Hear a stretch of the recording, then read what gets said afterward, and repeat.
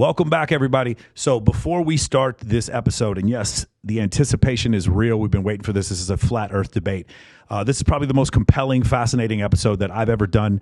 John is going to join me afterwards. We're going to do a little after show once we're done, a little wrap up. But the thing I want to let you guys know, because this is such a long episode, the chapter feature on YouTube, you can go to you can jump to different chapters. For those of you who want to watch the whole thing, please do. I please encourage that you do that. For those of you who just want to skip to certain points, like for instance, when I do counterpoints, proving the Earth is round, there's going to be the word counterpoint. You'll see that in the chapters, and then also the 3 proofs. There's 3 empirical proofs. Just go look up in the chapters for proof 1, proof 2, proof 3. So I want to make sure that you guys do that. Make sure you like, share, and subscribe. Also, for those of you who are listening on Apple Podcasts or listening on Spotify, the chapters are also going to be in the description, so you guys can skip around to that. It's incredible. I really, really hope that you guys enjoy this. If you have a real hard time with this, let me recommend try listening to it at 1.5 speed, because this is an intense episode. I do believe, John, this is probably the longest, most thorough live debate between people who don't believe the Earth is flat and people who do, where the ideas are thought out and educated, guys. So stay tuned. The podcast starts right now, and we will see you right after this.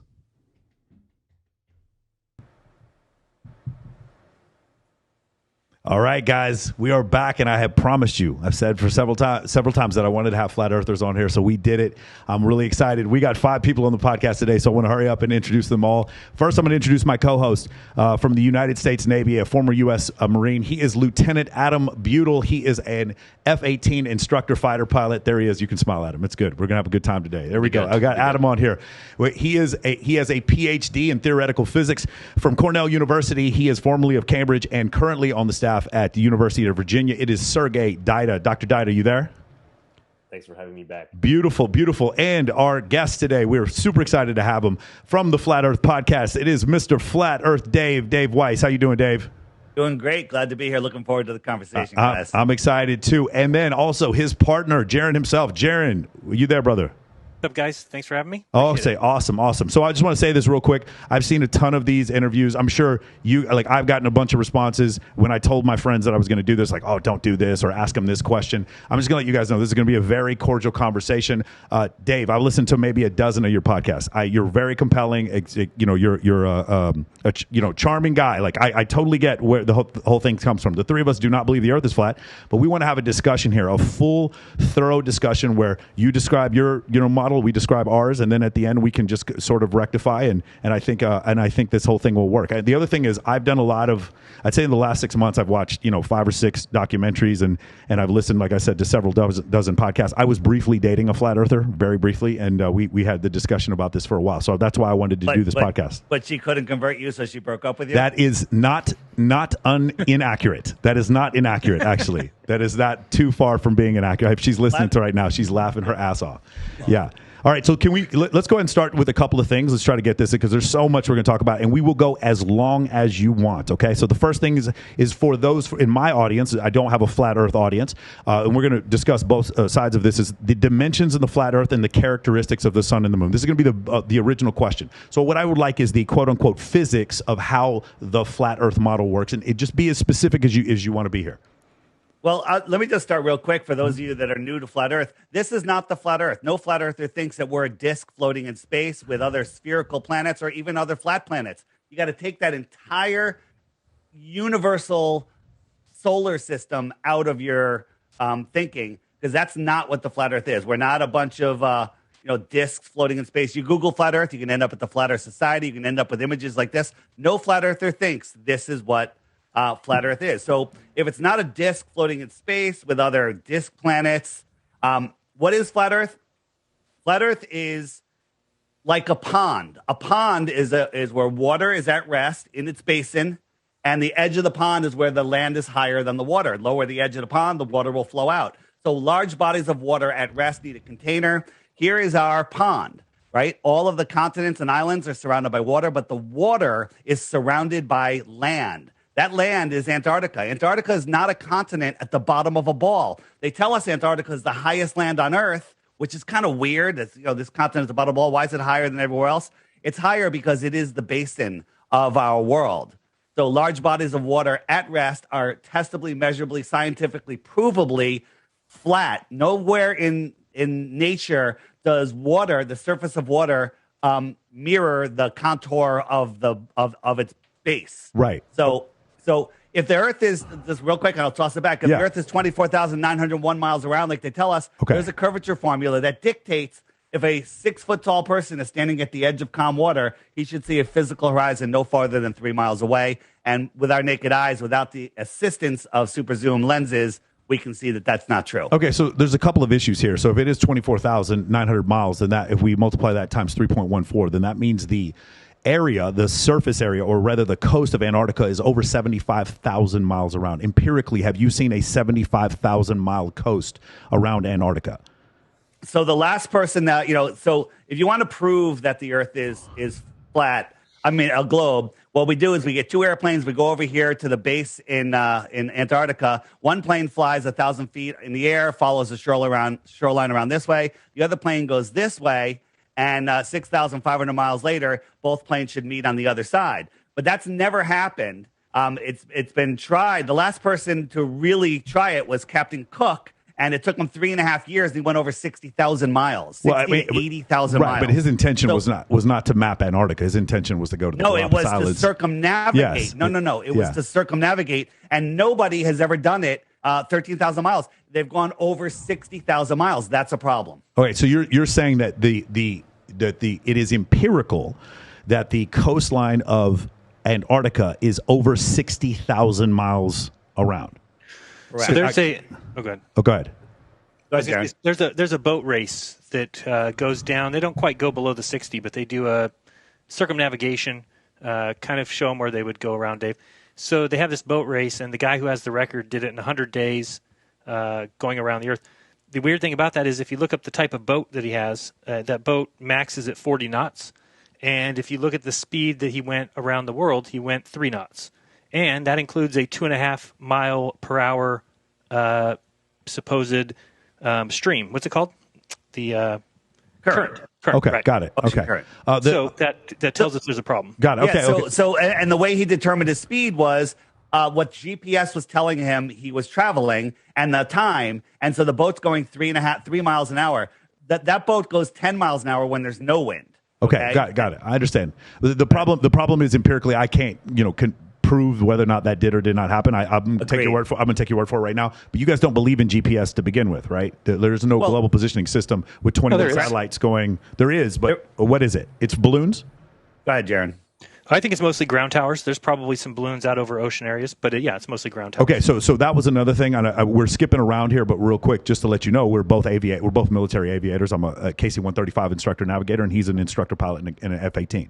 I can tell you unequivocally that GPS does work quite well over the Pacific because I had to do a rescue mission for a child that was from Anderson Air Force Base in Guam all the way back to Hickam Air Force Base in Honolulu, Hawaii. We had to fly the entire way at 10,000 feet because of the air pressure. Obviously, we can't go up too high because there's not enough air pressure. This child had a fluid in its stomach, so we weren't able to depressure or go to a lower pressure in the cabin. And in order to do that, I had to fly, and I had to use a great circle route in order to make my way back to Hickam. I am a navigator. I have to draw some of these on my own, some of these pathways on my own, and we got back there. So I will tell you, GPS does work over the Pacific. So you're saying it's balloons that make up the coverage loss whenever we're not. Well, there's a lot of things could be. Go ahead, Dave. Okay.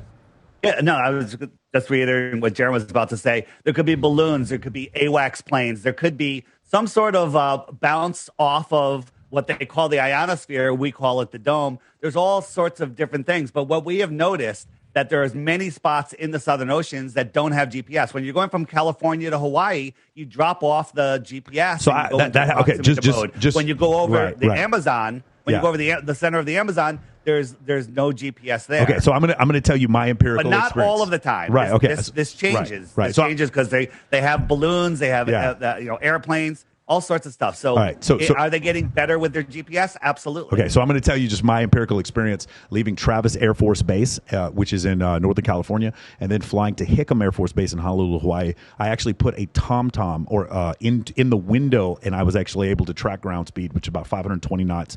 Actually, it was slower than that, 420 knots. And then we did not lose GPS coverage. So I'm saying that the military GPS worked. We have 2 of them in the KC-135, and also my civilian GPS worked. This was in 06, so we didn't even didn't have an iPhone back then. I would have done it with my iPhone at that time. So I'll tell you that GPS does seem to be very, very robust for something that seems to be kind of patchwork together, balloons and towers. The other issue that I'm having is, so when I did air refueling over Iraq and Afghanistan, we had to have two aircraft meet together in the air, and those two aircraft had to be at the same bearing, the same altitude, the same airspeed, in the same location at the same time.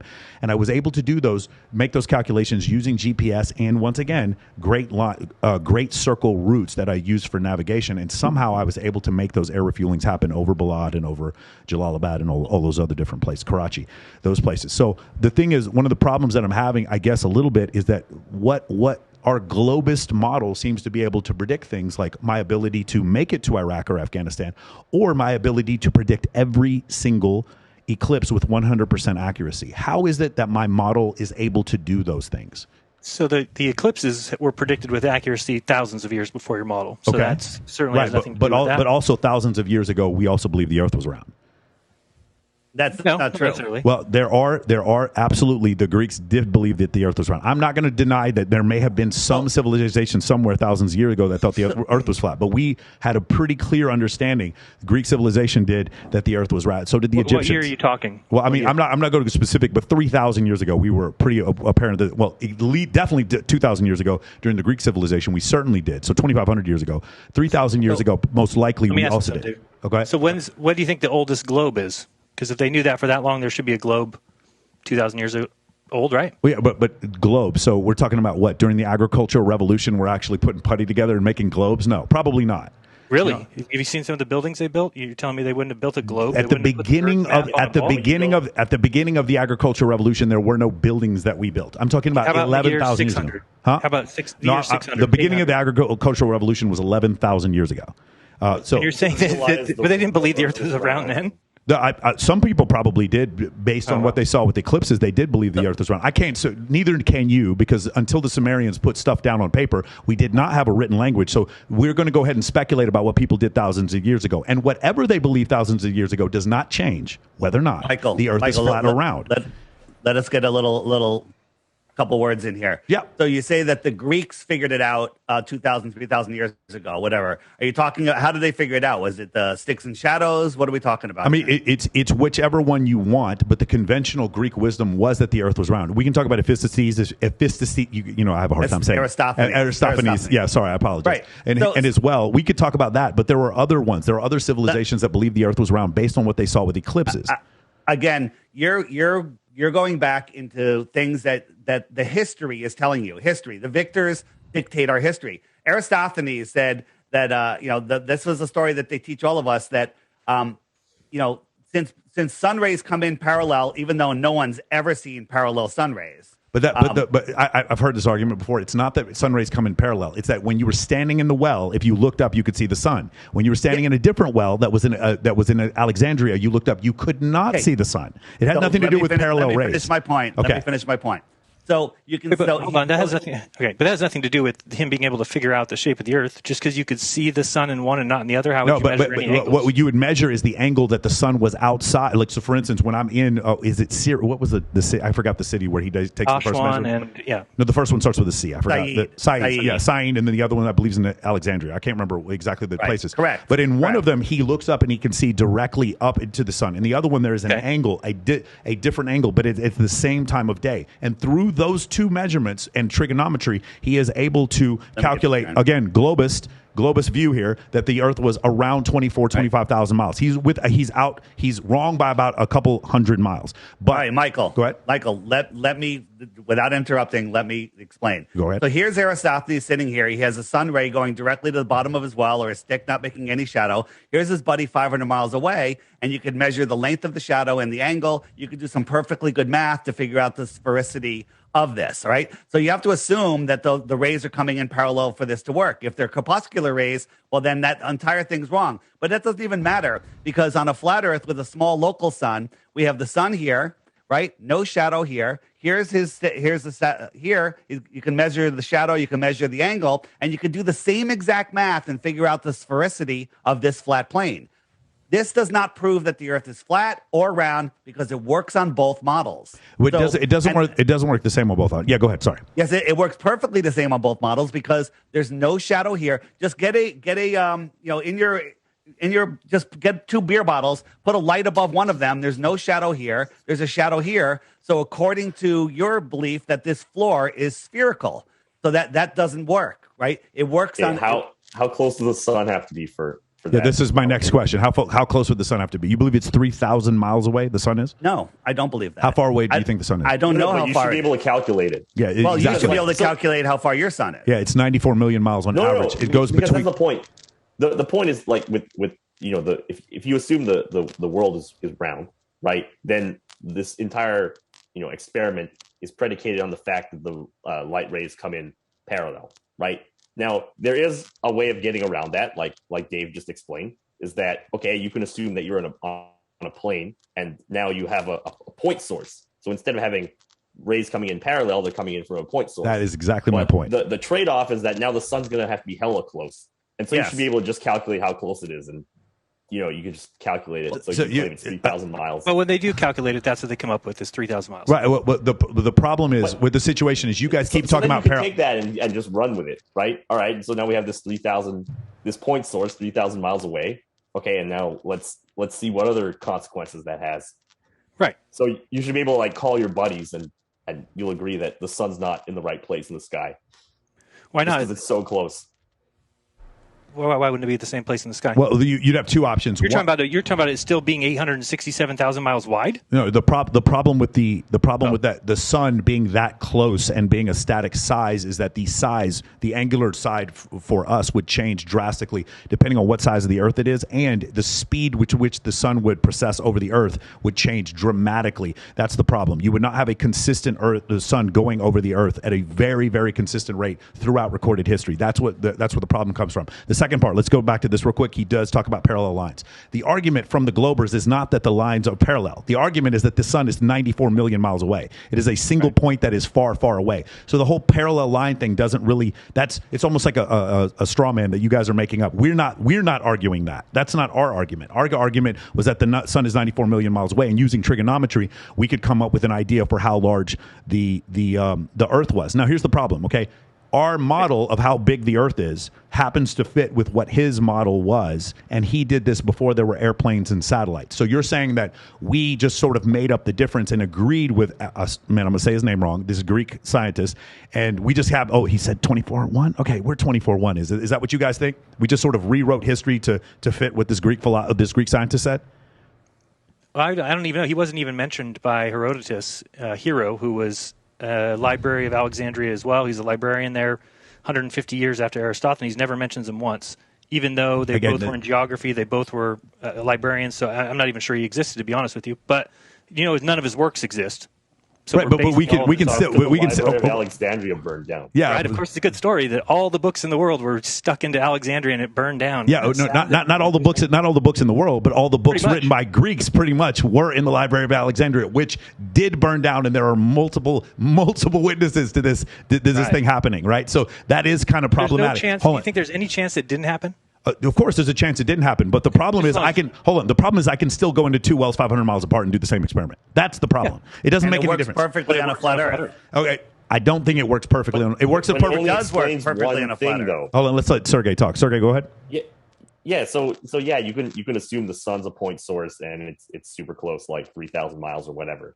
But then, like, what other predictions does that? So let's go into that. Hey, you want to show the clock? You want to show the app? Let's do it. Or not yet. Sure. Not yet. But I want to go back to the sun. Science has told us the sun is all sorts of different distances.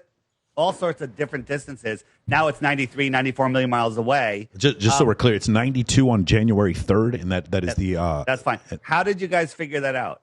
We figured. I mean, several sources, several recurring sources. What is the source? Well, so let's go. Beautiful. Hold on. Mike, I'm just going to interrupt right here. I haven't been able to get a full sentence out the entire show. Go ahead. And I talk in short bits. Okay. I need to know. You can't say I read it in a book or somebody smarter than me figured it out. Tell me how they figured out the distance to the sun. Okay, so the first one would probably be Galileo in 1601. No, I'm talking about now. I'm talking about the 93 million mile measurement. Okay, I'll tell you what, Sergey, do you have any ones for this? I mean, because he wants one today. Do we have any measurements for the distance to the sun? I mean, I think that's the correct answer. Like, so we can't measure it today, though. You and I can't go out. No, we can. Like any one of these is proofs. So how? Okay, so, asking how. Go ahead. You want to describe parallax and the distance between Jupiter and the sun? How would we know the size of Jupiter? Well, we actually know the size of Jupiter. We've flown. We've actually got gravitational assist from satellites that have gone past Jupiter. But you have to understand, from our point of view, you could be telling a fantastic story about things that are going around, things in the sky. We will get to that. Empiricism. I promise you. We will definitely get to the whole idea of empiricism. Well, I totally understand that. But we want to know how you guys came up with the size of the sun. Yeah. Well, the size of the sun or the distance, right? The size and the distance. Okay, so as far as the distance, we would go all the way back to Johannes Kepler and his readings for how planetary motion works, and then we would also use that in combination with Principia, written in the 1680s, where we talked about Isaac Newton and his law of gravity. So if we know the distance, right, the inverse square law when we talk about gravity, when we know the distance of different objects and we have a rotational period, we can tell, okay, this object weighs this much and this object weighs this much. I won't go over the exact one. Newton didn't have an idea. No, hold on. Stop. Isaac Newton did not know the mass of the sun. We came up with those calculations later. But what we did understand was we understood how gravity worked, and we understood how laws of planetary motion worked through Kepler and Newton. Go ahead. Sergey. Yeah. So the basic way you measure distances in space is with parallax. So the idea is so we have two eyes, right? And so imagine you're looking at an object that's far away. If you close, say, your left eye, and then you like point at the object, and then you open the other eye and close the other one. It's going to look like your finger's not pointing at the object. Two different points of view. That's correct. And so the point is that like each eye is getting data from a slightly different position. Right. Okay. Now that exact same thing is going to happen in space. Because imagine you have the sun, right? And now we're orbiting around the sun. And so imagine you measure where the stars are, in like January when the Earth is here on this side. And then 6 months later, we will have orbited around and we're going to be on this side. So in like June. And so we've traveled 2 times the distance or 2 times the 188 million miles, the sun and the Earth. Okay, and using that method, we can figure out what that baseline is. But you'd have to know the distance of the stars behind there, right? You'd have to know. Negative. It's quite the opposite. It's quite the opposite. Yeah, it's quite the opposite. You'd have to know. You would determine the distance of those stars using parallax based on the fact that you had 2 reference points that were 188 so we were talking million. About the sun. Okay, but no, you asked about the stars. You actually said stars. So don't we have to know the distance of the stars if we're going to use the sun? You said. Oh, sorry. Okay, so what are you parallaxing the sun with? You parallax. No, you don't parallax the sun with the stars. You can parallax the star. You can parallax the sun with Mercury. You parallax the sun with. So how do you know Venus. how far Mercury is? I mean, you can't parallax. You're telling me I could look at a tree off in the distance and I could use parallax to measure the tree? If I had another object around it, yes, I could. I could definitely. Use trigonometry. If you had another object around it that you knew. Hold on. I could use trigonometry to determine that. Yeah. You need to know the distance or size of one of the other object. Right. And you don't know that. You don't know that. And here's another problem with parallax.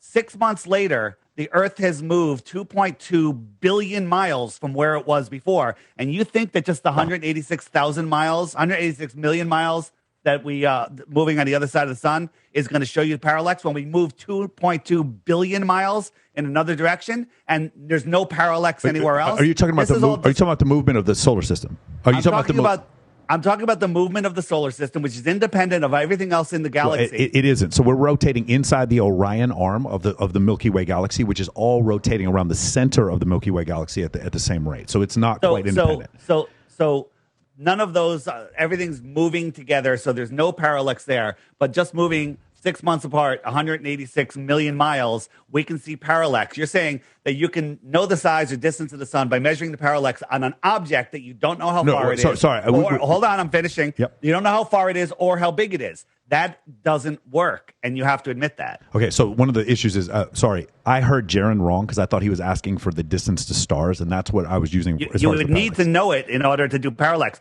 because if I'm measuring the parallax of something, and the second thing is 10 feet behind it, or 10 miles, or 10 million miles, I'm going to get a different amount of parallax on each one of those. So I need to know where it is in order to use parallax to measure it. Okay, so I will tell you when it comes to Venus and when it comes to, we've sent probes to Venus and landed. Now, okay, empiricism. You guys don't believe there were any probes. You don't believe that the Russians landed the probes on Venus. You think all that is fake. I get it. But from our belief as Globers, by the way, I didn't want to make this a debate. I wanted to present our side and your side, and then people can sort of decide. We've actually landed probes on the surface of Venus, and they melted very quickly because Venus is 900 degrees Fahrenheit on the surface. And so that in that way, we do know that Venus is about 98% the Earth's mass. The moon is about 2% the Earth's mass. And from those things, now we can use parallax in order to determine the size of the sun in modern times. But before that, we had a pretty solid understanding of the size of the sun many thousands of years ago. Hundreds of years ago, we definitely Newton didn't know 400 years ago. But that's okay. Hold on. Newton was not an astronomer trying to determine the size of the sun. That wasn't his intention. Neither was anybody else. Nobody else came up with it. So that doesn't make the sun not have a mass. Like, I understand what you're saying, but that doesn't make the sun. It doesn't have mass. I'm going to say that doesn't make the sun 32 miles across and 3,000 miles up. He certainly would. Isaac Newton certainly would not have said the sun was 3,000 miles up. You just said in passing that we've known it for thousands of years. But if Newton didn't know it, so we didn't know it thousands of years, or else Newton would know it. Again, it is not one contiguous. It is not one. Okay, first of all, because Newton didn't write it in Principia does not mean he didn't know it. No, he says flat out the sun could be anywhere from 3 million. No, Copernicus thought it was 3 million. He said it could be anywhere from 10 to 50 to 90 million, and it will do us no matter what. We'll do fine with it no matter what. 90 million miles away. 90 million miles away. Yeah. Okay, got Correct. it. What, that's 90 million miles is still kind of close to 94. Your point that we've known for thousands of years has just been negated. Okay, well, my point is it's not 3,000 miles away. Did we have exact measurements? Copernicus thought it was 3 million. So how did he think it was 3 million? That's way off. I don't know. I wasn't there with Copernicus. You think it's 3,000 kilometers? We don't know. We don't know where it is. We don't know how big it is. We don't closer to us than he is to you. Anyway. Go ahead. Keep going, guys. No, and then you make the claim. You know, we've landed on Venus. Yeah. What proof do you have of that? Yeah, absolutely. I mean, if you look at it empirically, I have no proof. Okay, empirically, there's no proof of any of these landings. And I'm just trying to show you you guys believe we landed a rover on Mars recently, right? Yes. And it had a helicopter that can fly in 1% atmosphere. You guys are pilots. How come we can't fly a helicopter to the top of Mount Everest, but we can fly a helicopter on Mars that has 1% atmosphere? We can also It's a great question. open a parachute. We can open a parachute in 1% atmosphere when we do a high jump like Felix Baumgarten, whatever his name is. His parachute wouldn't open until he got to like 50,000 feet. Sergey, do you want to take this or me? But here's the thing. What I'm showing you here is the only proof that we landed on Mars. This is what NASA showed us live. Okay, I didn't edit this. Actually, I cut out a couple sections just to make it a little faster because this is what they showed us. You guys can't honestly say that this is proof of anything. You know, Cartman, Kyle, and Kenny are laughing at this because it's ridiculous. Okay, so this is the only proof that we landed on Mars because it is a digital rendering. Because there's no cameras on Phobos and Deimos to take pictures of the landing. You're correct, but because that doesn't mean it's not real. And so for you to use the word ridiculous is not exactly scientific. You're just throwing stones at people. So here's the first thing. Second of all, let's go over the other part about the helicopters and the landing. For as far as the parachute thing was concerned, in 1% atmosphere, if you're going fast enough, and they were traveling at a tremendous speed downwards. When they landed, the entire crate where the rover was completely covered in like protection. I can't remember, balloon type packaging. And when it hit the ground, one of their concerns was it was going to destroy the vehicle. It wasn't a soft landing. This thing hit. The other thing is, hey, Sergey, what is the gravity on Mars compared to the Earth? 38%. It's 38% the Earth's gravity. That's the other reason why this whole thing happened. So yes, you're right. It is 1% the Earth's atmosphere, but that's the reason why. As far as the helicopter thing is concerned, when you only have 38% the Earth's gravity, and you can create enough force for an object that is light enough, you can get off the ground, i.e., drones. Michael, so it is possible to do this. Michael, so you admit that they showed us a cartoon. Now, what if the data came back? How could they show us? How could they show us anything else? How could they show us anything else? I'm just asking. I'm just saying. Just throwing it out there, and there's no answer. What if the data said that it crashed? Did they have an animation of it crashing? Hold on. Wait. Here's something else. There were many probes that crashed. There were many probes that crashed. I remember being like heartbroken as a 15-year-old, seeing the crash, and I'm trying to think in 1999. I get it. Think about, they do crashes all the time. It happens. This is from NASA's website. This is from Greenland. Okay. This is from NASA's website, and they always get a little selfie. It gets a little piece of a solar panel or the edge of the rover. This is from Greenland. NASA's lying here. This is not from. So here's the problem. Empirically, I don't believe you. So you're telling me you don't believe in what in the photos that were taken by that Russian lander in 1975 on Venus, and empirically you don't believe in them. You believe that those are fake. I'm going to do the same. Wait a minute. Thing Hold to on you. a second. I'm going to do the same thing to you, Dave. I don't believe you. Michael, hold on. If I prove to you that this is from NASA's website, do you think that this is a faked picture of Mars? But you'd have to also prove to me that the other one's from Greenland, and that is not a rendered picture that where you change the color of the landscape to green in the background. You use like a very simple procedure to do in Photoshop. It's the other way around. They took out the clouds and made it a sepia tone. Again, empirically, you were saying that. So I'm going to use the same method with you. Empirically, I do not believe that what you're showing me is that NASA did both. Okay, and by the way, even if they did, it doesn't make the Earth flat. It doesn't. So that's the issue with that. Like the empiricism argument works both ways. I'm just trying to disprove NASA. Once we discredit NASA, once I show you that if NASA's faking things in space, you can unwind it all the way to, they never went to space. Once you understand that, then you can't use NASA as a source because you said we've landed crafts on Venus. Well, who told you that? NASA told you that. The Russian Space Administration told me that. It was not NASA. Also, it was the Indian Space Administration that was able to film the lunar lander from Eagle 1, from Apollo 11. It was not NASA who filmed that. So while you want to go into the NASA conspiracy, let's include the European Space Administration. Let's also include the Indian Space Administration. Let's also include the Russians. Let's also include the Chinese, and let's also include NASA. Let's put them all together. Let's make sure they're all lying psychopaths. Let's make sure the conspiracy encompasses everyone. And nobody said they're all lying psychopaths. You said that, so that's called a straw man. Okay. Wait till we make an argument, and then you can comment on that rather than make up arguments over Okay, got it. And then here is China landed on Mars the other day, and this is what they showed us. Now, again, I'll use your argument. Well, they showed us an animation. Yep. This is the only proof that they landed on Mars. How else are they going to show this? How else are they going to show this? They don't. Put a camera. Where's the camera? They don't. There's no lander. This is the first time they've landed on Mars. Let me finish. What about the skyhook footage from Let me finish. Let Dave finish. Let me finish. Okay. You guys are talking over us a lot, and it's very difficult to make points, and we don't talk that long. So what I'm showing you is you believe in all these other space agencies. What if they're all run by the same group? What if the division of countries, our entire history, is all made up to divide us? Because this is something we will agree on. They're dividing us. They divide us by countries. They divide us by religions, by sexes, by political parties, by sports teams, by genders. They're dividing. Sure. They don't want us coming together. So again, when you look at all of the logos from all of the space agencies, they all have the same symbolism in them. They're all made with the vector symbolism, okay?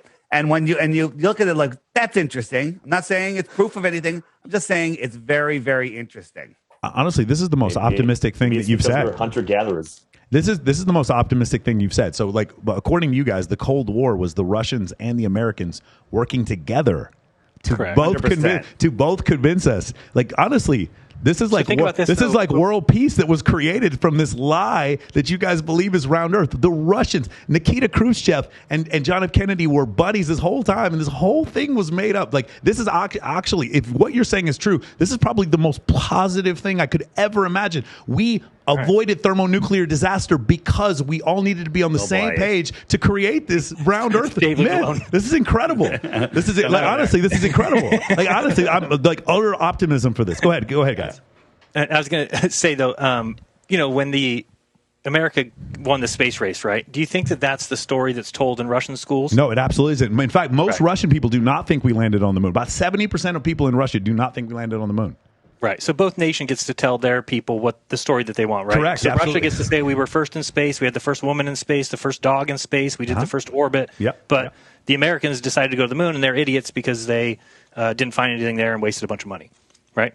So it is weird that no shots were fired during the entire war. So, I mean, you're making it sound like it was some crazy battle, but there was 0 bullets ever fired between Russia and during World War II, I believe the Ford Motor Company made equipment for both sides of the war. They fund the people that rule this world fund these wars. They use them to depopulate the world. They use them to get us to kill each other. They use them to build the military-industrial complex, which is coming in very handy right now. Got it. Okay. So all of this is all made up. Can I add a little bit of context to the whole Ford thing? So actually, yes, the guy, the president of Ford, I can't remember his name at the time. He actually was a supporter of Adolf Hitler at the time. So yes, some of the equipment did go over there, but it wasn't because the United States was trying to support the Nazis beforehand. So let's put a little context to there. The guy was a fascist, and then he did help both sides. I totally agree with that. But that doesn't mean. And by the way, I'm with you on the military-industrial complex and all this kind of stuff, and us wanting to spend money for this. I'm with you, but that doesn't mean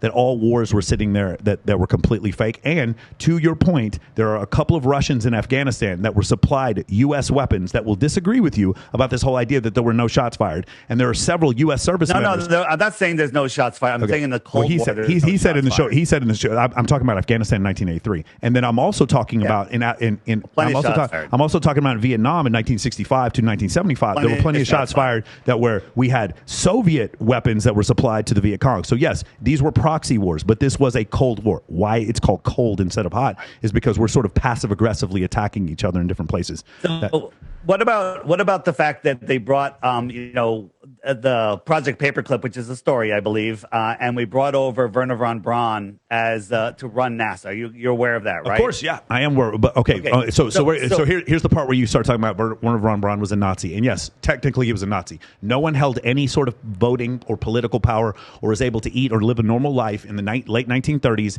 in Germany without being a Nazi. Okay, that does not mean he hated Jews. That just means that that's the point I'm going at. Okay, not what I was saying. Okay. Sharon, you want to say something? Well, I mean, he did supervise killings of slave labor. Right? Got it. He every day saw people hanging. I'm not saying he was a great guy, but I also am saying that the alternative for him was to become the slave labor. Yeah. All right. So that's not where I was going with this anyway. Wernher von Braun in the 1950s wrote a book called Project Mars about a group of people that went to Mars to populate it, and that group of people was run by a guy named Elon. That's a weird name. Elon going to Mars. This is Elon's ship going to Mars that he's planning on taking people to Mars on. And he tweeted a couple months ago that he wants to redesign it and make it pointier. Yeah. This is called predictive programming, just like Arthur C. Clarke. That's a joke from The Dictator. Yeah, that's a joke. That's a joke from the movie The Dictator with Simon Baron. Yeah, whatever. But the fact that he wrote a book about an Elon running, taking people to Mars is a little bit too much of a coincidence for me. Doesn't prove anything. Right. Just a coincidence. But it's even more wild because think about what was the original prediction for who would go to the moon first, right? This was written like 100 years before they actually went to the moon. I think in the 1800s. And it was predicted that the Americans would do it, and they would launch from Florida, and they would land in the ocean. There would be 3 people.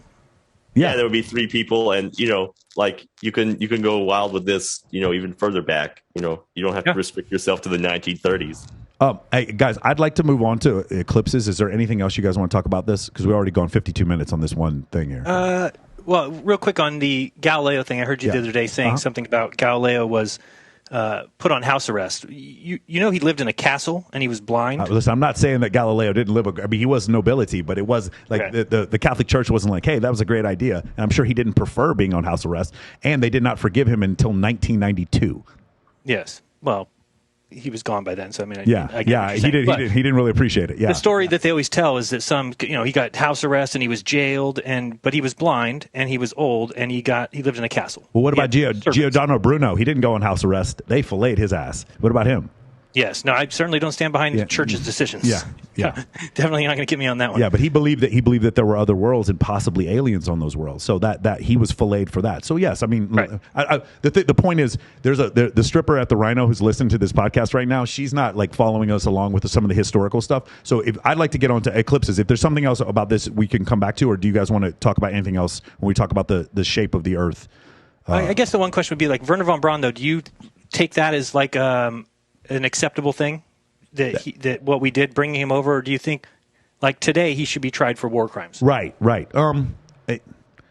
I think personally, I think Jamie Dimon should be tried for crimes. Like I don't know. Like it's a tough call. I don't know if it was necessarily the best, but I do know this: if he did, and again, according to our model, come up with the engineering for the Saturn V rocket, which he is credited with, and that Saturn V rocket allowed us to get to the moon. Which again, I know you guys don't believe that actually happened, but if that is the case, then it in someone's mind it was worth doing. That's the only argument I'm going to make for that. Okay, that's it. Okay.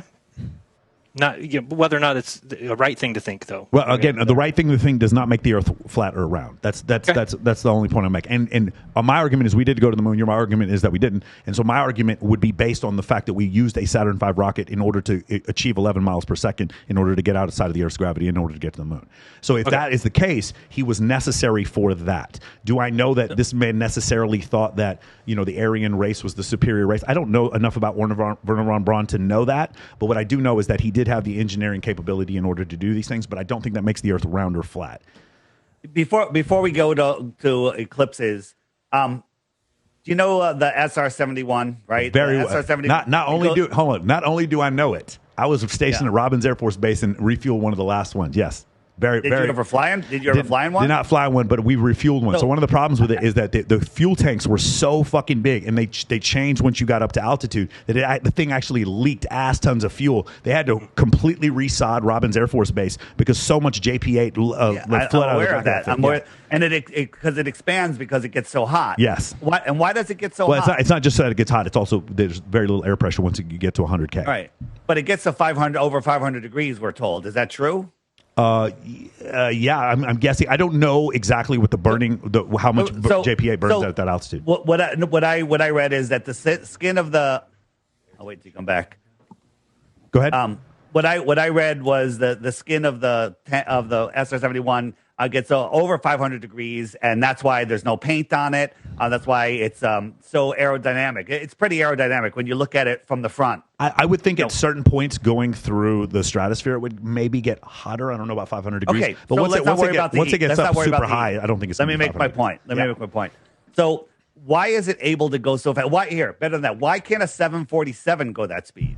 I'm going to leave that up to Lieutenant Butel. Why is it that a 747 can't go the speed of the SR-71? I mean, a 747 is optimized for fuel efficiency, not speed. And also it's not going nearly at the same altitude, where at a higher altitude, the air density is going to be less, which is going to allow you to go. So it's going to allow you to go much, much, much, much, much faster for the same true air speed or indicated. What about if we can get a 747 up to that height, we can give it an infinite amount of fuel. Can the design and we can give those engines an infinite amount of power? Could it go Mach 3.2? If you had the same engines and the same, probably not with that aerodynamic profile, but the engines are completely different. A high bypass. That's where I'm getting at. High bypass airliner is more fuel efficient, but it's not going to go as fast. It's not he's not shaped correctly for 747. It's not shaped correctly. This is my point.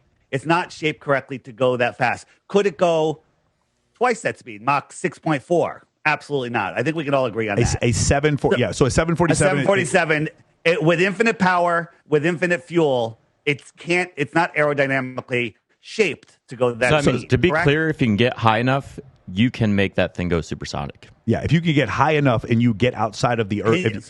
supersonic is 700 miles an hour. On the surface, on the surface of the planet, at sea level, it's 700 miles per hour. It's 660 something on the surface. Hold on, whatever. Let's go back. 3,000 miles an hour. I flew a Boeing 707. That's what KC-135 is, and our wings are kind of tilted back like this for lift. And same thing with a C5.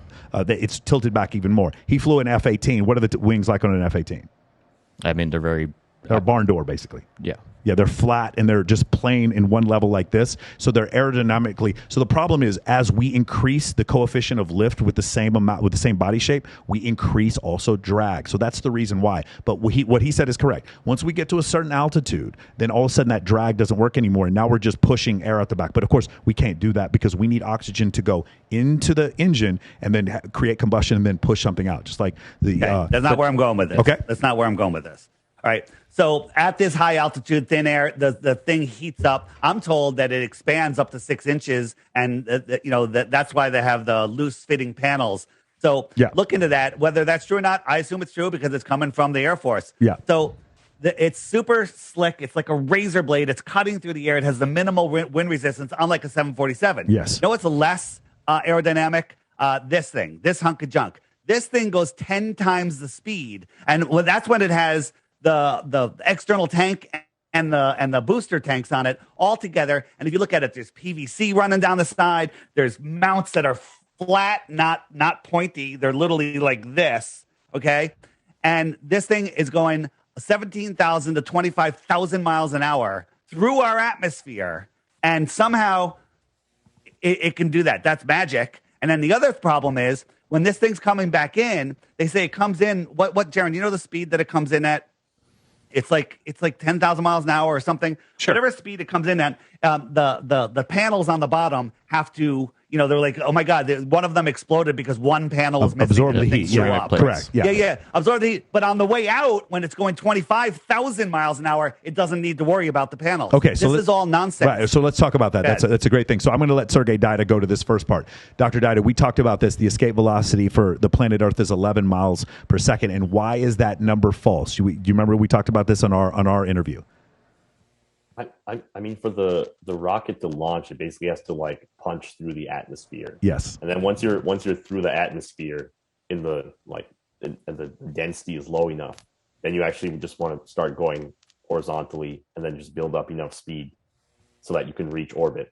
Yeah, and the way to think of orbit, orbit is 17.5. So these are two different things. Orbit is 17,500 miles an hour. You don't even go anywhere near that speed inside the atmosphere. That's number one. Number two, the atmosphere of dense air is 60 miles going up. Going up, you are receiving less friction as you increase altitude because you have less air, less air density. So your answer about the panels, that's the reason why you're getting, as you increase speed, you incur less resistance. On the way down, as you decrease speed or you decrease altitude, you incur more resistance, and that's the reason why you need those panels. But as far as the speeds are concerned, you don't get to 25,000. 25,000 is like you're leaving the low Earth orbit at that point. Once we get up into space, and then once we get rid of the two fuel tanks or whatever, and it's just the shuttle by itself, then we're going to the second one. We're going to increase to 17.5, and then that's when we're gonna find orbit at that point. I hope that answers your question. That is as an amateur astronomer, that's our answer for that question. Yeah. So the acceleration going from 0 to 200 miles an hour in 5 seconds is pretty good. I don't know what the exact G-forces is, but it's pretty pounding on the body. And with the amount of time that the shuttle has engines burning to get up to 17,500 miles an hour, I believe it has to go faster than that to get out. Of course. That would be No, it doesn't have to go faster than that to get out. It just has to keep going up. Whatever it is. Yeah. At 17,500 miles an hour, for the burn time on some of these rockets, I believe the shuttle, it has to increase 200 miles an hour every 5 seconds. Okay, 200 miles an hour every 5 seconds. And when we watch a shuttle go up, it goes up, it rolls on its back, and then it goes parallel with the ground. And they say that's because it has to gain speed to get out of the Earth's orbit. Yes. I get it, but if you count, okay, let's say the first 20 seconds doesn't count because it starts off really slow. But after that, now it has to make up that time. So it's going 200 miles an hour faster every 5 seconds. We are going to hit that maximum airspeed in no time. Okay, long before we get out of the atmosphere, and if you watch this thing, there's so many problems with it. And if you just Google launch of the space shuttle, this actual video will come up. And there's so many problems. One thing I want to point out here is this thing is 4 million pounds shooting out superheated thrust. Now, superheated thrust, 4 million pounds, and that fence doesn't get mangled. I've seen tornadoes tie fences in knots, 300-mile-an-hour winds, not superheated. But that's 4 million pounds of superheated thrust. I'm going to just talk for another minute, and then I'll throw it back to you. All right? And nothing is getting affected. This is just smoke coming out of the ground. Now, here's the problem. This thing, I thought jet fuel didn't burn that hot. Well, let's just say it's room temperature. Let's say it's not hot at all. Okay? So is jet fuel hot enough to burn, to melt steel? I'm not talking about. I'm talking about the wind. Hey, don't do that to him right now. Don't do that to him. I saw where he was going there. I'm talking about a tornado will splinter a tree. Will splinter a telephone pole. Will tie a signpost in knots, and nothing happens there with.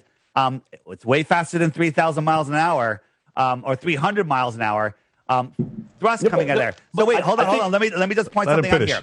So if you watch just there, that's the release of these external rockets. One, they're still have thrust. They should shoot away, and they shouldn't be able to go sideways at that speed, non-aerodynamic.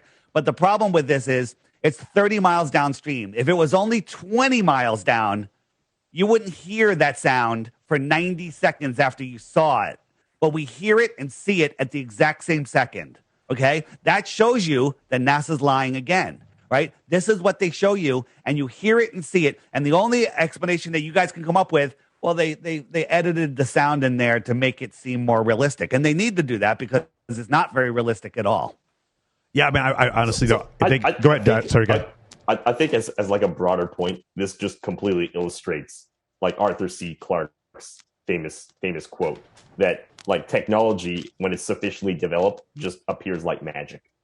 And I think that kind of like summarizes it. It's like you're just like, how the hell is this possible? How is this like rocket burning this super hot fuel? How's it going so fast? This must be like magic. I'm interrupting you because we see it and hear it at the same time. That's not wow, magic. Magic doesn't answer that. Magic is the only answer for it, actually. But we see it and hear it at the same time. Video editing. It's not 20 miles downstream. Video editing. So video editing. Could be. Seeing and hearing it at the same time is on video, though.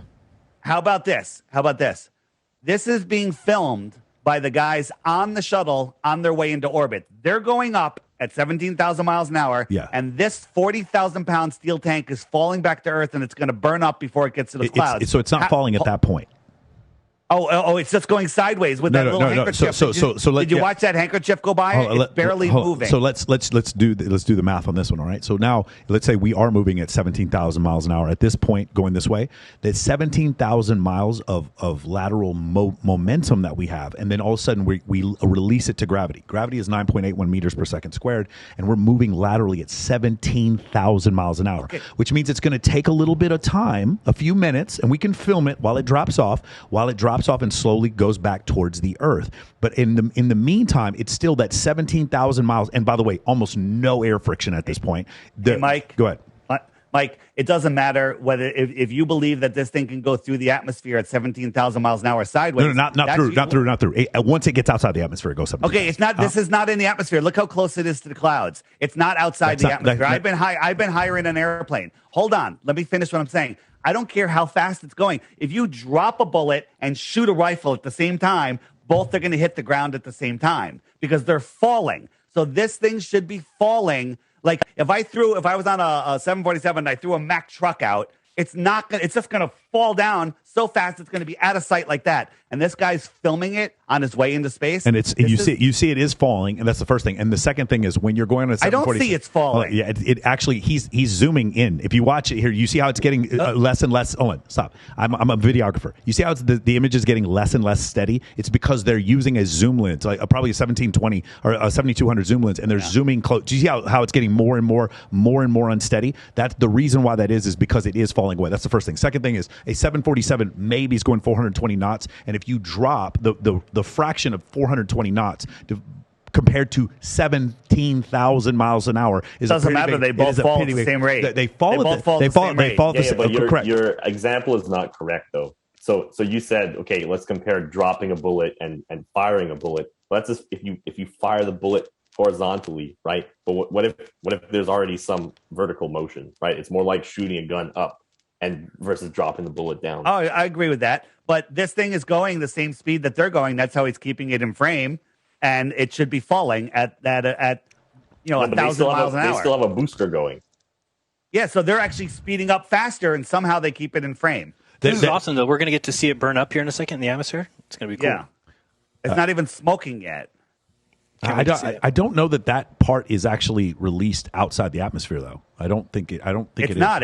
But the story is it burns up before it hits the ground. I think the last piece burns up. I think those are the original boosters that don't burn up. I think the last piece, the large part that's attached to the actual SDS, I think that's the part that burns up. I don't think the part that you're showing me is what's supposed to burn up. Yeah, I thought I've seen video before of that thing on some barge or something, but I'll have to check that. Yeah, so I think you're actually showing me a video of the original launcher. The other thing, Dave, I'm going to tell you is that as a videographer, once an object gets further away from me and I start using zoom, you're going to start seeing less steady focus on it, and that's what I see there. That to me looks like they're zooming in on an object that's falling away. But that's my interpretation as a videographer. Disagree on that. Okay, cool. Just another quick question on the space shuttle, on the International Space Station itself.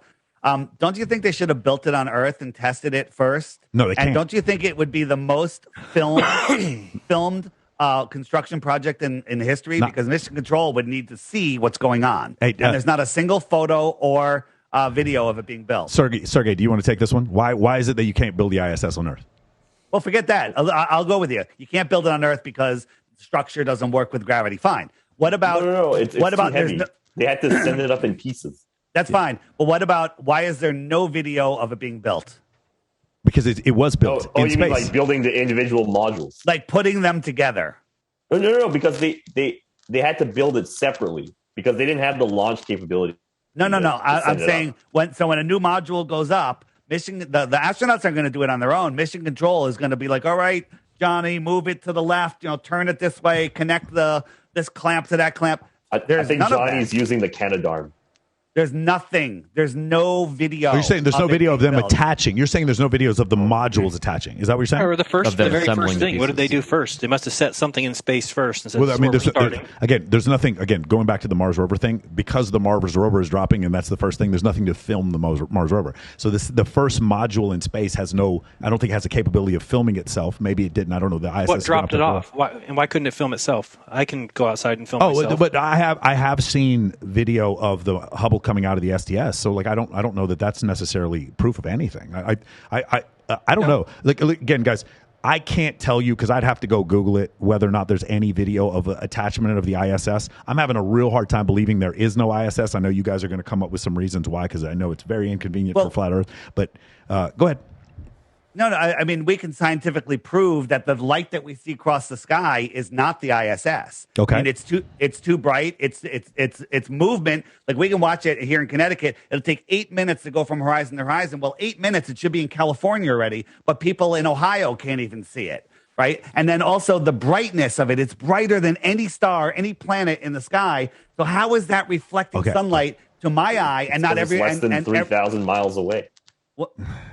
Yeah, that's why it's not that. So a couple things. Let's get a couple things. Hold on. Let me answer this. Let me answer this. So a 747 flying at cruising altitude is literally the size of a pencil eraser held at arm's length, and you could barely see it. Okay, double the height. Scientifically, you can prove that its angular size is too small to see. Okay, well, the ISS is 50 times higher and about the same size. 50 times higher. Its angular size is impossible to see with the human eye. That's scientifically provable, but you'll just say, oh, well, it's reflecting light, and that's why you see it. That's nonsense. That's not scientific. No one's making an argument that you can see the size of the space station. You're seeing the glint of light. You should not be able to see it. You should not be able to see it. Like search and rescue missions, you can see a signal mirror from miles and miles and miles and miles and miles away, even though you can't see the object itself. Yeah, because you're reflecting the actual sun with a mirror. Is the ISS a mirror? So, but no, it has it would have reflective qualities up in space, especially up in a vacuum where there's no air around it.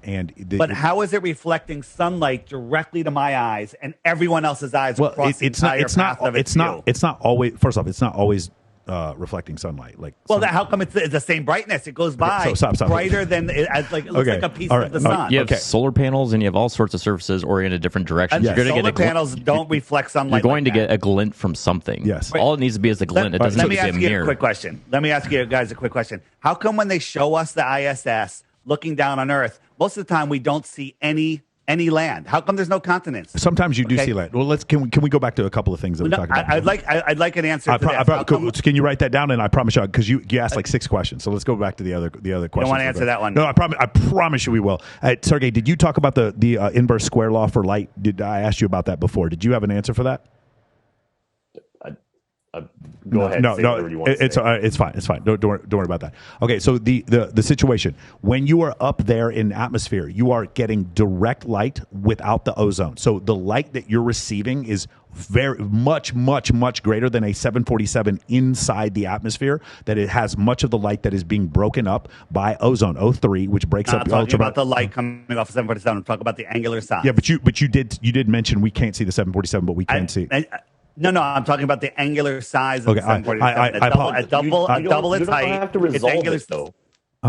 Then I apologize. I misunderstood. But the point I'm trying to make is like the idea. What was the other thing you asked? You asked something and I had an answer for it, and I can't remember. I can't remember right now. But I don't know. We keep going, man. I promise you. When I remember here in a second, go back to the thing you were asking. You're making the point of like what on the space station reflects light, and it's literally made of all sorts of different metals and everything. And when you're going to make the claim like why can we see the moon reflecting light when that's basically rock? Like a space station made of metal, you're going to get glints of light from it.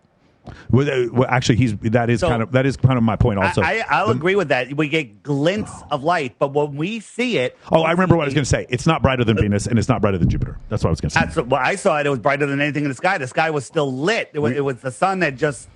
Almost just set, or maybe it just set. Okay. The sky was still blue, and I saw this thing go by, and it looked like a piece of the sun. It was that bright. Yeah, and so glints is the right word because you get a glint, right? As it reflected the sun. You wouldn't get a steady reflection. Like you can't drive down the road in a car and use a mirror to reflect in someone's eyes unless you have a really steady hand. Right, and you can only reflect it in the one person's eyes, not all of the other people on both sides. Those are rounded surfaces, and they are white, and they are exposed to pure sunlight without the atmosphere. And have you watched any spacewalks that are done in daylight? They're not. It's not bright like that. It's not reflecting light. And then you have to remember the inverse square law of light. No, it's not. You watch these spacewalks; they're absolutely ridiculous. The ISS they're absolutely ridiculous, is the brightest thing in the sky. Well, I mean, the third. After the sun and moon. Well, no, it's not brighter than Venus. Guys, I'm not gonna. No, I'm gonna win this one tonight. Okay, tonight when you guys, if you want to go see sunset or sunrise and you see the planet Venus, you will not see the ISS anywhere near the luminosity of Venus, and it's not even close to Jupiter. It is not brighter than Jupiter or Venus, and it's not brighter than the moon either. So I'll look it up. Okay, we will do. No, it's not look it up. I'm an amateur astronomer. I look at it every night, and I try to look at the ISS. To be honest with you, I can't really see it with the naked eye. The ISS is kind of maybe where you guys live. I live in Las Vegas. Obviously, it's the brightest fucking city in the world, but I can't see the ISS. I can see Jupiter and Venus every single night. Oh, you'd be able to see it. Okay, well, I'll try. I've tried a few times and I can't really see it. Maybe if I go up to Mount Charleston, but I disagree with you. Now, here's the thing: I don't care. Like it's fine. I understand that you guys. The problem is the empiricism, right? You guys don't even want to start with the existence of the ISS even being there. So us having this argument, where like I'm doing Brazilian jiu-jitsu and you guys are doing kickboxing. We're not even like arguing on the same plane of existence at this point. I do believe the ISS exists. I think there's plenty of proof for it, but I also believe we landed on the moon in '69. So we can go into that. Keep going. Did you know that there was 5 shuttles launched at the same time? There's proof right here. Amateur. These are amateur videos. What all these people on the boats that doesn't necessarily mean that those are shuttles. No, these are 5 shuttles at the same time. And they're letting go of their tanks right here. I believe this is absolute proof because I believe those are missiles out of Vandenberg Air Force Base. No, there's not. These are people. These are ISSs. 5 of them at the same time with people on them looking down at the Earth. Aren't you having your cake and eating it too, though? When you're telling us that these videos are proof, but then discounting our videos. Well, what I'm telling you is you're totally missing the point. Look, you can see there's one, there's another one, and there's a third one, and there's 2 more. What I'm showing you is. This is stuff that you guys believe. We don't believe this. This is fake as fuck. Okay, so before we go into this, Dave, because you got Mr. Kelly up there, and you're going to show the video where. But notice that he started to show you something that completely is fake, and you started to make excuses for why it's real. No, I'm not making excuses for why it's real. It's just I've heard. You said, "Oh, I think those are missiles. I think that they're this. I think that you just wouldn't even take the step of, oh, maybe that's just a fake video."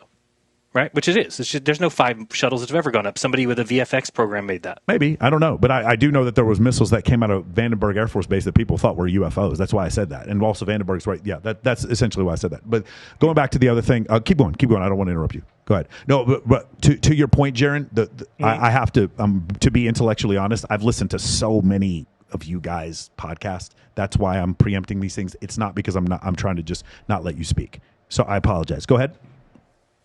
Thank you. No problem. Can I go back to why we don't see land? Does anybody want to say, why you believe this is the Earth? And where's the land? It's really, again, we're going back to the empirical thing. I would have to look at all the video from all the ISS. Does Sergey want to comment on this? I mean, is this proof that the ISS is real? I don't. I mean, I don't know what part of the Earth it's over. There absolutely are videos where you can see land. Would this?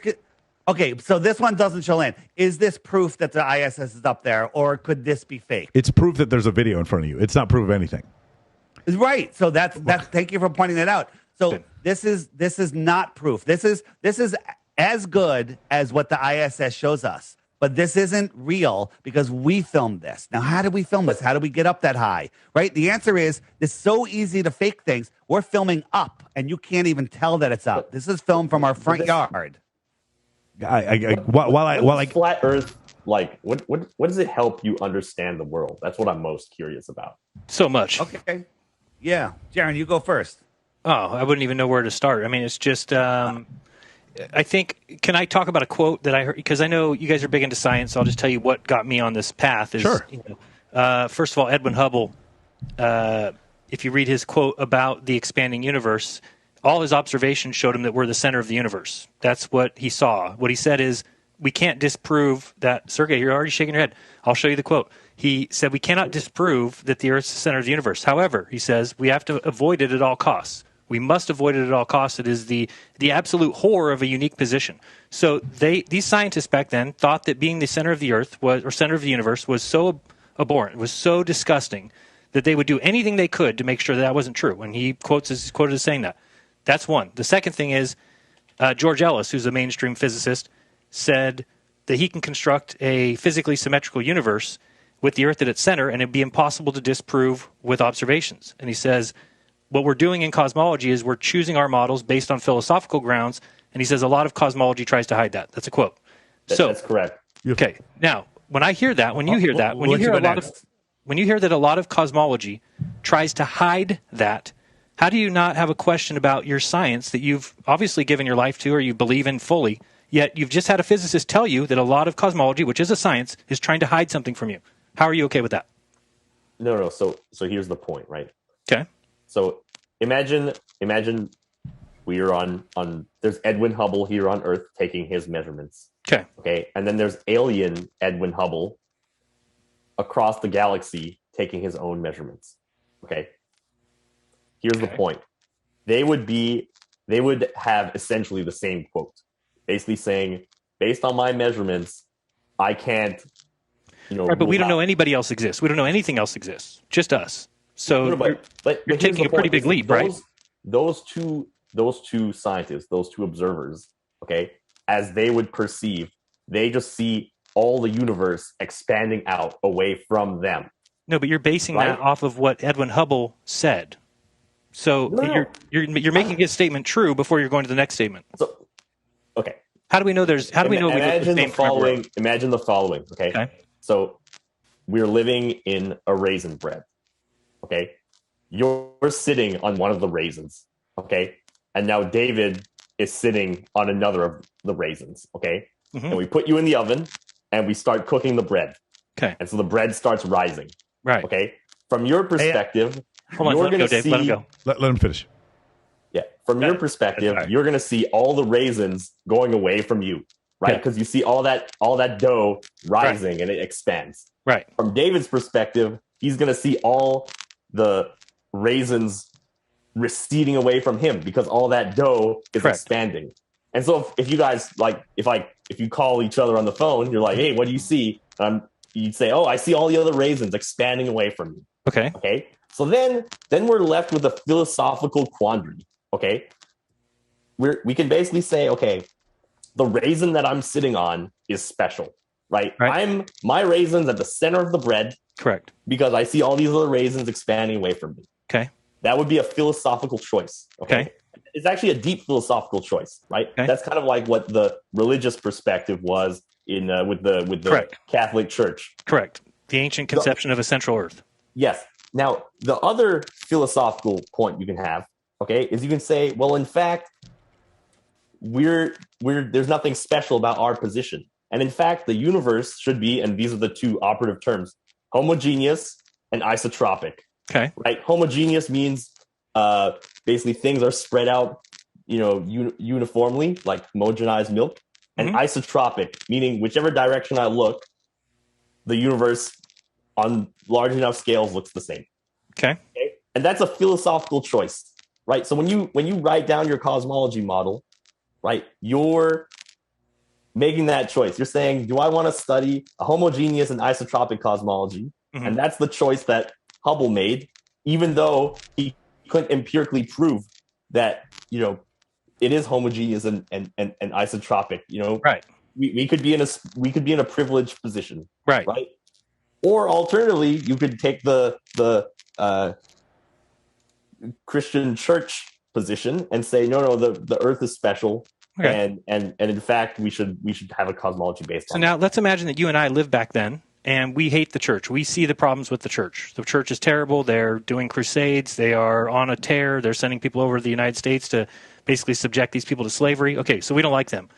Just because we don't like them does not allow us to then not choose that viewpoint, because that's not science. You can't just make the decision that, well, we don't like the church, and this is what science did. Science hated the church so much that they constructed their own scientific idea, and they pushed everybody away from the church. I agree with that. I don't want the church in charge either, but it doesn't make it true, right? So just showing you this, I don't know if you can see my screen, but I'm just showing you here where this is the quote from Edwin Hubble, but he's talking about, such a condition would imply that we occupy a unique position in the universe, analogous in a sense to a central Earth, right? But he says this hypothesis cannot be disproved, but it is unwelcomed and would be accepted only as a last resort in order to save the phenomenon. Therefore, we disregard the possibility. So this is your science when these guys are going out there and they're making decisions not based on any evidence. They're making decisions based on their worldview. Their worldview is religion sucks. We don't think we're special. We think we're we're just out in the middle of nowhere, just flying around space. And so they basically, and then he comes back and says this, but the unwelcome supposition of a favored location, meaning the idea that we're at the center, must be avoided at all costs. This is not science, my friends. Right. This is not science. This is the worldview. So let's talk about two different things. Go ahead. Hold on. Let me just finish this up. So such a favored position, of course, is intolerable. It's intolerable. That's great science. Therefore, in order to restore homogeneity and to escape the horror of a unique position. So just because these guys hated God and hated religion doesn't make them correct in their suppositions of just saying, you know what, how else would this work? And somebody said, what about if we live on a raisin bread? And they're like, you know what, that's it. That'll work. Let's live on a raisin bread. That's what they did. Well, here's the point, right? When you're constructing your model, right, of the universe, you do have to make these philosophical choices, right? And often why not study both? Well, hold on. Wait, that's what you do, right? Well, you do study. Sergey, before you go on, there's his observations, and then there's his interpretation of those observations. Those are two different things. His observation shows that these galaxies were receding away from us. His then interpretation that means he could not. It doesn't mean he proved we were the center of the universe. He said we could not disprove. He could not prove or disprove because, like he said before, with the raisin perspective, where we're sitting on different raisins in the raisin bread, I cannot prove or disprove that I am the center. What I can do is look at Proxima Centauri and Vega, and I can look at Betelgeuse. If it was real science, wouldn't you at that point say we're going to study both because we can't make a decision yet? We don't have the proper evidence? Edwin Hubble was not part of NASA. Like, it's not real. Like, while I'm with you that Edwin Hubble, his opinion may have been that he is not the definition of what real science is, and there's a difference between his observations and his. Edwin Hubble said some racist shit too. Okay, no, but everything is based off that though. If you go and you decide, okay, we're going to study homogeneous isotropic cosmologies, you're going to go ahead and make a whole bunch of discoveries and predictions about what does happen in the universe. Mm-hmm. But it doesn't make it right, correct? No. He is saying it makes it right. He's saying he found a predictable model by doing the isotropic homogeneous. If you have two models, and right, one must be avoided at all costs. One correct prediction, and the other one makes 10. The one that makes 10 correct predictions is better. What about if one must be avoided at all costs? It doesn't make it not true. The idea that he wants to make it avoided at all costs. You're right.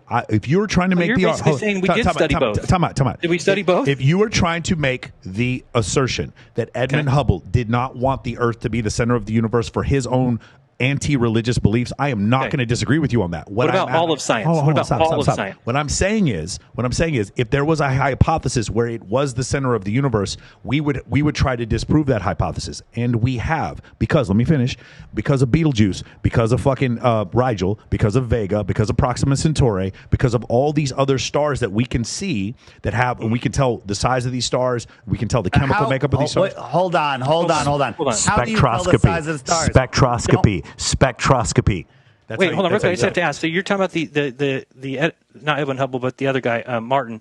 You're saying that he's wrong when he says he can construct a spherically symmetrical universe with the Earth at its center, and it cannot be disproved by any observation. So I am saying that physicist is wrong. I'm saying that that physicist is wrong. Yes, I'm saying listen. Here's the thing. Here's one thing else we could do. You ever use Steadicam or you use a video and you can actually go in Adobe Premiere and you can apply Steadicam to it. You can make the center of that image the center of the screen, no matter where the image goes. And so, from a philosophical standpoint, like exactly what Dr. Dida said, if you want to choose and say, hey man, no matter what I learn from cosmology, no matter what I learn from science, I'm going to believe that the Earth is the center of the universe. You could do that and just say the universe sort of rotates. You could, in some weird form of philosophical way, you could say, well, yes, I mean, the Earth does go around. It's not a weird form. It's just relativity, right?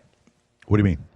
Relativity says that you cannot choose whether we're going around the sun or the sun goes around us. Okay, that's fine. That's okay. What I can say though is the sun has a greater gravitational mass than the Earth, and that the Earth is affected by the sun's mass and then goes around in a circle with relative to the sun. Yes, I can say that. I can also say that the moon's mass is 2% the Earth's mass, and I can say that it goes around the Earth every 28 days. Now, if you want to say now here's what we do. Now we make the moon the center of the galaxy, and now we say now the entire solar system is rotating around the moon. If you want to make that, if you want to make that perspective, that's fine. But we're going nowhere because that doesn't prove the Earth is round or flat. So the Michelson-Morley experiment in the early 1900s showed that there's no preferred frame.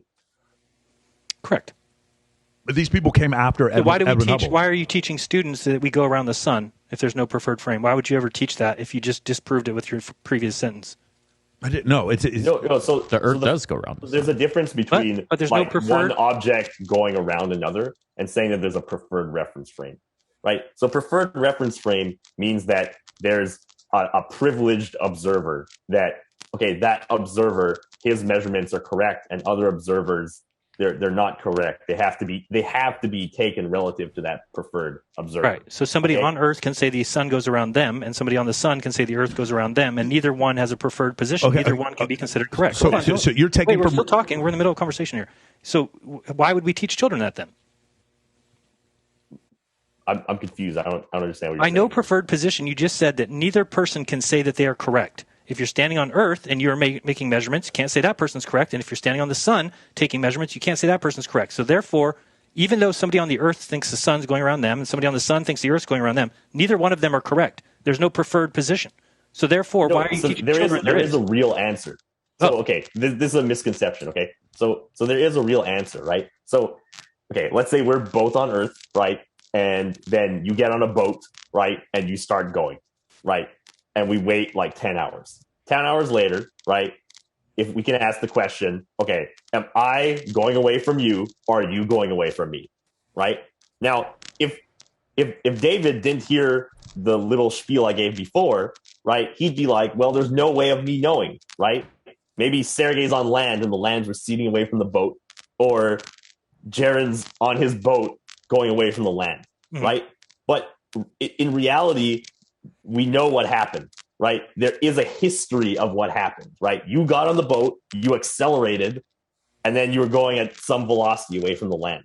And so objectively, the boat is moving away from the land, not the other way around. Okay? So what I'm trying to say is that the universe is consistent.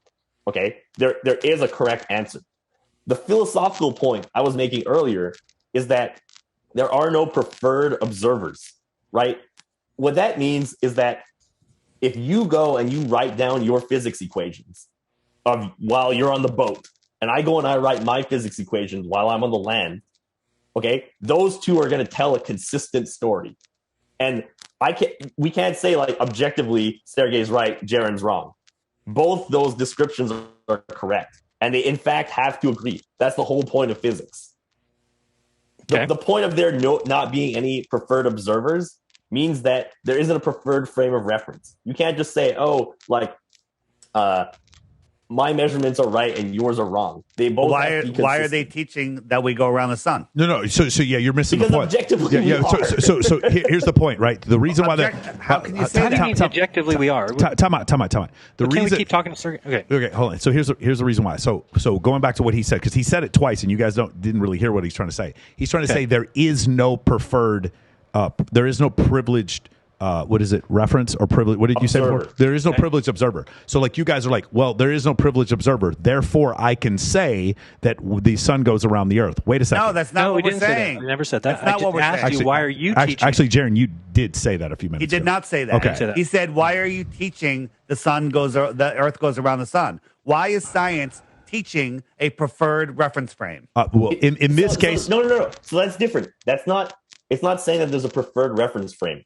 Okay, what that's saying is that objectively, the Earth is going around the center of mass of the Earth and the Sun, and the Sun's much more massive, and so it's much closer to the Sun. So the Sun. How do you know what size the Sun is? Again, you're assuming the Sun is more massive than the Earth when it doesn't appear to be. I mean, when we look at the you sun, can measure it by measuring what the orbital period is and Kepler's law. No, you can't because you don't know whether the sun is Kepler's circling laws around us. Right. When the sun being 93 million miles away is just a made up story on an assumption that we live on a ball with a radius just under 4,000 miles. But how did you get R? Where did R come from? Okay. Nobody knows. The way we got the radius of the Earth was, or because we think we're the same size as Venus and it transited the sun. It's all nonsense. They got lucky though. Then it was the same size as Earth.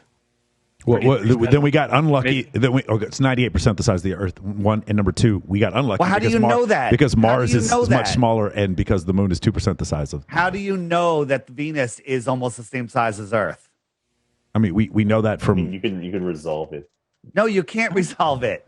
You don't. You can. It looks like Venus a circle in the sky.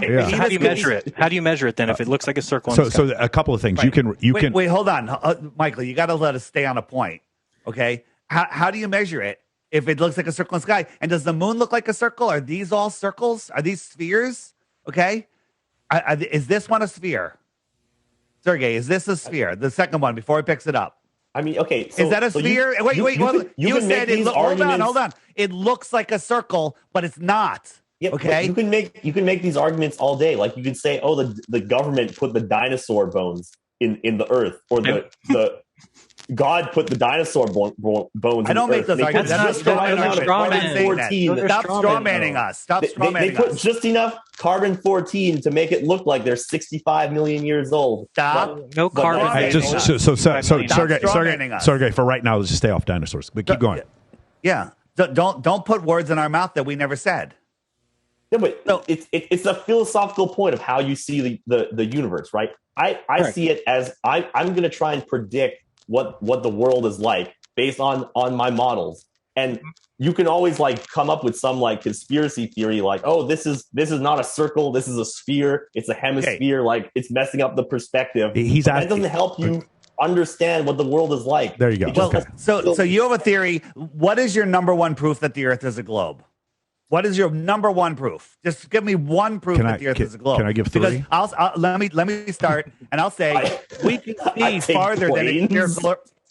Okay, wait a minute. Let's not laugh. Let's be serious here. Go ahead. Let's answer. So you take an airplane, words very interesting, that flies straight and level over the Earth plane. How does that prove that the Earth is a spinning ball? I mean, how can a plane fly in the direction of the spin of the Earth or against the direction and still make it to its destination. Because the atmosphere Earth predict? Because the atmosphere that is on top of that part of the Earth is also moving with the Earth. That's the reason why. Doesn't it thin as we go up though? It's still carrying the plane. I mean, the fact that you guys think the Earth is spinning, it is thin once you get above 60 miles. Yeah, then it's exceptionally thin. But before that, no, you can actually use the atmosphere that you're in, which rotates along with the Earth. The 30,000 feet up, that air is being carried along with the Earth. Absolutely. It's still one air mass. Absolutely. Yeah. All right. So let's go over that. You wanted 3 proof? Can I give you the 3 proofs that I have that are empirical that have nothing to do with science I'd like to just go a little further on Sergey's his proof that he flies in an airplane. If you have an airplane on the runway at in Ecuador, it's moving 1,000 miles an hour with the spin of the Earth. About 1,100 miles. Okay, whatever. I'm just rounding off. 1,000 miles an hour, whatever. And if you have a plane sitting a mile from the North Pole, its relative speed is less than a mile an hour, quarter of a mile an hour, an eighth of a mile an hour. It's less than a mile an hour because in 24 hours, it's only going to go 3.14 miles in its circle, while it's sitting on the runway. So 24 hours divided, into 3.14, it's less than a mile an hour, way less. So you got an airplane in a mile from the North Pole. You take off and you fly down to Ecuador, and you want to land on a runway that's going north-south. How does that plane gain that 1,000 miles an hour of sideways speed? Because the atmosphere is flying through. The atmosphere is rotating with you, though. Yeah, you're flying through the atmosphere as it gets keep push because you're getting into the heavier, So as I'm flying down the Earth, I'm just speeding up sideways. Yes. What if I was flying east? So if you're flying east, what if I was flying east into the atmosphere? So backwards. Yeah. You're being carried back. I mean, right. So we've actually think that it's. Yeah, how does a summer breeze blow the air left and right, up and down? So are you worried that if you go to Ecuador and you jump up, you're going to land in the Pacific Ocean? No, because the Earth isn't spinning. No. But if it were spinning, you'd fall flat ass in the No, because Pacific that's Ocean. too quick. But you certainly would in a helium balloon when that helium balloon goes up to 120,000. Using your argument, right? How fast do we think the Earth spins? 1,000. 20, 1,000 miles an hour. Okay. Right. So if I jump up, I can be in the air for I don't have as much hang time as Michael. So your belief is that the air is carrying you with you. 1,000 miles away. The air is carrying you with you, though. That's what you think, correct? Well, give or take what the wind is, the east or westerly wind, yes.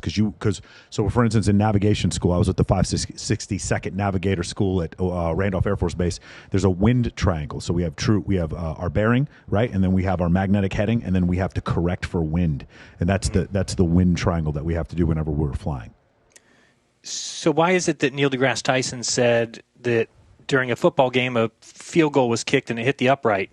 And he said that was because of the spin of the Earth. So why isn't the football carried along with the atmosphere like the plane? So I don't know about that. So I think what about the spin of the Earth causing the football? I think that you could talk about the spin of the Earth with artillery, but I don't know about with the football. That we're talking way too short a distance. Some minor effect from the Coriolis. I mean, it could be it's not zero. The effect would be not zero, but for a football, I don't know. And also, Neil deGrasse Tyson was a wrestler. He didn't play football.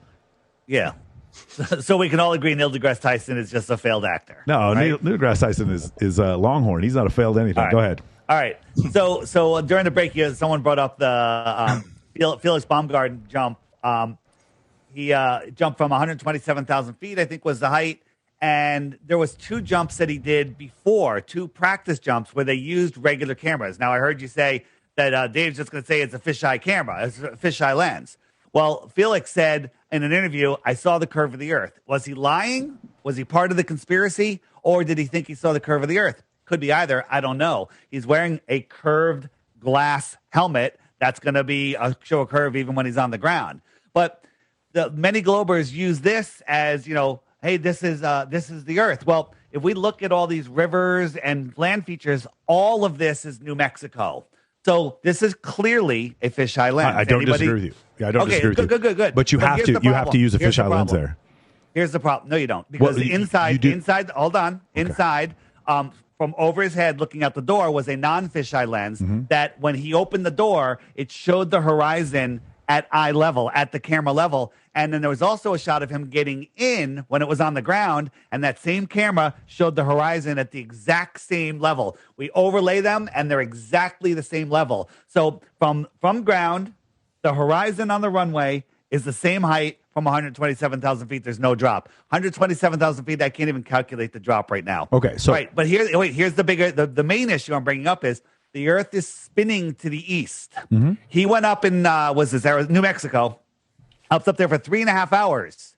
Now, with some Coriolis, he should end up out in the ocean, but he landed east of where he took off from. Okay. So somehow he went up to 127,000 feet. He sped up and outran the spin of the Earth. Right. Okay. So the explanation for that, you do admit like it is a balloon, right? The balloon exists because it has a lower density than the atmosphere around it. So it is traveling in a pocket of air. Pockets of air at different altitudes. This is one of the things we learn whenever we're flying. We call ATC for weather guidance. ATC was going to give us wind directions, and it changes at different altitudes. So if you had an easterly wind, he could have landed somewhere further east, or he actually could have received that eastward push on the way down while he was parachuting. Going back to what you said before, because that camera angle, you see this a lot of times with GoPros, I'm trying to look at him and I'm trying to look at the atmosphere around. I'm going to use a lens. When we say fisheye, what we mean is usually from videography, 12 millimeters, 10 millimeters, 8 millimeters. We do that, we're just going to get a fisheye. I don't believe Bumgardner was trying to say that image proved that the Earth was round. Now, if he's saying he saw the curvature of the Earth, maybe he did, maybe he didn't. But unless he was 250,000 feet in the air, I don't think he did see the curvature of the Earth. But you've never seen it. You've never seen it. I've never seen it in my plane. No, I will not. Yeah, you're not going to get me on that one. I'm not going to say just because I was at 40,000. You know, there's a lot of people who say that, and they're incorrect. But because and the reason why that they say that is because, you know, again, going to the same thing you say before. If you look out and you see the horizon fall off, yeah. For those of you who are asking, yes, those of you who are at 40,000 feet, you are not seeing the curvature of the Earth. Maybe if you had some sort of microscopic, you know, sort of measuring material, you might be able to if you looked wide enough. But the fact of the matter is, you have to be at about 50 miles in order to see the curvature of the Earth. 50 miles. Plus the horizon would be, it's not a physical location, so it could be refracted, could be up or down. You wouldn't be able to verify the horizon is actually where you're going to measure it. Okay, and so go ahead. The other issue is it's the way that we see. So we see whatever, you know, the conditions, whatever that horizon is, that's where the sky merges with the land and our eyes can't separate it anymore. That's our apparent horizon. But if I zoomed in, I could open that up and see farther. But so we see a certain direction. So I see the same distance at 12 o'clock, 1 o'clock, 2 o'clock, 3 o'clock, right? And so if I'm standing here, I see the same. This is the limit of my vision. But if you draw an imaginary line through the sky, you're going to see a curve. And global believers will say that's the curve of the Earth. No, it's not. This is the limit of your vision. It's how our eyes work. Okay, so and that is not. It's not curved. So you've mentioned this before about an angular size and stuff like that, and then you've also talked about that. So let's just get into this real quick, and then we can go into eclipses because you brought up this part. So in your model, because we have a plane that we are existing on, and then there is a sun and a moon, and these things are moving in a way that not all flat earthers agree on, but they're moving in some way. But they have to be moving in a way where if I am on this side of the plane and the sun is over here, I cannot see the brightness from the sun, and vice versa. In that case, there is a finite distance at which light can travel. Is that what you believe? Well, if this light can't even light up this whole wall and there's no atmosphere blocking it, the far end of the wall is in the dark because light is very local, right? But I can still see the light from this point of view, but you start adding atmosphere in there, clouds. Like when you look up through cumulus clouds, you see the blue sky. But as you look farther and farther away, 20, 35 miles away, those clouds are merging with the horizon, and you're looking across them, and it just becomes opaque. Dave, can you show that one slide that you have where you show the sun going down and next to the next to the you mean the Flat Earth Kitchen? Yeah, just because it's good to show. So guys, let me show. This takes 60 seconds uninterrupted. Sure. Okay. So this line, you have to pay attention. This line is a level line, and we're watching it from a celestial point of view, from the height of the line. So here's the sun moving along this line. Now, this is either mountaintops, city skyline, or it could just be the atmospheric cloud deck. And this sun never goes behind it, never goes below it. The counter is down here, okay? So now I have a camera on the counter at the far end watching that same thing. And if I showed you this first, I said, is this line level? You would say, no, it's sloping down quite severely. And am I going below this opaque barrier, which looks like it's at eye level somehow? Okay. And now look at it. I zoomed in more. It's almost going straight down, but this is a level line. And this deck right here looks like a horizon, even though we know it's higher than it. So now watching this compared to an actual sunset, here the sun goes away. It went down, and look what it's going behind. It's not going behind here. It's going behind this atmospheric deck. It's just the density of the atmosphere at that straight level becomes opaque, and the sun just goes beyond it. It's just going beyond it. It's not going below. But if I zoomed out, that difference between that apparent horizon and the horizon that it's going behind disappears. You can't see it because its angular size is too small. You see the sun going down behind what appears to be an eye-level horizon, but it's really a cloud deck 10,000 feet in the air. Okay. But it looks like it's at eye level. Sergey, so that's how our eyes work. How do they come back up the next morning? So if I turned around, if I just turned around and brought that sun back, it would be rising. Because when it comes... It's going to come from the other side. But it's going to come from the other side. Can you show, Dave? Show the app. So let me show you this. And go ahead. I was just going to say, Dave has an app. I need the screen share, please. Yeah,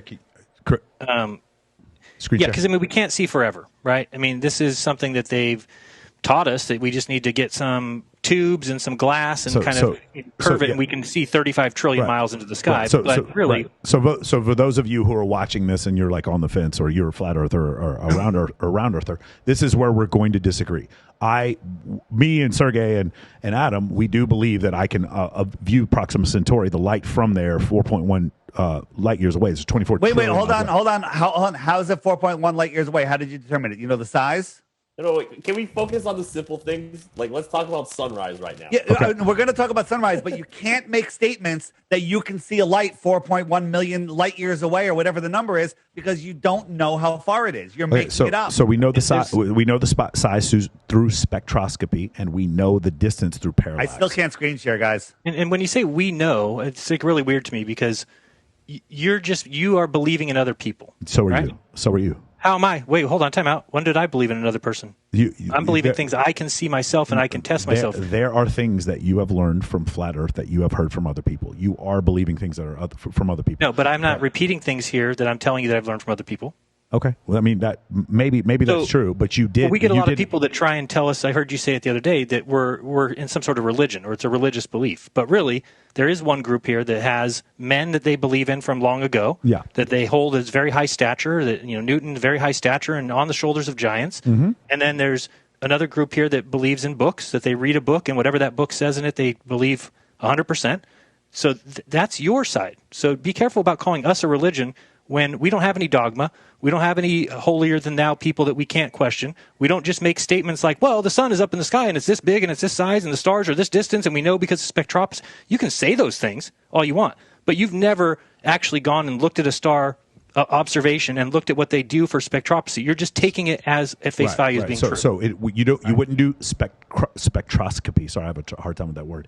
You would do it on the Earth in a laboratory, and then you would from that being able to see which chemicals or which atoms on the periodic table, elements on the periodic table exist here on Earth, and then you would be able to extrapolate that. From that, again, I know you guys aren't going to believe this because you don't believe in gravity, so it doesn't make any difference. Right, though.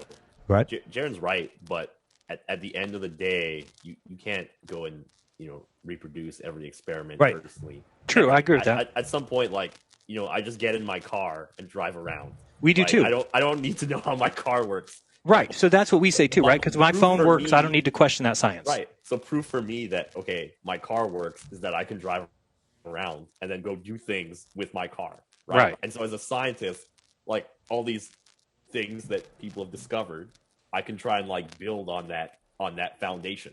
And you're right. I didn't personally go and verify all these things. But I'm going to say, okay, assuming all that's right, because I trust you guys, I'm going to try and do one more step. And if I can do one more step and make progress, well, I call that a win. But it doesn't prove the initial. You have to have the correct foundations for things to be true going forward, right? If you have the wrong foundation, you might still have things that match that wrong foundation. That's 100% correct. Okay. That's 100%. But this is the point. Let's use like the car analogy, right? Okay. Like so far we're gonna assume, okay, everything about my car works well, right? And then I'm gonna say, okay, I'm gonna try and like add like a feature to my car. Like, oh, maybe I'll add like windshield wipers because for some reason my car doesn't have that, right? If that feature, adds something to the car, I'm going to say, okay, look, I've made progress, assuming that like cars are a good mode of transportation. Of course, we can go back later on and revisit that hypothesis. We might say, oh, you know what, cars are a little slow. I'd rather have a hover pack, right? And we find out that hover packs are actually more useful because not only can you like travel to the grocery store, you can also travel cross country, right? Let's just say it's the same with like scientific theories, right?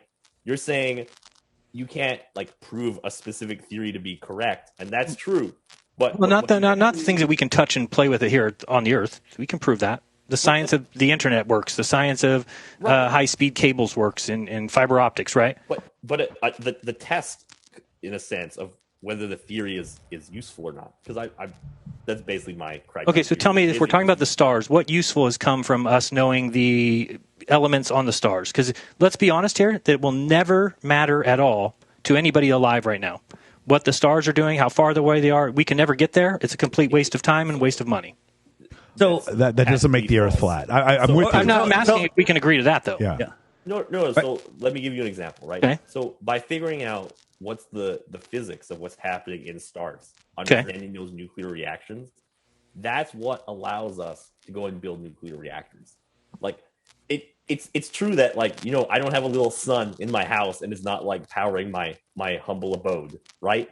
But that kind of understanding what's the physics at play out in the star, that lets us build kind of like we can build a nuclear reactor. Yeah, we can build a nuclear reactor, and that doesn't mean that a star is a nuclear reactor. That could be totally different things. So if you look at correct. scale, in principle, right. it could be completely wrong. But assuming, a star is a nuclear reactor, let's see what I don't assume anything. From that.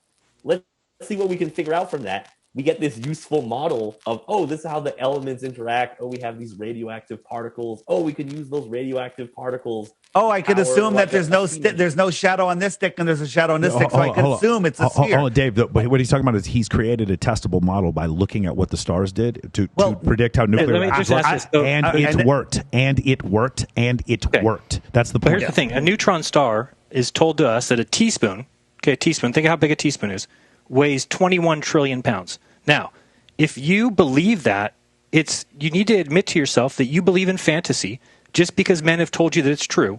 And you have to recognize why I'm going to say I don't believe that. Hold on a second. I recognize why you say you don't believe that, but when you say it's fantasy and I shouldn't believe that, if I understand the standard model of particle physics, then it does make sense to me. I know for you it doesn't make sense. That a teaspoon of something weighs 20? Absolutely makes sense to me because we've burned off all the electrons and all we're left is the neutrons, and there's not enough pressure from the what you call it, the thing is the electron pressure from before. We understand how atoms work, and because there's not, the neutrons all collapse in on each other. Yes, that would make sense. Because what happens now in our standard model of particle physics, the reason why there's so much space between these particles that we have right now has to do with quantum mechanics. In a case where we took all these neutrons and there wasn't all this empty space and we put them all together, yes, there's no reason why you can't have neutrons that close together that create that much density. There's no reason why that happens. Just because you don't see this. Hold on, guys, it's my turn. This is something that we're never going to be able to prove. It's theoretical, and we'll just let that go. But let's talk about scaling, sizes and scaling and variance, whatever. What do you call it, Jaron? Scaling and variance? Yeah.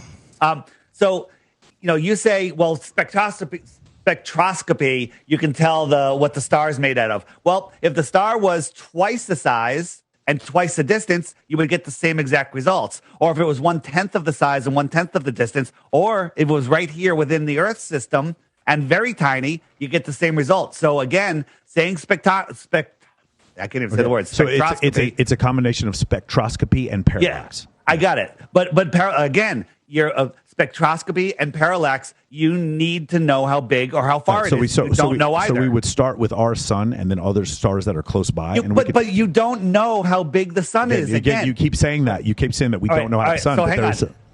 how do you know the distance of the sun? Because you know the size, or you know we can use parallax, and we can also see because of the orbital speed of Jupiter, we can tell how far away the sun is by doing that. Jupiter, we can actually use the other planets too. We could also use Mercury and Venus. Again, scaling and variance. All of them could be right here within the Earth system. Okay. Yeah, again, you're refusing to see that, so we could just move on. But you need to know the distance of one of those things to make the other ones work. Yeah, you don't know other. They've gifted you a model. They've gifted you a model. They've told you how great it is, and everything works. And then all you guys are just partying and having a good old time, saying that. To be fair, Isaac Newton gifted us the original model for the formula for gravity, and parallax came before that. I believe it was the Persians who came out with that idea. So this model that was gifted to us has been tested and proved. Can I ask a question about starlight? Does the inverse square law of light work in space? These are tremendous. So the inverse square law would work with a certain amount of luminosity, but what happens? So if you had let's say I have a light bulb, and the surface of the light bulb is 100 lumens, right? So as that light goes out, it spreads out really fast. So it's getting thinner and thinner and thinner. So it's getting dimmer and dimmer and dimmer. We can all agree on that. In the atmosphere that you live in, yes. How about in space? It's space. So you're going to have. So again, this is, and I know we might get into this later, but like the reason why in the videos of the landing on the moon, the reason why the sun looks different there and it doesn't look as dispersed is because of the fact there was no atmosphere on the moon, and so you're going to get more direct. That's not my question. I understand. My point is the atmosphere does have some effect. Go ahead, Sergey. So I think David's point is that if we see a light bulb, we don't know, is it a 60-watt light bulb that's close or a 100-watt light bulb that's further away? Right? So that's kind of the point. But my question is, as you're seeing it farther away, it's getting smaller and smaller. Its light is spreading out, so it is getting dimmer and it is getting smaller. We could agree to that on some scale, right? To a point. At some point, there's no more angular size, and so all the stars will look the same size. Michael, I'll let you interrupt me, but you only get one sentence per interruption, okay? All right? I'm just trying to make a point, and I don't want it to take forever. So if our sun, that the size that they tell us was just a mile over our heads, and you looked up, what would you see? You would see the sun filling the sky from horizon to horizon. Does everybody agree with that? If the current theoretical size from that you're saying from our model. Okay, got it. Yeah. Yes. Okay. So it would fill the entire sky. So then we move the sun from right here, and we move it away 93 million miles, and it gets really small. It gets so small that it's the size of a coin held at arm's length. We could all agree with that, right? Agree. Just like we see it. So it has shrunk in 93 million miles that much. If I doubled the distance, do you know what its angular size would be? It would be really small. But I think the number is 3 times the distance. Its angular size would be too small for the eye to see. But let's just be safe. Let's make it 24 times the distance. Its angular size is magnitudes too small for our eye to see. Okay, we can all agree on that. So now let's look at Polaris. They tell us Polaris is like 46 times bigger than the sun. Let's make it 48 times bigger than the sun, right? So 48 times, so the sun being 24 times farther away is 3 light hours because it's 8 light minutes times 24, 3 light hours. Polaris is 48 times bigger. That's 2 days. 6 light days away. It is scientifically provable that Polaris would be magnitudes too small to see. But they tell us Polaris is 433 light years away, and I can see it with my naked eyes on a cloudy night. Okay? That's impossible. This is science. This is actual science that I don't know.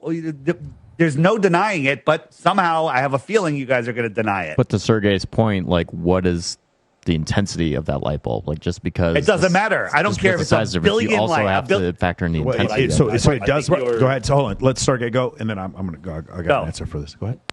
So to be able to like see the light doesn't mean that you're actually resolving it, right? So resolving, what that means is if there's like 2 light sources, you can tell them apart. So you look across the street and you're like, oh, there's 2 street lamps, right? But if you walk far enough down the street, you just see the light, right? You see, oh, there's light on that street, but you can't tell that there's 2 street lamps or 1. You see the difference? Well, no, the light gets dimmer and dimmer, and there's a point where I can look over, like you can see, I think a candle flame. I think it's a mile or 2 miles, whatever the distance is, but then it just gets too small and too dim to see. Okay, but it's the same thing. It's the same thing with what we're looking at stars at 6 light days away. You could not see Polaris, but we're supposed to see it at 433 light years. That is a completely different. I mean, there's no. It's such a big number that most people just short circuit and don't process the information. 2.6 quadrillion miles. Got it. But the point is, what you guys are saying, that the angular size is so small that we wouldn't be able to see it. That is not the point. That's for us to resolve it.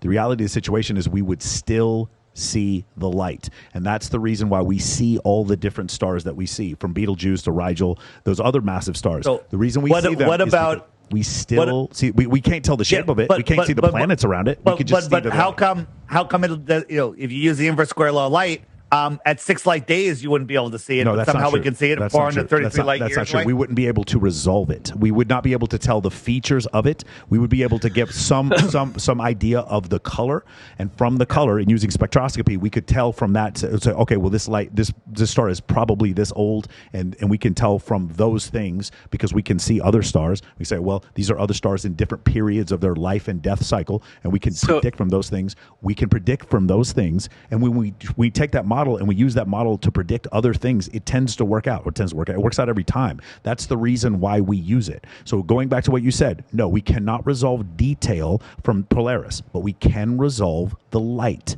That's the reason why you can still see it. And going back to like search and rescue, that's the same reason why a signal mirror you can see from miles and miles and miles away, even though you would never be able to break out and resolve. Would you be able to see Would you be able to see a signal mirror if it had any obstruction at all? If that mirror had any obstruction, could you see the flash? Or do you have to have a direct line of sight to the mirror? Direct line of sight. Okay, so we've done mirror tests where we go 25 miles, where there should be hundreds of feet of curvature. Somebody sits on the beach with a mirror. When the sun's setting behind the person observing, he zooms in with a camera, and we pick up the mirror flash. There's supposed to be hundreds of feet of curvature there. There is a clear obstruction. So there's not hundreds of feet of curvature. You guys refer to this something over 8 squared. I forgot what it is. 8 inches per mile squared. We don't refer to that. That is the mathematics of the curvature of the Earth. Absolutely not. There is no 8 inches per mile squared. Is not used anywhere in astronomy. It's not used anywhere in geology. It's not. That is number. Because the Earth is flat. Guys, time. Everybody who's can you? I'll bring up the number and I'll put a link in the description. What that mathematical formula describes a parabola, not the curvature of the Earth. We don't need to go. Yeah, but hold on here. We use that because you're talking about once you get 1/3 of the sphere, it starts wrapping underneath itself. So if you kept using that formula, you'd be incorrect. But we're only measuring as far as we can see, which is really a couple hundred miles at most. So it's way too much, and that is not accurate. You should not be using it. It is absolutely accurate. Up to 3,000 miles, it's a perfectly accurate. I'll bet you anything. Bet me money. Mike, we can bet that. But there's also Globers. Most of them agree. But there's one site. I think it's Nick West, whatever. He says no. You have to cut that number in half. That's false. But let's cut the number in half. We can still see it. Yeah, even if you cut the curvature in half, we can still see it. A parabola with incorrect numbers is still a parabola, and you live on a sphere. Hold on a second. It's not. I'm telling you that if we do 10 miles, 100 miles, or 1,000 miles, 8 inches. You're starting the curve of a parabola, which is a parabola. It is not. So what is the curvature at 25 miles? We'd have to look it up, but I don't know. But that number you guys time out. That number you guys came up with. No, we didn't. No, we didn't. We were using your. That's AutoCAD. I'll show you the AutoCAD for it. I'll give you the exact link so you can go look at the AutoCAD, which gives you a sphere of 24,901 and then predicts the amount of curvature for every location from 12 o'clock. Now, you can't go past 3 o'clock on the clock because now you're coming underneath yourself. You would have negative curvature.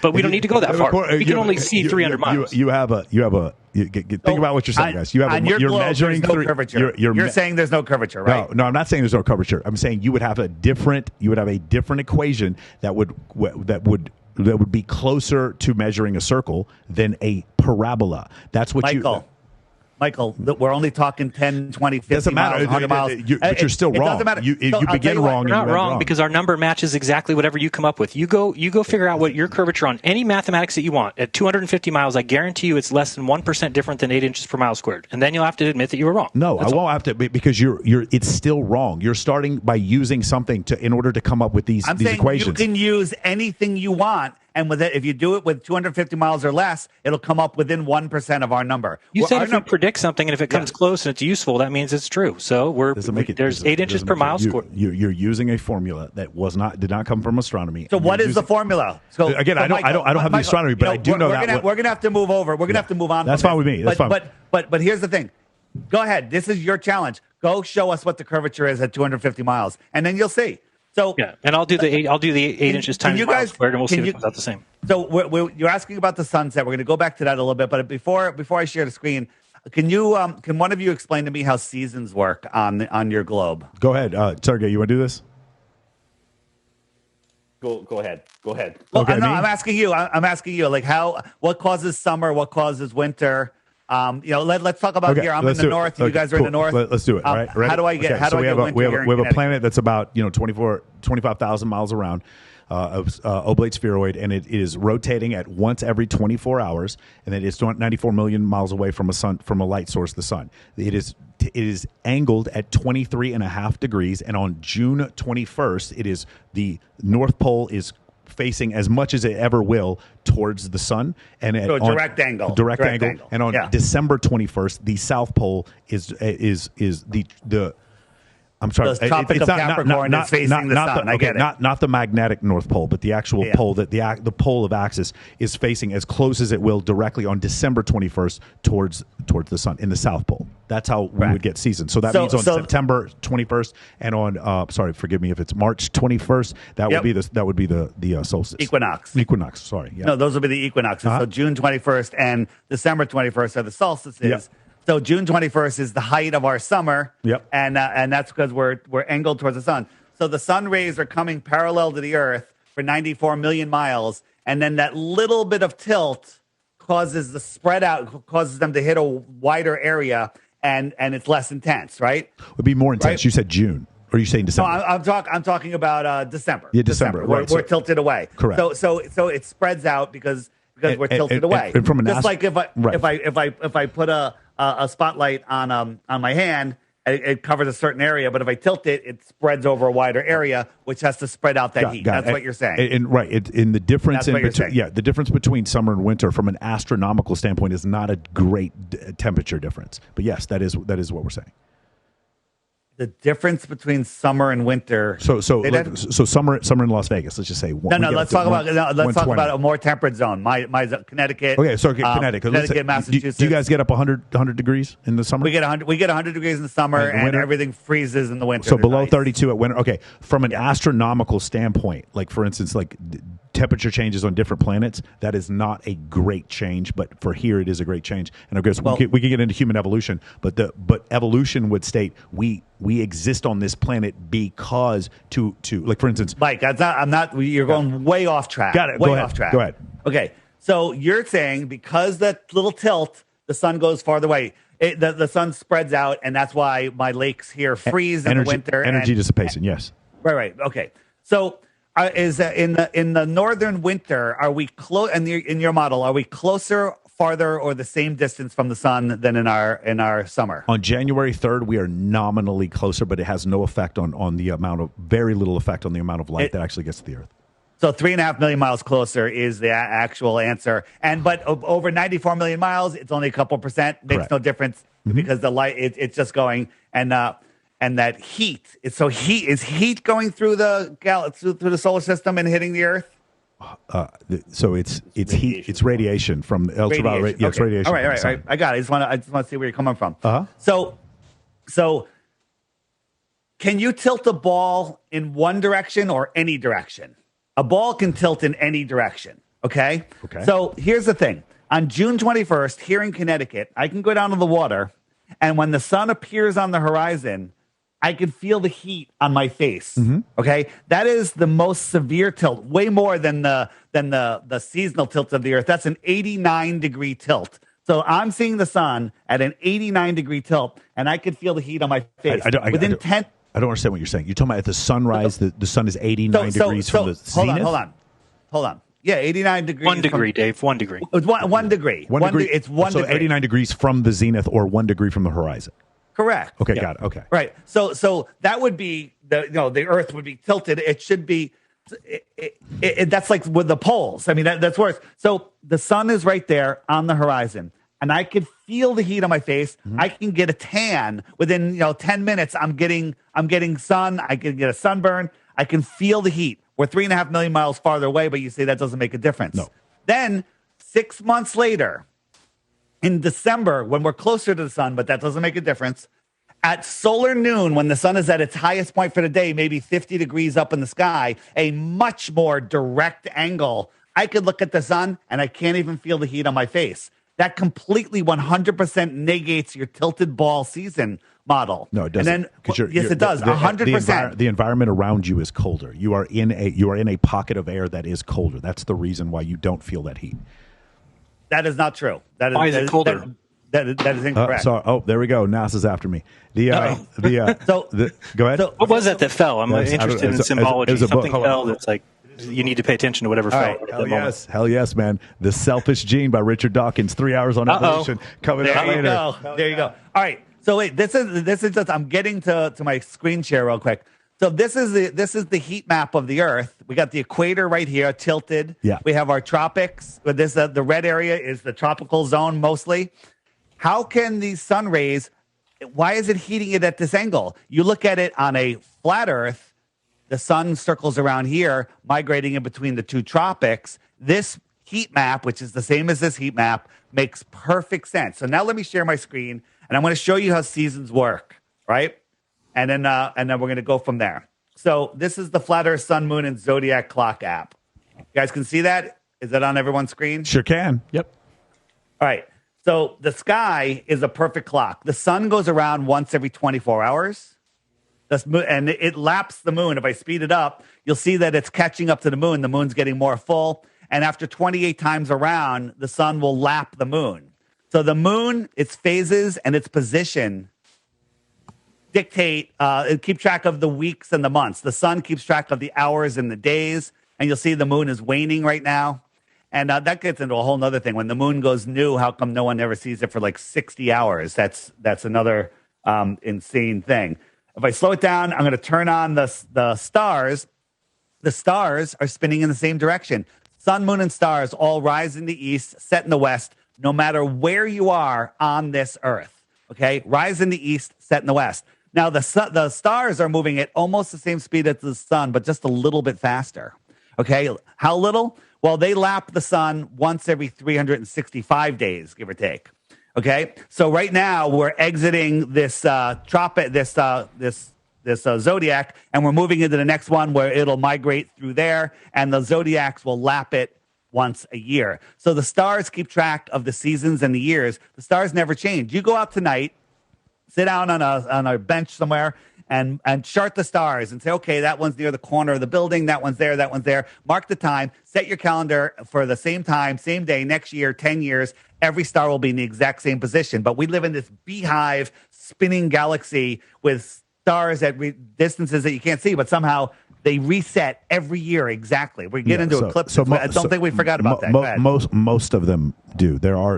We've actually seen supernova, and we've actually seen different things. Dave, I have a question looking at your model right there real quick. So when it's a flat disk like that, the stars, Not a disk. Okay, sorry. Flat plane. The stars overhead should be rotating counterclockwise no matter where you're at on the Earth in that sense, correct? Not if you're in the south. If you're in the south looking up at the sun and the moon, everything is rising from your right hand and setting on your left hand. I'm talking specifically about the stars. So if So listen to what I'm saying. If you're in the north and you're looking south at the stars, they're all rising on your left, the east, setting on your right, the west. If you turned around, now they're all rising on your right, setting on your left. They go the same direction. Clockwise and counterclockwise are just relative to your position. If we all point up right now, we're all pointing up. If we all point down, we're all pointing down. But if I say point left, we could be pointing in different directions. It depends on where we are. So if so then why didn't at the equator do the stars go directly overhead from one spot to the other? Whereas if I'm in the north, the stars are apparent to be counterclockwise, and in the south they go clockwise. Okay, so let me turn the stars back on. Go ahead. Whoops. I'm just trying to understand. Mm-hmm. Yeah.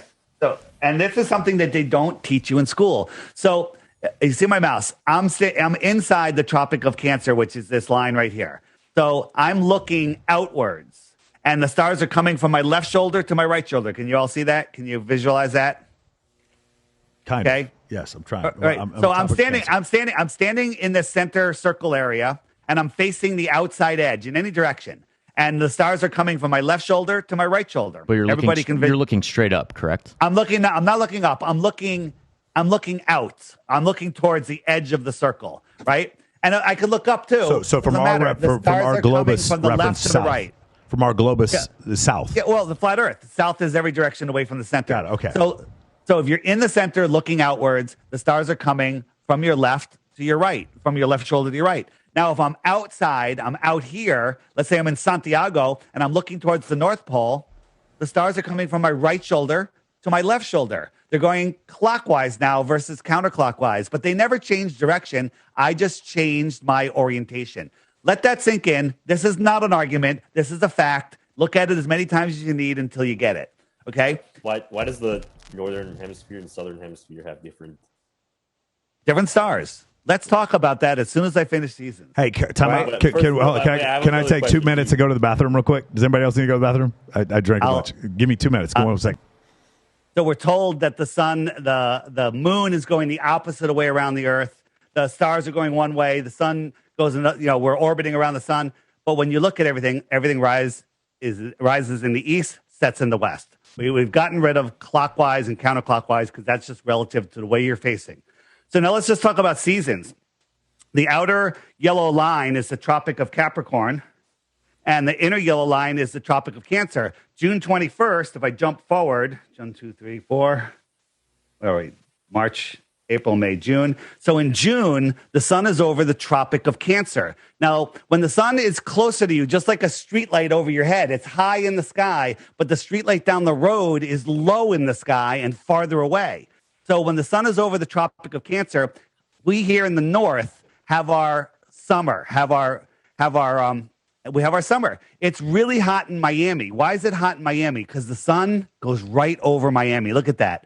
Right over Miami. It's super hot. Aristophanes could do his experiment there. Hot in California, Jaron, over 100 degrees. He's complaining all summer long. Okay? But at the same time, Australia is having their winter because the sun is farther away from Australia. If I jump, the sun migrates out in December. Now Australia's having their summer, and here in Connecticut, everything's frozen because the sun never gets close enough, right? And so it's a heat lamp that comes closer and then moves farther away. It's a heat source. Don't quote me on heat lamp. I don't think it's a lamp in the sky. What the sun is, that's a whole nother thing. But that's how seasons work. That's why the map looks like the map looks. And that's why we have shorter days in our winter because the sun is farther away, it's lower, and it sets behind that apparent horizon quicker due to perspective. Why does the apparent light from that sun reach further along the edges? Hold on. Let's do Adam first and then Sergey. Go ahead. So go back to that depiction. I'm just curious, why the apparent reach of that sunlight goes further the more you go outboard. Why is the shadow, if you will, the lack of light? Why is there cylindrical shape?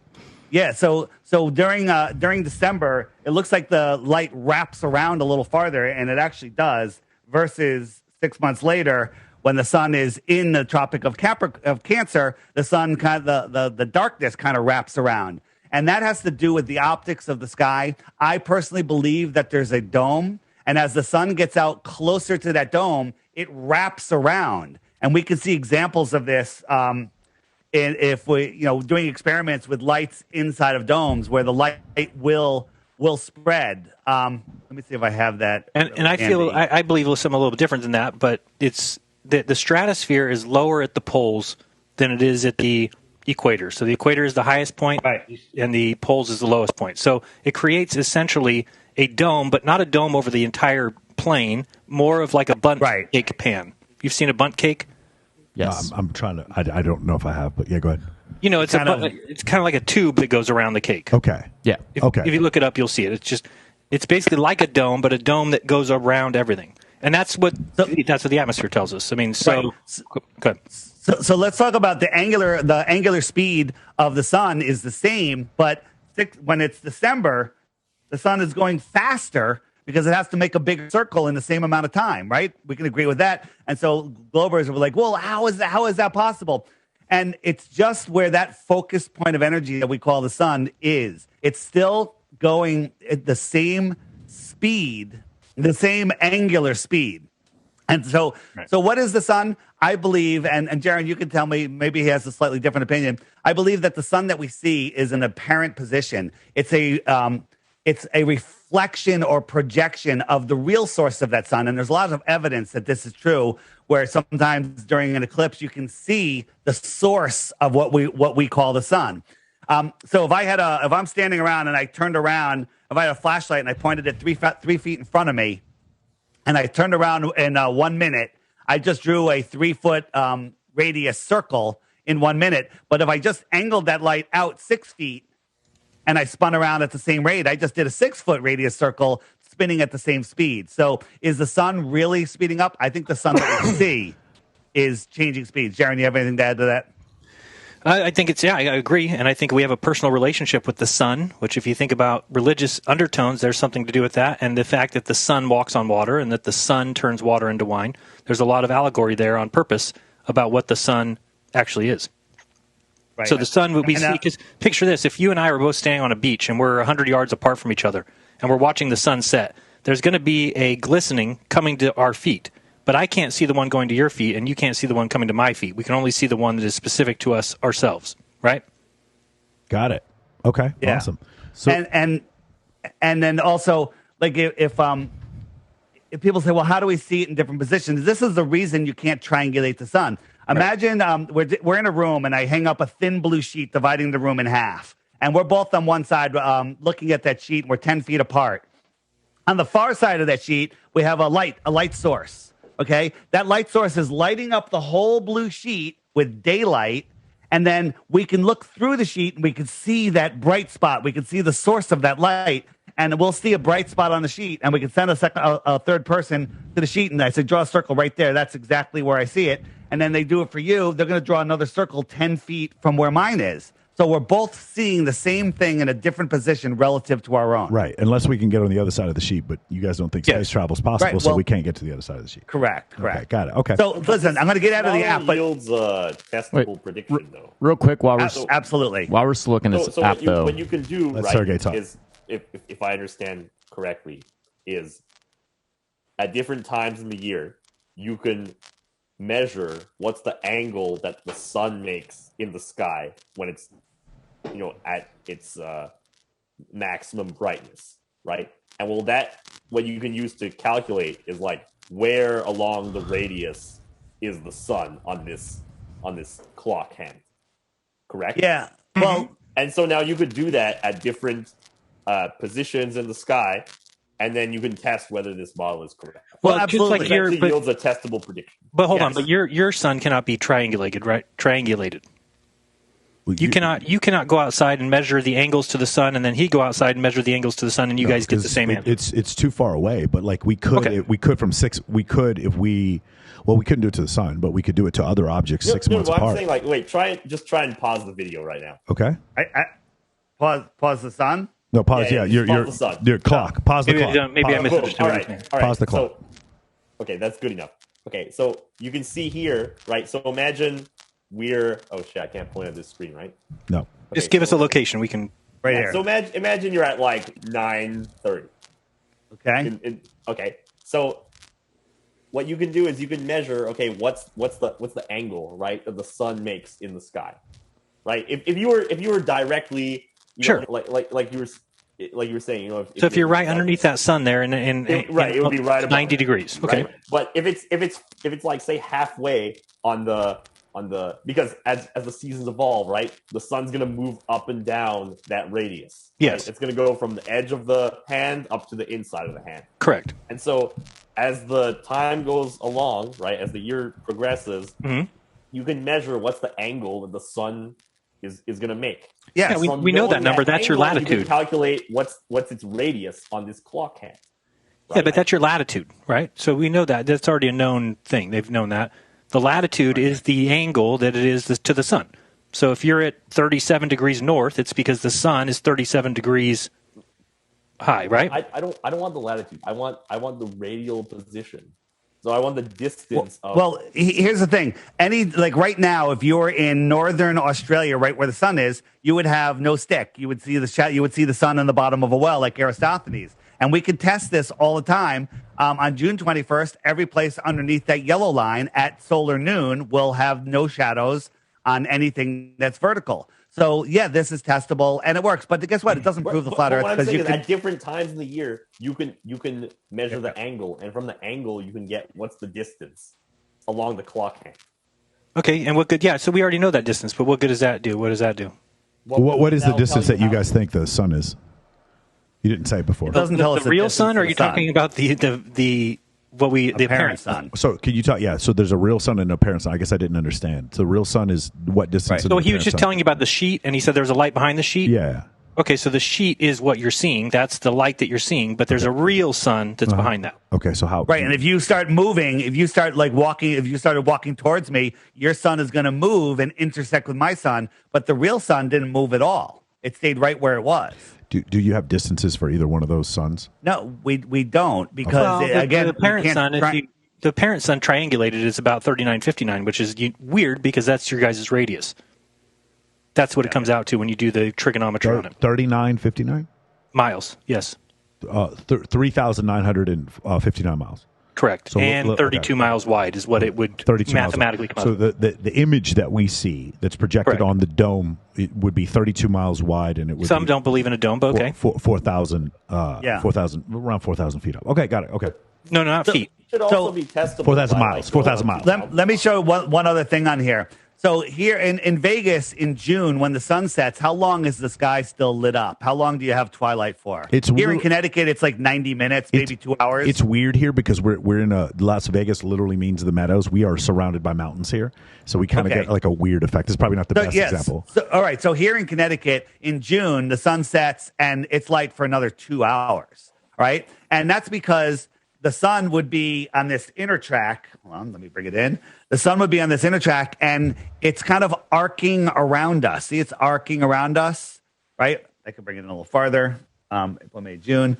So the sun is arcing around, so it's not going that far away. Now, out here in central South America or Central Africa or Southern Africa, the sun is going a lot faster because its apparent speed is making a bigger circle. When the sun sets in December and January, 5 minutes later at an equal southern latitude, according to, on the ball, an equal northern latitude 6 months earlier should have the same amount of sunlight. But when the sun sets in those southern latitudes, it's pitch black in 5 minutes in many places. Okay? And that's because the sun is racing away at almost twice the speed. Oh, you think? Okay, I see what you're saying. You're saying there's less twilight because the sun is moving at a different speed. The sun is moving. The apparent sun is moving. And what we would call our southern latitudes or your Tropic of I keep forgetting Capricorn. Right. And yet it's still moving at 15 degrees an hour. Okay, let me get out of the app, but I just want to show you a couple quick things so I can get out of the app. This is for people that are like, hey, this is interesting, but I don't believe the Earth is flat. That's fine. Every day there's a new featured video. And I tell people, just get the app, watch the featured video every day. Click this thumbnail. If you want to go back, click the video archive button and start watching these videos. Just watch a video every day for 2 weeks. And then you too will lose the respect of your family and friends and most podcasters because you'll realize podcasters isn't a globe. But, and I'm offering 3 Bitcoins for 1 proof of the globe. But before you do, you have to hit that question mark. Okay. And up come stuff that Google will not feed you. Hey, what about eclipses, right? If I click what about eclipses, up comes videos that YouTube doesn't want you to see. They're still there, but but you can search for them by name and they won't show up. Got it. And these are videos that'll show you, about that stuff. Last thing I want to show you, the app does a whole bunch of other things, but people think, there's a couple of flat earthers, they're crazy. If I hit that handshake, this is just the people that have my app that have registered for the Friend Finder. These are all people that know that know the Earth is flat. No, I'm fully aware. That's why we're doing this podcast, because something that we will agree on, because I have 3 questions to ask you guys, but something we'll agree on. I think it is a very, very, very horrible mistake for science educators to be like, we're not going to engage with you. I think those people are fucking stupid. And I think part of the reason why there has been so much growth in your movement is because they choose to look the other way. And anyone who doesn't deny science has been able to gain a foothold, whether or not you believe it's true or not. Go ahead. You talked about censorship. Why are they sitting there? They're allowing Bigfoot. They're allowing, all sorts of crazy stuff on the internet. But, they're censoring Flat Earth. During the Senate hearings about fake news, they use Flat Earth as their example on how they're going to hide it and replace it with authoritative comments, authoritative, wiki links and whatnot. One of the biggest Flat Earth videos out there is called The Stranger's Guide to Flat Earth 21 Questions. Pretty unique name. You search it by name and channel name, it doesn't come up. You get the same results. When you search anything Flat Earth, you get the same results. You get I can show that. One is I believe, and I've seen the I've seen the exact same thing. I'm not definitely. You get Professor Dave. Yeah, I definitely you get nonsense. I definitely agree, and we'll let's get to that in a little bit. But I definitely agree that yes, the ideas that you guys have are 100% centered on YouTube. That is definitely not up for dispute. But a couple things. Let me ask. Actually, one of the one thing we'll all agree on is that censorship on the internet is really bad. Yeah, it's not only bad; it's pointless. I'm not trying to equate you guys to this. Not pointless. I'm not trying to equate you guys to anything like this. But if someone had a belief about eugenics or racism, I would rather them not be covert about their beliefs. I'd rather them be overt, so at least I know who I'm arguing with. And that's why I have a very difficult part when people say, "Well, you can't speak on this campus because you because of gender studies or because of whatever." I have a very serious problem with that, even if I agree or disagree with you, because I want to know where everyone stands. And if you ever read the book Homo Deus by Yuval Noah Harari, at the end he talks about dataism. Anything that speeds up the bandwidth is good. Anything that slows the bandwidth down is bad. Even if it's something that you don't believe in, it's still better that more people know. Sergey made that point during our podcast. Isn't it better all the people that are educated? Can I ask you guys 3 questions? Just 3 questions here, and then we'll go back and we'll talk about eclipses afterwards. The 3 questions are going to be this, and the first one is going to be flights in the southern hemisphere. Okay, so we're both aviators, and sorry, we had something there. We both and we've looked up flights in the southern hemisphere. Santiago to Sydney is one, and the other one is going to be Buenos Aires to Johannesburg. Those flights go off every day. There are flights. Originally, I was listening to Flat Earthers saying there were no flights in the southern hemisphere. Now it seems like they're recanting that and they're showing our southern flights in the hemisphere. Well, there wasn't a direct flight, but now there is a direct flight. Okay, and we actually tested it. Okay, so Santiago to Sydney is about 12 hours one way and 13 hours the other way. And both of these places are in the southern hemisphere. If you guys want to pause the video and look at these 2 places, they're in the southern hemisphere. According to the map that you've shown us, those places are significantly further away in your flat Earth plane than they are in our round Earth globe. Can you explain the discrepancy of why you can make that flight in 12 hours or 13 hours? Garen, you want to go first? Sure. So there's the winds aloft, right? The jet streams. And in the south, they are the fastest that they are. They go anywhere from 200 to 300 miles per hour. And the plane would not need to account for that because it's being carried along by those winds, right? So you're still going a certain airspeed. The jet stream is carrying the plane around. So, yeah, if that plane does 600 miles per hour, it could be doing 9. So you'd be using less fuel, though, right?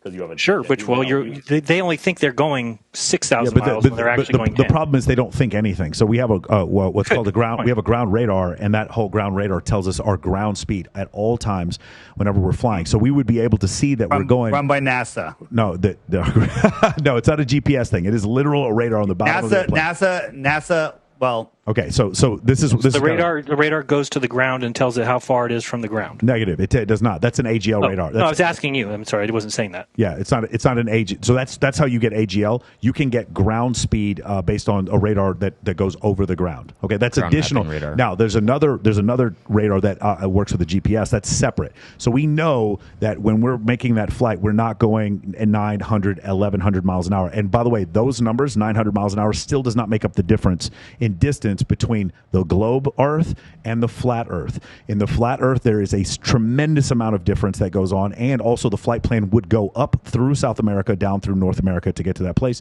And in the globe Earth model, it just goes west from San Diego to Sydney. So that discrepancy doesn't really seem to be described in your model. Well, they have to fly in the south to keep the jet stream, so they wouldn't go north. That would make then they're crossing the jet streams and getting across. I'm with you, but there is no evidence of a jet stream that goes that high. And by the way, you're saying there's an opposite jet stream. What do you mean? There's no. What do you mean?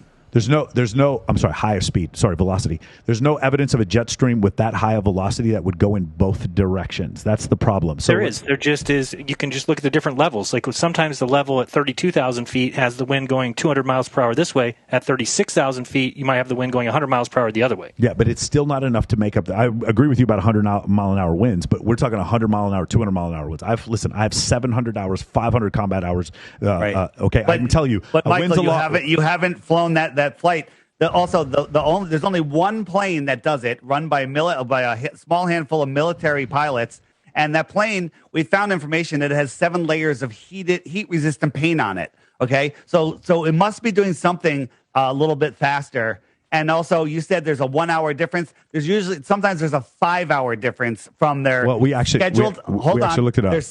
Their scheduled time and their actual time. So now, hold on a second. No, that's me. Sometimes they go around the outside and they follow these winds. And I could show you. We have a live chart that shows you these winds. But other times they go all the way up across America and down, crossing the equator twice. On a flat Earth, it makes perfect sense right here, which is pretty much a straight line. So here's what we did. We didn't just look at flight plans and believe flight routes. We actually tracked somebody. We did I think it was 14-hour live stream where Max Egan was going from Santiago to Australia, and he flew, and we did a live stream where we never turned the live stream off, so no one can accuse us of anything. And he got him on the plane all the way to the plane taking off, and then he took measurement. He wasn't on the whole time, just so they know that, because that sounds. No, yeah, because we tracked the plane. We had professional tracking, right. And then when he landed, he logged back onto the Hangout while he was still on the plane. Proved that he made this flight. So there was a lot of flat earthers that thought that flight did not exist. It's fake, yeah. Yeah. So we proved the flight was real, but the problem was his compass readings, when he gave them to us, we laid them out. I'm just trying to find it because I don't have OBS, Jaron. You wouldn't have learned it that fast anyway. Here it is. So he showed us that his plane was going northwest, and then right here is west, and then right here is southwest, south, pretty much south, right? The yellow ones are south, the purple one is west, and these are northwest. And so we plotted it, and this is the route he went. He crossed the equator twice. If the Earth was a globe, I'm not really sure. I'm not really sure his magnetic heading is going to determine his route. You're not going to be able to, unless you have a stopwatch and you were able to look at his ground speed. I don't know necessarily that's evidence that was the route he took. He took headings and they weren't matching what the seat back was showing. Okay, they weren't matching. He was in the cockpit when he did this? No. He was a passenger, and and somehow coincidentally, if you're saying that the headings are all wrong, no, I'm not saying it matched the flat Earth map. It matched the flat Earth map, right? The plane went, and the compass has to turn because the North Pole's here. Mm-hmm. So there's west only for a second. No, you can't point west. When you point west, you're pointing south. Just so you know that, okay? And this is the direction that his plane went according to the compass readings, right? There's no need to cross the equator twice if you're going from any two southern locations or any two northern locations. For example. But then there's no jet stream either, right? So you're saying now there's no jet stream because... Oh, no. There's also a jet stream in here also. So now there's north and south jet streams along with east and west streams. There's counter-rotating jet streams. There's counter-rotating I'm aware that there's jet streams that go at different speeds at different places. They're rarely are they north and south, though. No, they're not north and south. They circles. So here's a route from Sydney to Peru, and it crosses the equator twice, right? But on a globe, it goes all the way up here and all the way down. Why didn't they just cut across here? It's almost the same distance, okay? Why on your globe? So here's the thing. When you're going from Sydney to Peru, that's different. What I would like for you to see is Sydney to Santiago. The reason why it goes from Sydney to Peru is because you have two third world countries. I'm sorry, not Sydney to Peru. The reason why you're doing that is because the likelihood of you needing to go to Lima, Peru from Sydney is not enough to justify the route. That's incorrect. There's plenty of people that want to go to Lima, Peru to see the pyramids. Correct. They do. Stuff. They do. So they go through Los Angeles. The problem is there's tons of places in the United States where there's no direct flights. Trust me, people tell me all the time. The idea that there is no direct flight is not a problem. There are, however, direct flights from Santiago to Sydney. And those are Sydney to Johannesburg. Why does that cross the equator? Okay. Sydney. Okay. So here's the thing.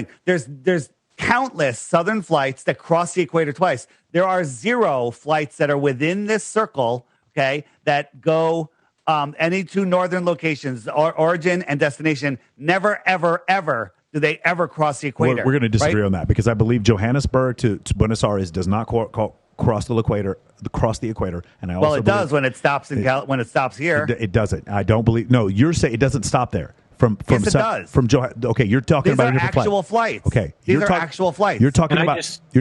Stop, guys. Let me finish. Yeah. You're talking about an actual flight that does have a stop there. There are actual flights from Johannesburg to Buenos Aires that are nonstop that do not go to the northern hemisphere. There are actual flights from Sydney to Santiago, which you are not showing, that do not go to the northern hemisphere. Santiago to Sydney. I got it up here, and if I go to stops and go nonstop only, there's no flights. Okay, so I'm not saying they don't exist. Hold on. Can we pull those up because we actually found several of them? All right, sure. So they do exist. Actually, we can. You didn't say they didn't exist. Okay, cool. That's what I'm saying. We can pull it up, or we can put it up in the notes later. If you have them, we can pull it up. But the fact of the matter is, yes, there are actual flights that go from Santiago to Sydney. They do not go in the northern hemisphere. They are nonstop, and the times do not match up. The times do not match up with a flat Earth. A flat Earth plane. They do not. This is 1505 for this one right here. This is what the ETA is. Okay, the headwinds are 40 knots. Now, according to you guys, all of the people. It's not just ATC. It's not just the FAA. It is the FAA for every single country is in on this because they have to be in order to lie about the distances, because the distance right there is 6,000 miles. There's not very many flights that go just in the south. It wouldn't be every flight. That happens to be because 90% of the Earth's population lives in the northern hemisphere and 15% of the Earth's land mass is in the southern hemisphere. So that's the reason why. But also, several of those countries in the southern hemisphere are poor. That's why not a lot of people go from Buenos Aires to Johannesburg, but they do. So what I'm saying is you just made it sound like everybody would have to be in on it, everybody at the FAA, but do you understand that you're talking about you're talking about 10 flights a week. No, I'm talking about 10 flights. I'm talking about 10 flights. Well, obviously everyone from the FAA would be on it. How would they not be on it? You mean everyone at the FAA? That's the most ridiculous statement ever. What do you mean everybody? Yeah, everyone at the FAA because they believe in global positioning system. How in the world are they supposed to navigate aircraft if they don't believe in north, south, east, and west GPS? Of course. They would have to be in on what you guys are saying. Why would they not? No, they don't have to be in on it. The computer flies the plane. It's just like saying a pilot's in on it. Oh, I'm sorry. Two guys here. The computer doesn't fly the fucking plane. Yes, it does. No, stop. Passenger jet. Stop. We have maybe not passenger jet. But they can read a book. They can read a book the whole flight. Hold on. We both had to get PPLs beforehand. Okay, we had to do navigation over the Earth. And when you do your PPL, you are not allowed to use a computer to fly shit. You have to. You are instructed on how to fly long distances. That's what your solo means, and you do so without the use of a computer, totally with a bearing and a heading, and you use the wind triangle. There's a MB4 whiz wheel that you have to use in order to make these calculations. That's why you guys are, no offense, you're never going to convince me the Earth is flat because I'm the one, because I actually got a solo pilot's license from doing this, and this guy's an F-18 pilot. So we know that wind triangle works. We know the great circle routes work, and we also know that you can fly in the southern hemisphere. We talked to too many pilots that have flown to the southern hemisphere to believe this idea that they go north up into the northern hemisphere and come back down. That is simply a fallacy. We're not saying every time they fly they do that. They do fly all in the southern hemisphere, and those distances are not the distances that you guys have, and nobody's going over 1,000 miles an hour ground speed. That is not happening. I'm sorry, that is simply a fallacy. That isn't happening. I understand. Sure. What about the Concorde? The Concorde every pilot would have to be lying about a 600 knot. Not every flight. Not every pilot. Not every pilot. Every pilot going Santiago to Sydney would have to lie. What percentage of pilots? What percentage of pilots fly there? What percentage of pilots fly in the south from Sydney to Santiago? Because it's like less than 1%, right? So stop saying every pilot when we're talking about 1% of something. No, we're talking about every pilot. Two different things. Sorry. Every pilot from Santiago to Sydney, that's one lie. When you get your PPL, that's a whole different situation because north, south, east, and west are real places. Those are real directions that you have to use bearing and true airspeed. But they work on a flat Earth, right? They don't work on a flat Earth. They absolutely don't work on a flat Earth. What do you mean? So do you know that the way this map that Dave is showing right here is how they direct radio signals. They use that map. Direct radio signals. I don't understand. Yeah, they use that map, and they can pick the direction of where radio signals need to be sent and pick them up. Who is directing? I'm sorry. What radio signals are we talking about? Out of what? And which frequency? From shoreline to the maybe shoreline to a boat that's out in the water somewhere. I'm sorry, I'm confused. Radar signals or radio signals? I don't understand what you're talking about. Radio waves is a long spectrum. So exactly what are you talking about? Radio signals. Radio waves, yes. Okay, so you understand there's shortwave radios that submarines use, and then there's long wave radios, and there's FHF, UHF. Okay, so if you're trying to send something from Spain to the east coast of the United States, you could point the direction from this map and pick it up. Okay.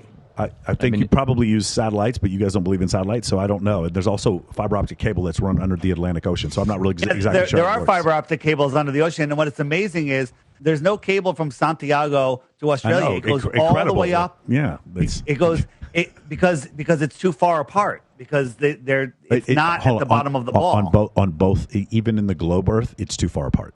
In globe Earth or flat Earth, it's too far apart. No, they run the cables all the way up along the Philippines, all the way to Alaska, all the way down the east coast and the west coast of the United States. Because there are other land masses that are nearby there for them to do that. With Australia and South Africa, those places are individually far enough apart from each other that you wouldn't want to run a fiber optic cable under the Seychelles and the Madagascar and all that other shit. It doesn't make any sense for you to want to do that. I mean, we can argue the semantics of this, but the first question was, and I believe we're just going to have to agree to disagree, that those times are accurate from Santiago to Sydney, and they do not fall in line with a flat Earth model. The second question, I would say that as long as you're being honest about it, they're not an hour difference. It's far beyond that, and they're not as easy to find. But it still doesn't make those numbers work. And so what you're saying is the flight plan that is presented by those pilots is a fraud, and that they're actually going into the northern hemisphere and coming back into the southern hemisphere. Never said that either. I said they stay in the south because they stay with the jet streams. They program in where they're going, and the plane gets them there. Okay, that's correct. But during that time, you get three indicators. You get IAS, TAS, and GS: ground speed, indicated airspeed, and true airspeed. Those three things would indicate that they are not getting a headwind of 300 miles an hour. There isn't. So here's the thing: NASA's in charge of GPS, radar, and flight routes. These are inside the aircraft. These have nothing to do with GPS or NASA. So I'm talking about you say that they know the route that they're going. Pilots, on these flights, they turn their knob to 670. They press a button and they play cards and they read a book. All right, they land the plane. They take off. They take off on the planes. That is absolutely not true. Well, they'd probably do a couple other things, but they're not in charge of their route. We've talked to pilots that say that they have constantly. We're not saying they're sleeping. Again, you engage autopilot, but you're 100% backing up that system to make sure it's operating correctly, and you 100% know. We're not taking anything away from pilots. We're not taking anything away. So hang on. Taiwan to LA. So here is the route that they show on flight radar. Here is the route that they showed the people on their seatback cushions. Here's Hawaii right here. Right here, there was a medical emergency. I'm not sure which one it was. Maybe it was I think a baby being born. Someone having a baby or whatever. And they needed to land the plane. So if you're a pilot, where would you land? Maybe Hawaii. Maybe you'd continue over here. I doubt you'd turn around and go back. But instead, they went thousands of miles out of the way to Alaska. Okay, why did they go to Alaska? Because that's not an accurate depiction of that route. That's where flight radar showed the plane. That's what they showed. Hold on. Let me finish my point. That's where they showed the plane, right? But in reality, they were right here when it happened. They landed in Alaska. Hawaii is all the way out here. Okay, they lie about where they are, and this has happened 17 times now. But there's a book that documents all of them. 16 emergency landings that prove the Earth is not a ball. Every single one of them, they landed on if you drew a line from the destination, from the origin to the destination, every single one of them landed on an airport right on or next to that line. But if you look at it on a globe map, it's way out of the way. They landed up in Moscow or wherever. Right. Insanity. So that line that you showed me, and I don't believe under either model is the accurate flight plan for that route. And so you would use, just humor me here, Great Circle route. The Great Circle route would have taken you closer to Alaska. That's why you. And that's true. That's essentially what it would happen. Why is that the Great Circle route? I think the whole idea of the Great Circle route. This is a Great Circle route. Listen, my fingers look like they're a straight line, but if I turn it, you can see that it's a curve. Correct. Right? But there is no straight line. There is no straight line on a ball. Okay, all right. So here's the problem. So because you are north of the equator, then you would have a pitch up, a curve, an upward curvature on that depiction right there. If it was a great circle route, you have to, because you're looking at a two-dimensional wait. So image. why doesn't this is a great circle route? A straight line. No. Airplanes fly straight level. Again. Your assumption. I'm humoring you that the Earth is flat. In my assumption that the Earth is round, a great circle route north of the equator. When I'm looking onto a two-dimensional, I'm looking onto a three-dimensional object, but I'm only seeing a two-dimensional object because that's what I'm seeing. Then that's going to be represented by a curve, an upward curve, and in the southern hemisphere, it's going to be a southern curve. That's just geometry. That's how it works. Just humor me that the Earth is a globe. That's how a great circle route would work. In no case would you ever have a straight line like that in the northern hemisphere to describe any sort of route anywhere. And dude, listen, I know I've flown all the way from fucking Robbins, Georgia to Iraq. I'm telling you, it is a great circle route in order to get there. They did not plan this for things to be weird, for me to take extra long times. And like I said before, the rescue mission from Anderson Air Force Base to Hickam Air Force Base, we took a great circle route to get back. I do not believe that their intention, or my computer's intention, was to kill this child. I don't think that's what happened, for us to take another hour to get there. The reality of the situation is we had to take a great circle route because the Earth is where were you going from? Where were you going from? I was going from Iraq? Anderson Air Force Base in Guam, which is to Hawaii. Where's Guam? Guam is it's closer to Japan. It's like kind of close to Japan. Okay, so Japan is over here. Uh-huh. Okay, right along this route. I mean, listen, you're hold on, zoomed out. Okay, all right. Hold on. Let me ask you a question. So here's Guam over here, and then where were you going to? Alaska. I was going to Hawaii. You're going to Hawaii. Okay. Well, Hawaii's out here. So there's is that your great circle route? I mean, like you're pointing at something where you're zoomed out at 25,000 miles, and like I know I can't zoom in right here. Yeah, no, I feel you. Go look at a flat Earth map. We're kind of draw your route on it, and that looks like you're then plot that on your globe, and you'll see that you're taking this great circle route, but in reality, you're taking a straight line on a flat Earth map. It's. I mean, in a perspective, if you took a small enough area, maybe that those two things equal up. But the reality of the situation is, we were flying on a round Earth, and we were flying a great circle route because that is the fastest way to get from one point to another. But if you rotate the globe towards you, it becomes a straight line. Yes, and in the photo that you showed me, the Earth is not rotated towards me. That's the reason why I'm saying that's not an accurate depiction. Hang on a second. This is an accurate depiction. The emergency landing proved that. But now let's plot that on a globe, right? And this is not a great circle route. To make a great circle route, like you said, we have to go all the way up like this. Not that high up. You definitely don't have to go that high. Okay. All right. So you go like this, and that's more like the actual route. So here, a straight line on the globe, right, going around the curve, the shortest distance between 2 points is a straight line. Okay, it's not a great circle route. But in reality... On a globe, it's not a straight line. On a sphere, they say it is. Yeah. Well, no, on a sphere, it can't be a straight line because... Anyway, go ahead. In three-dimensional space, if you get two locations on a globe... You want to draw a straight line on that globe. Yes, it's a curved line. There you go. Right? There's no need to make an arc above that straight line. So there is, because you're looking at a two-dimensional object. I'm talking about a physical globe. You draw a line from Taiwan to L.A. Correct. That's the shortest line possible. And if you were directly over that route, it would not look like a curve. It would look like a straight line. Of course, it would look like this. But they don't do that. They do this crazy... great circle route, and they say, oh, it's a great circle route, and you just believe it, but in reality, it's a straight line. Okay, no, we know it's a straight line. Hold on. That great circle route is a straight line on a flat Earth map. You just think that's a coincidence. I can't help you. Actually, no. Well, let me help you. It is a straight line on a globe as well if the orientation of that line is directly over the route. But when we go look at maps, when I go to base ops and I pull out one of my charts, that orientation is not going to favor wherever the fuck I'm at. It's just going to be wherever it is, which is usually over the equator. Let me ask a question. Huh? If you got a piece of string and put it on Taiwan and stretched it over to Los Angeles, that is the shortest route on a globe. Okay, and then you arch that string up over here, you're going to fall short. It's not long enough.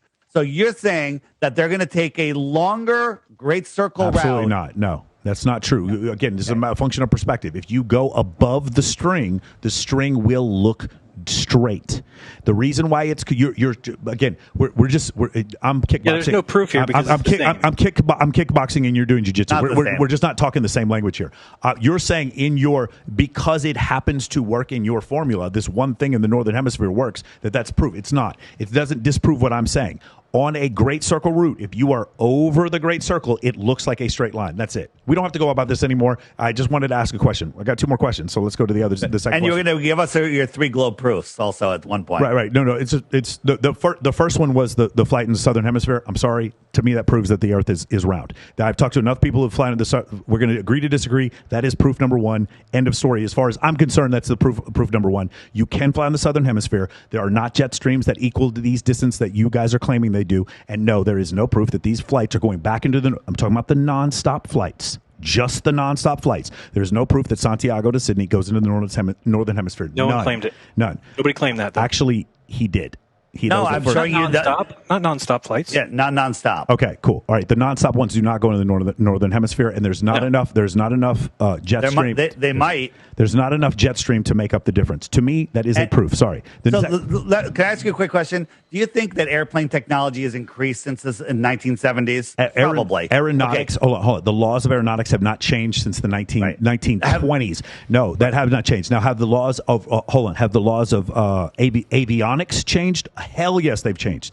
Avionics have changed. Aeronautics have not. Do you think there's a possibility that they can build a plane that can go faster than the average plane? For sure, but once you break the speed of sound, it's pretty fucking noticeable. Why don't you ask this guy? Once you break the speed of sound, which is what you'd be doing, it's pretty freaking Nobody in the plane would know. Nobody in the plane would know. Absolutely. Nobody in the plane would know, and they're flying over the ocean. Nobody on the land would know because you're out over the ocean.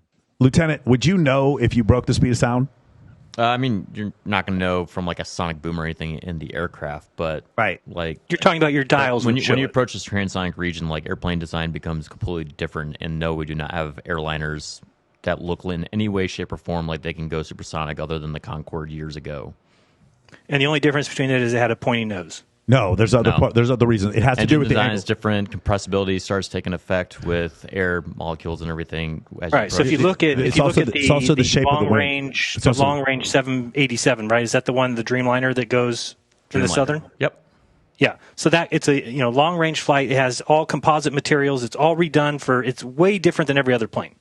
It doesn't make it supersonic. It's not built. No, but it's still interesting that the one plane that has to fly in the south this long distance that you're using as proof has to have all these modifications to get to do that. That's not the only plane that flies in the south, and those modifications do not make it supersonic. So what plane flies from Sydney or from South America to Australia that's not a Dreamliner 787 long range plane? I don't know. We'll take a look. I don't know. I'm not like I'm not going to disprove a negative right now. We can take a look right now and try to find that out. Let's go to the second one. To me, that is not enough proof that you guys have given me that those distances. Okay, it's not disproving a negative when you brought up the claim that there's other planes that do that, and then I ask you for proof of that, and you say I don't have to prove a negative. That's not how that works. You made a claim. Why wouldn't you back it up with evidence? You made the claim that yeah, but you're making the claim that they're all 787s and that 787 can go supersonic. You made the claim.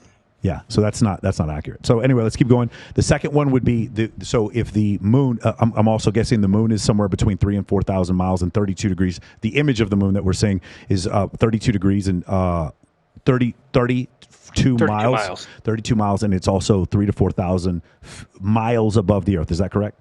If you believe it to be a real item like a rock, then that's what it would equate to with mathematics. Okay, so my second question would be, if I am in Australia or if I am in Alaska, I am seeing the same face of the moon, and this moon is only 4,000 miles away from the surface. Why am I seeing the same face of this sphere, even though I'm on different place? Even if I'm flat Earth or round Earth, why am I seeing the same face of this sphere? So think of. Go ahead, Dave. No, you go first, Sharon. Just going to say, if you think of a light on your ceiling right now, or let's say there's a circle and you mark an A on the top and a B on the bottom, and you stuck it to your ceiling, you on one side of the room would see the letter A being on top, but somebody on the other side of the room is going to see the letter B on the top, correct? Yeah, it's going to be a flipped image. Right, but the image is going to be distorted based on where I'm looking at it from. Like, so for instance, if it's a circle and I'm far away, it's going to look like an oval. So but we can, when you project things, kind of like what Dave was talking about. Let's say you're behind the blue sheet and you've got a shining light on it, and you've got the moon lit up. That from people, everybody in the room is going to see the same face. Well, it's a little different with the moon because I can see a distinct face. Whereas the sun, I'm kind of looking into this just like this guy. light. just like this guy in the pool here, this body is not facing us. It's facing the way straight out. But for some reason, we see it facing us, right? The optics of the sky are no way to prove the Earth is. But look, I'm showing you as I'm moving around, I'm seeing the same front-facing chest of this guy, right? Even when I was off at the side, I saw him facing me. Look, he's still facing me. Got it. He's facing me, and as I move over, he's turning. Perhaps the optics of the sky are reacting similar. The sky to is that. moisture. Okay. Right. All right, but a moisture or a dome that is causing the same face of the moon to face in every single direction, no matter what your perspective is. Just like this is doing it. Just like this is doing it. So the thing is, I'd have to go back and watch that guy and make sure that he didn't turn his torso when he's not. Just because his head is not facing in this direction does not mean his torso isn't. Is there anything that we could show you? Is there anything that we could show you that we landed on the moon in 1969? No. So yes, you can show us the original footage. You can go back. You can do it again. You can go there and actually jump the height that you would jump if you weighed 60 pounds with the muscle mass of a 250-pound man. Time out. Go ahead. Sorry, guy. Okay, so the reason we see always the same side of the moon is refraction. Yeah, he's asking a question. You're saying it's refraction off the dome that is the reason why, or whatever you believe, dome or moisture. I'm saying the optics of the sky are no way to prove the shape of the Earth. Okay. Right? This is an example of one way that we see the same face from different angles. I'm not saying this is exactly what's happening up there. We don't know because we can't go up there. Some people believe there's a superfluid up there, a superfluid like helium-3 or something that could give crazy properties that we wouldn't know, right? Okay. This is inside or outside the dome, the superfluid? I don't believe in a dome personally, so you'd have to ask Dave. Sorry. Would you guys agree on a firmament? Like what is the thing? Is there a flat Earth thing that you guys agree on? Is what is the cover out there? I think that there's some sort of barrier. It might not be physical. It could be energetic. Okay. It could just be atmospheric. It could be temperature ridden. It could be plasma. Mm-hmm. I don't know. Okay. So that would be the second question I asked. And then the third question I have to ask you is if I am standing facing away from north, so what we'll consider south, or facing towards Australia in all three cases. If I am in Buenos Aires, if I am in Johannesburg, or if I'm in Sydney and I'm facing towards Australia, in all three cases I can see the Southern Cross. But I cannot see the Southern Cross when I am in Las Vegas, Nevada. So why is it that I can see a different, if the Earth is flat, why can I see it? And I am facing, in these perspectives, I am facing in completely different directions in all three of these locations because these continents, according to the Flat Earth model, are facing in three different directions, which is not north. But I see the same Southern Cross. I think you explained your thing. You said facing Australia. What you mean is if you're in Australia, I'm you're facing south. Australia. I'm facing south. But I didn't want to use the word south because it's confusing. No, south is just away from the center. Yeah. So if I go back to the clock, so let's say right here it's midnight and you're looking out here and you see the Southern Cross. Yeah. Right? Santiago, well, it's noon there. Okay? It's noon in Santiago. They're not going to see the Southern Cross, but 12 hours later, the stars have rotated 180 degrees, and now it's midnight over here, and the Southern Cross is over here. So the South Pole has rotated, but the North Pole doesn't. No. Hold on. Let me show you. Okay. So here we go. So you have your southern. Let me just turn on the stars. So let's say I'm in Santiago right here. And we'll just say that this bull is the Southern Cross, okay? These two stars here are the Southern Cross. 1, 2, right here, okay? It's midnight there. Actually, it's noon there. So over here, it's midnight over here. Here's the Southern Cross. These two stars right here. It's midnight, but it's noon over here. They don't see any stars, right? 12 hours later, right? These stars are coming over. So 6 hours later, it's midnight in Santiago, and here they are. The Southern Cross is there. Hold on. And now 6 hours later, the Southern Cross is right here. But if I take long exposure photography, what I see is that the sky, the sidereal, the celestial sphere rotates around where the Southern Cross is. It does not rotate sideways laterally with the Southern Cross. Darren, do you have the star trails shown from the different latitudes at the same time? we have video that show how the stars appear to go in curving rays. So you're telling me again, that it's going to rotate. The Southern Cross is going to rotate my perspective in different places, but the North Star does not. The North Star stays over. It stays over that part in the Arctic Ocean, but the Southern Cross, it changes its perspective. It rotates around during different times of the day to match up. So like anti-crepuscular rays, you've seen those on the other side of crepuscular rays?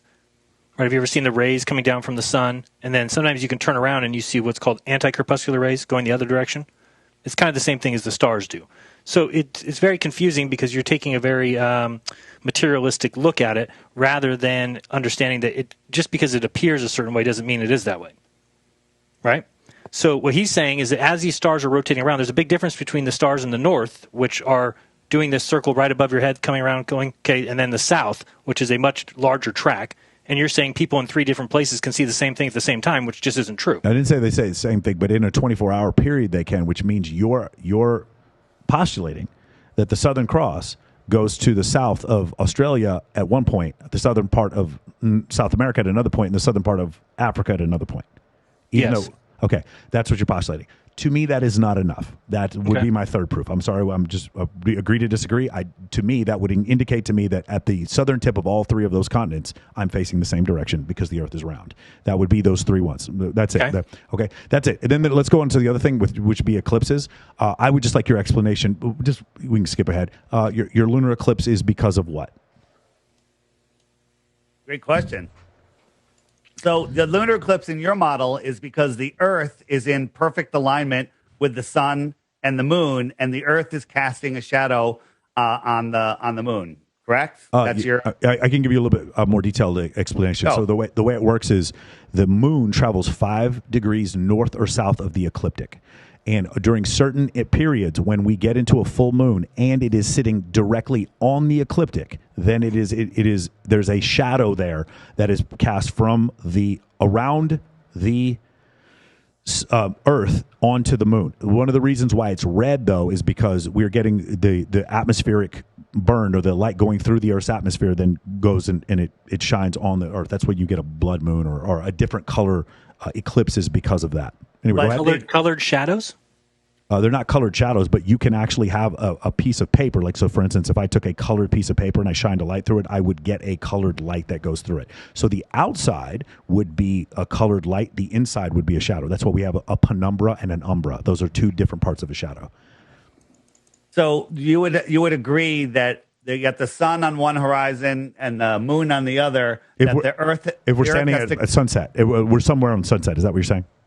Where am I standing when I see the Earth and the moon on the horizon? You're always standing from your point of view on the top of the Earth. That's just from your personal point of view. Okay. And for you to see an eclipse, one of them would have to be below the horizon. Would you agree with that? To see a lunar eclipse, the sun would have to be on the complete opposite side of the Earth as the moon. Yes, correct. Correct. Okay. So have you heard of the Seleninian eclipse? I'm not sure. Do you know what that is, Sergey? There's over 50 documented eclipses where the observer can see the sun and the moon both above the horizon, and the eclipse has already started. Sometimes the eclipse comes in from the top, where it really should be coming in from the bottom. Sometimes it comes in from the side. Sometimes it comes in from the bottom. What this proves is not what is causing it. It proves what's not causing it, and that's the Earth. Okay?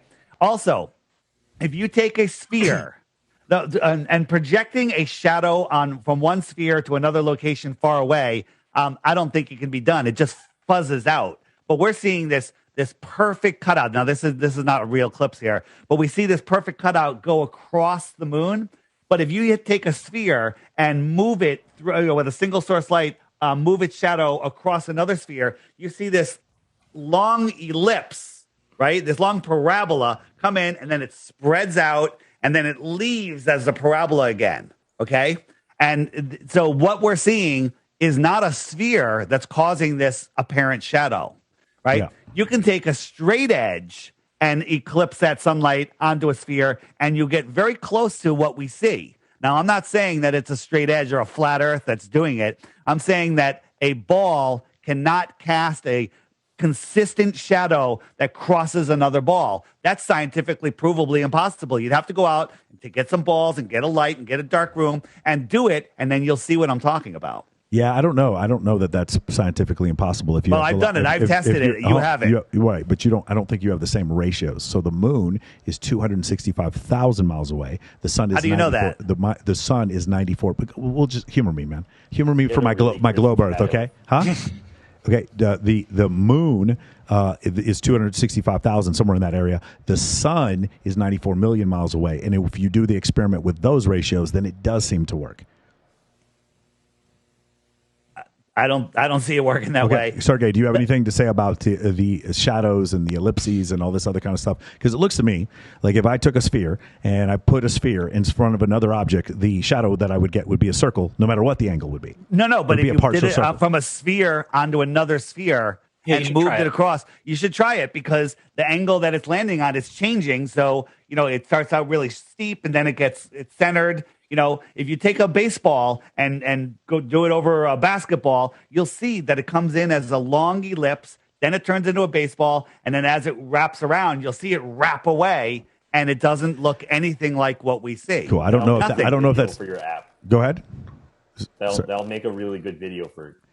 It's actually on my app. There is a video on the app. I'm not 100% about eclipses. I'm not 100% positive that your experiment it correctly renders these three things, right? I'm showing you a sphere with a single source light projecting a shadow onto another sphere. I can show you that it doesn't work in the distance, but we'll say we have the scale wrong. But it doesn't matter. A sphere putting a shadow on another sphere doesn't give you a consistent curve just like we see. And then also with the sun and the moon being above the horizon, that means that the earth is not in line with the sun and the moon. So how can the earth be casting a shadow unless you believe that the sunlight is diving down, grabbing the earth's shadow and refracting it up through space? Okay, that's your only explanation, and that's ridiculous. And again, when you go searching for flat Earth eclipse and all you find are the same videos that you find when you search flat Earth proof or flat Earth debunked or anything, then we realize why it's kind of hard to get this information out, right?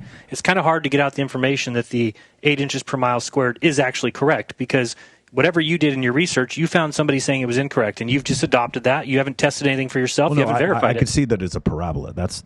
I didn't have to adopt that for myself. So I sent to you guys the AutoCAD. Do you see that? I think the producer has it. So if you go to the AutoCAD formulation, you can see that it shows. Oops, hold on. Now it's not going to be big enough. Hold on, this one's good. All right, there you go. So you'll see that this is AutoCAD telling you the drop in geometric construction and then the difference in trigonometry. And if we go to, let's say 100 miles, so they have 1.26 miles, 669 feet. When I do 8 inches per mile squared, I come out with 6666 feet. So it is accurate up to as far as we're going to see. You can go all the way down to 3,000 miles. If we do 3,000, I could do the math real quick. It's not going to be off by enough to be saying that it's incorrect. It is correct. And so telling people that is what we have to deal with. We have to deal with debunkers going on their channels that get promoted, saying that this equation doesn't work when it does work. And then people going around saying flat Earth is dumb because the equations don't work. So what I said was that equation did not come from astronomy, and that equation measures a parabola. If you want to say that the equation is to some degree of accuracy within 300 miles, that's fine, but that's not what I said. Up to 3,000 miles, as far as we can see. So what difference does it make if you point out that it's wrong? Well, what difference does it make if we're measuring? We're never going to measure the curve of 7,000 miles. That didn't come from us, and you guys keep debunking. You guys keep trying to use a formula that did not come from globe earthers in order to make your decision. What do you mean it has? So we can only use things to disprove the globe that comes from globe earthers? Think of how ridiculous you're sounding. No. That's what you said. You said I can only use math that comes from globers to prove the globe wrong. So once again, your hyperbole is not going to work here. So what do you mean hyperbole? Hyperbole meaning you said every time I said I'm supposed to use things that come from globers. That is not what I said. Okay, so when measuring the Earth, that's what hyperbole means. You use the hyperbole. So when measuring the Earth globe, I have to use the math provided by the Earth globe proponent. Absolutely not. But this was an example you gave about that specific formula, and so now my job is to debunk point out the fact that describes a parabola. It does not. People have been trying for the last 5 years to debunk this, and they can't. And they've given up, and they've agreed that it's correct. Let me ask you another question. If the moon is 238,000 miles away, how far are the clouds? No, I mean, I don't know how far those clouds are, but I mean, they could be. Are they 200,000 miles away? Maybe Okay, 6 miles. So 230, you get a light and make any scale model you want and shine it on something that far away, it's going to light up all of them. But I want you to go out on the next time there's spotted clouds and the moon is in the sky, you'll see that the moon only lights up the clouds that are right next to it. And that reason is because the light that we see in the sky that we call the moon is very close to those clouds, right? And as you look into the distance, there's no light on these other clouds. Okay? It's very close to those clouds. So you think we don't have the capability of flying an airplane to get to 4,000 miles? Very close. You think 4,000 miles is very close to those clouds that are 30,000 feet up? I don't think the moon that we see is 4,000 miles away. Again, the real source of the moon could be 4,000 miles away, but the light that we see is close. And as we move, it moves. As we go up, it goes up. So we could never fly to it. We would just fly up, and it would just keep moving away and it would keep moving, just like when it follows you in the car. Have you seen the Go Fast rocket? This is something that NASA doesn't do. This is taken off in Arizona, right? And NASA always cut. They would have had 7 cuts by now. But this is a steady shot looking down, and this thing went up 73 miles. Now, at 73 miles, it appears to hit something. It made this noise, kind of like it went into a thicker medium, not quite water. I don't know what that is. That's not the point of the story. It was floating very weirdly, right? Uncut video. But when it turned on its side, all of a sudden, we could see the moon. Here it comes. Boom. The moon's right there. Okay? Now, this is over Arizona. At the time of this launch, the moon was over New Zealand. Okay? New Zealand is on the bottom of the ball. If the world was a basketball and Arizona was on the top of the ball, this rocket is a fraction of a millimeter over the ball, and New Zealand is on the bottom of the ball. And all of a sudden, we can see the moon. Okay. That is impossible. Got it. Okay, cool. Got it. Love it. All right, here's a couple things I need to ask you guys about. Just a couple of things. The vastness of, and I really wish we could have got to this a lot quicker because a lot of these explanations were long, and I apologize. There's so many people on here. A couple of things I want to know is, like, obviously for Gemini and Apollo, all the people who worked on Gemini and Apollo, they were fooled into believing that it was true, except for the people that were prosecuting the launch. Like, who was in on it, who was not in on it with Gemini and Apollo? Go ahead, Jaron. Yeah, I mean, you named it. As few people as possible, right? Okay. And there's some guy who did a mathematical study into how long secrets could be kept, which is a joke in and of itself because you would never know the secrets that have not been released, right? So if you and I have a secret that we've never told anybody, it would be impossible for some researcher to calculate that we have that secret that we haven't told anybody. So it's a completely flawed science anyway. But he's doing his mathematics, and he came back with you'd have to have less than 1,000 people to keep the Apollo hoax going for 100 years. And so he said it's impossible. Yet none of us have ever claimed that more than 1,000 people need to be on the know. They did weird things too, like, right, they spread out the construction of everything Apollo to 400,000 people, 20,000 companies. Yeah. You would never do that. If you were trying to get astronauts for the first time to the moon, you would want everything controlled. You would want control of everything. You would not pass it out to 20,000 companies. Like, you build a switch, you build a circuit breaker, you build a wire. The reason they did that, hold on, let me finish, is because you get a buy-in. All of a sudden now, everybody in the country knows somebody who worked on Apollo. It's not proof of anything. It'd be like me saying, hey, I drove my Ford Focus from California to Hawaii. You would say bullshit. But what if I said, well, my uncle worked on the muffler of that Ford Focus? That doesn't prove anything. Okay. It doesn't prove I drove my car to Hawaii. We have to wrap it up pretty quick. That's correct. Another idea would be like the F-22 when it was built. There's a component built in all 50 states because of governmental reasons. That's the reason why. So I guess the other question I have to ask is, like, wait, the government had every state build a component of the F-22? Yeah, that is true. You should look it up. Yeah, the government. Why? Because that. So just imagine you are a senator and you have to vote on the approval of this incredibly expensive program. What are you going to get out of it? You're going to get jobs. How are you going to get jobs? Because the tires are made here, and the struts are made here, and the ailerons are made here, and the avionics are made here. That's essentially what there are 100,000 states. I mean, 100,000 different companies. Time out. There's 100,000 people. I don't think there was 100,000 companies that worked on. There was 400,000 people that worked on Apollo and Gemini.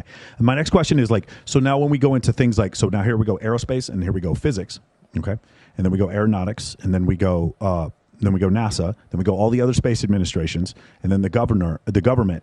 Okay, and then there's several other components here, but mainly all of the sciences.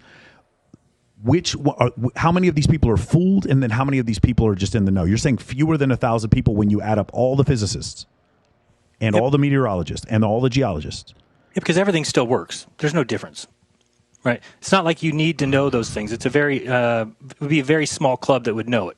The astronauts, I'm assuming, know.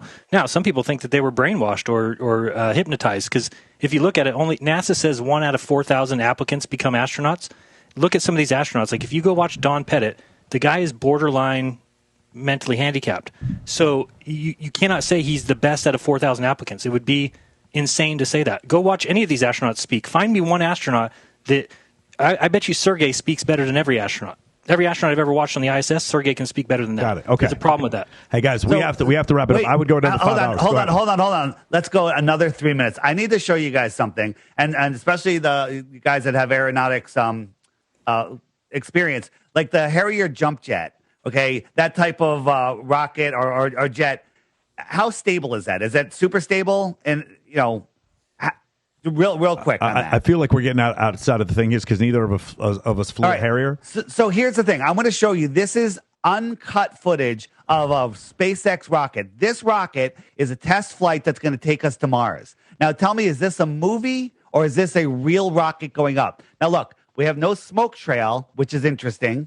And now look at the angle of the camera. We have a side view, far shot, close shot, and then we'll have this is pretty close. This thing is taking off. Now look how high it is. And then edit, it's low again. And look at the smoke. Just look at the smoke. Now the engines are going to go off. Now all of a sudden it's super high again. Now watch this. Look at the smoke and compare it to its speed. This thing is free falling. It's like a tractor trailer thrown off the Empire State Building. Okay? It's free falling. Watch the smoke in 2 seconds. Now look at it. It's barely moving, right? This thing is free falling. And then it's going to turn on its engines. Now look how high it is all of a sudden. This is straight from the live launch. This is unedited. Okay? This is free falling. Now the engines are going to come on and watch this incredible shot. Oh, look, it's all of a sudden it's up in the clouds. Okay? The engines are going to come on after this next shot, and it's going to magically turn over, stabilize itself. All right? Just hang with me. It's almost over. 15 seconds. And then 2 of the 3 engines are going to turn off. This thing weighs 40,000 pounds. Okay? That's if it had no fuel. Mm-hmm. Now it's got 1 engine. Look at this smoke. Look at this fire. And all of this CGI smoke. And it's going to land upright. Now, I would love a yes or no answer. Is that a real rocket launch? Yes. I believe that is a real rocket launch. I do believe that. I do believe there may be they may have edited some parts in order to show it differently, but that is absolutely a real rocket launch. Yes. That is amazing. Yeah. Sorry. It's pretty amazing. All right. You can find me at flatearthdave.com. For sure. Anybody that has a show that has an audience that wants to have this discussion, flatearthdave.com. You can say book Dave right there. Check out my app, the Flat Earth Sun, Moon, and Zodiac Clock app. Blue Water Bay. Buy Blue Water Bay. Don't get the rip-off one that's on Android.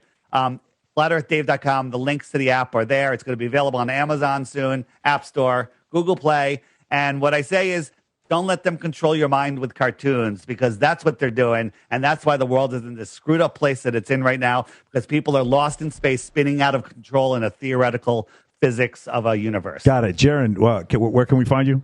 Yeah, Jaronism is the YouTube channel. I'm also at rockfin.com/Jaronism, so you can check out all my stuff there.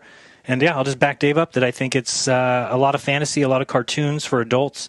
They've placed little pieces of evidence for people to find, and then they think that they've proven something, but I don't think that's the case. And I think anybody who doesn't think for themselves and allow them to at least admit that, yeah, everything I believe about the globe Earth has been handed to me. They sat us down in desks and taught it out of school books. And if you really think about how truth should be ascertained, I mean, that's just not the way it would be done. It's not the way that the elite would ever have people learn anyway. They wouldn't want them to become great, get smart, take over their money, take over their power. They would want lemmings who are tax slaves, who do what they're told, who listen to teachers who don't talk back. If you talk back, you go to the principal's office, right? So there's no free speech. There's no free thought anymore. We're being shut down on YouTube for speaking about the flat Earth, and that's ridiculous. Why not just do what these guys did? So I give them some credit at least of saying, let's talk about it. Well, dude, I'm sad because I wanted to go over the conferences and like what's it like dating in flat Earth and all this other stuff. We don't have time. Amazing. We don't have time, but I definitely want to get to that next time. We're gonna next time I really want to talk about like maybe we do this maybe in 6 months or something like that. You know, who doesn't like who and what the whole social scene is like that. I'm very interested. Thank you guys. I appreciate it. I still think the Earth is round. I'm sorry. Just remember, we've got the majority of the Playboy cover models. Yeah. That seems the math off there. To be fair, you might be telling the truth. All right, guys. I will thank you guys so much. Thank you, Sergey. Thank you, Adam, for joining us. I will see you guys next week. Later. Peace.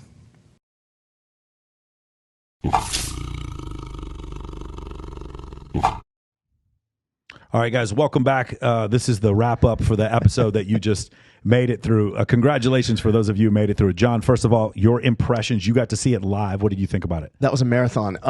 That was absolutely one of the most intriguing, compelling, provoking podcast I've ever seen. And props to you. You know, it's so hard. We all know, especially this last 3-4 years, right? On social media, we've all seen how a post on Facebook or a post on Instagram can blow up and divide families, friends, colleagues, right? And having civil conversation is almost a thing of the past. Somehow, you were able to take a very controversial subject and keep it on the rails, which I didn't think. And I'm one of your biggest fans, as I think and I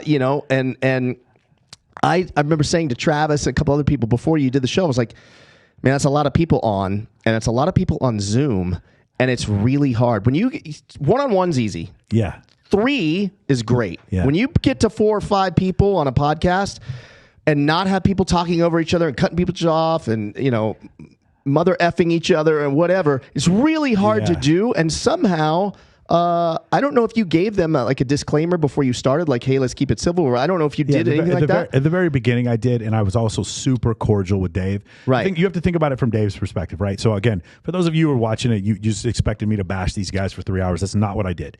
I knew, like, for whatever reason, you get to flat Earth somehow, right? Yeah. How did we get here? Like, something happened in your life. I would imagine in Dave's life, because he makes a joke about it in the podcast, you lose the respect of your family and friends. He was joking about that or whatever. Right. But you can understand, like, these guys are, like, in a way, no disrespect for you guys, but like a little bit whipped dogs. Like, I can imagine that society just like shits on them a lot. Right. And I didn't, so I knew that they would be a little bit, I didn't want them to be defensive. I wanted to legitimately, it was almost like the Silmarillion from Lord of the Rings. I wanted to know, what is your physics? Explain to me the rules of your existence, right. Or like the World of Ice and Fire in Game of Thrones. These are books that set forth the physics of what's going on. I still looked at it like it was make-believe, and I'm not going to lie to you. There were points where I was just like, I'm going to be as open-minded as I can. The problem is I have too much of a background in physics and aeronautics for me to believe that the Earth is flat. So that was part of the issue. And the other thing is, like, I wanted to give them like actual responses to it, and I felt like this is the issue, right? Neil deGrasse Tyson won't debate with these people. He won't, right? And I was disappointed when I heard that Neil deGrasse Tyson wouldn't. But the problem is this, and I'm just going to be real straight up about this. Neil deGrasse Tyson has some things that happened in his past, and sometimes definitely not Dave and Jaron. I'm not talking about them. But there's some people in the flat Earth community that have doxed individuals. They've made threats to people's lives. Yeah. And for Neil deGrasse Tyson to go on and debate these people with his wife, and then the whole incident back in the 1980s, that I'm not going to say the name of it, but these things, I would, if I was Neil deGrasse Tyson, it's not worth it. I understand. What I think is there may need to be a separate subset of science educators. I don't have a degree, so I don't know if I'm qualified. Maybe I am. Yeah. But just for debate. I think that if you have a separate subset and we're just set up just to debate these guys, because I've been pretty quick on my feet when I came up with the answers. Yeah. And I had done a lot of study. And the other thing is, one of the things, and shout out to Dave and Jaron for doing this, they studied me. I really thought that they were going to come in here and think that I was some schmuck who hosts bikini competitions, and they were going to walk all over me. And I think there were a couple of times, especially with the space shuttle, especially when he started talking about, the Southern Cross rotating laterally around the sky, which, I'm sorry, it made no sense. And he was talking about corpuscular rays. I was just like, I don't think that they expected this much of a fight where the answers were this quick. And then again, guys, if somebody asks you, how can I tell the size and the distance of the sun? It's gravity, parallax, and a spectroscopy. You can tell the difference, the distance of the sun. The problem is it wasn't empirical. Then I gave the empirical examples of like flying in the southern hemisphere. Well, how come the moon keeps showing us the same face at every place in the planet? And how come when I look to the south in Australia, I look to the south in South Africa, I look to the south in South America, I see the same Southern Cross? That they didn't have an answer for that. So that part I thought was really good. I will say this. I know why you pay for defense attorneys now. I know. Why do you pay $9 million for Johnny Cochran, F. Lee Bailey, Barry Scheck, and Shapiro? The reason why you pay that much money for that kind of defense is because they will keep fucking talking. And these guys did that. There were several instances where it was like they were asking me a question and the answer was pretty simple. It was like, global positioning system or something like that. And their answer, I feel like I lost control when they got into seasons. Mm-hmm. They went into the seasons explanation, and he put that clock up on the screen. Which, to me, that was the most interesting part of that whole piece, because that, again, let me give a disclaimer. Yeah. Nobody swayed me. Yeah. He still believes the Earth's flat. Loud and clear, we're on a globe, okay, for the record. But that was really compelling for me, because, I think I'm a good case study, because I probably represent the masses, right? I'm not was well-read. I'm not even read. Never mind well-read. I dropped out of college, Mike. When he showed that video of that clock, it did make me think like that. Now that's interesting. That's interesting because I wasn't expecting them to be as prepared or I did. I know you were. I never heard of Flat Earth Dave until you. I believe he had done 200 interviews where he's the guest. 200, not to mention what he does on his, which right now they're kind of getting into vaccines and they're going in a little bit different direction. Mm-hmm. But I knew there was never going to be a gotcha with Dave. Right. What I expected is this is crazy. Okay. So if you're a part of the scientific community and you're watching this, I'm hoping that there's some science teachers and some science educators that are watching this. There was a hypothesis you guys put forward, and the hypothesis was we're not going to engage with these flat Earth people because they're so stupid. That was your hypothesis. And what happened? Now, when you do surveys, over 2%, some people say 4% of the population believe the Earth is flat, and it's mostly millennials. These were people that you could have affected, and something to the order of 7% of people are not sure whether or not the Earth is flat. That sounds ridiculous coming out of my mouth, but those are real numbers. So your hypothesis was we're not going to engage with these people. And the result was the movement grew. Your hypothesis was incorrect. It's been proven incorrect. It is time for science educators to just listen. If you need me to do it, I'll help you. If you need somebody who's a little bit more loquacious, I will help you. But the fact of the matter is, I don't think you can duck people who think that vaccines are full of poison. I don't think you can duck people who believe that we didn't land on the moon in 1969 or that the Earth is flat or any of these other things. I don't think you can duck them anymore. I think you have to get to the point where you're willing to have a debate with them, but don't call them. You don't motherfuck them. That's the only thing. Right. That's the main issue. So I thought that was great. But again, I would make an explanation. Like, for instance, they'd ask a question. I'd be like, so how do you tell how far the sun is? And I'd be, well, it's spectroscopy, parallax, and gravity. That's the short answer. The actual answer is if you can tell the proportion of two gravitational bodies. If I can see the orbital period and the distance between the two bodies, I can't tell their mass, but I can tell their mass in relation to one another. And then if I look at the sun, if I can tell the Earth's mass and I can do it with the sun, now I can tell the Earth's mass and the sun's. And then I look at the sun and I look at Jupiter, now I can tell Jupiter's mass. And from the Jupiter-Sun system, I can pretty much figure out the mass of all the other bodies. And then once we send those satellites out there, Voyager or whatever, and then we go photograph them. It turns out those masses are correct. Turns out Isaac Newton figured it out in the 1680s. Turns out all of this worked out. And then I also have this other thing I forgot to mention on the podcast. It's called redshifting. Doppler shifts. I can actually tell the forward and backward relative motion of stars. The other part where he talked about the inverse square law, where light shouldn't be able to get to us from Proxima Centauri or Polaris. Guys, go look at Proxima Centauri and Polaris. You can't tell where you can't see the lines of magnetation. You can't see solar flares. You cannot resolve those stars. You can just see the light. That is the point. Light travels an almost infinite distance, or it travels. We can see the cosmic microwave background radiation. That is 13.8 billion years ago where we can see the light. That's how long we know light can travel for. So the whole thing for them is if we're on a flat plane and the sun's on one side of the plane and we're on another side of the plane, their whole belief is, well, the sun has a finite distance for light. And that's where to me, the whole thing it's not testable anymore. Furthermore, the round earthers, we can predict eclipses. They can't. I'm sorry, they can't. And when we ask them, how far away is the sun? Well, think about this. I have my hypothesis on how the world works, and I use it to create testable models, and I predict every single eclipse with 100% accuracy. And in your model, you're saying we don't know how far away the sun and the moon is.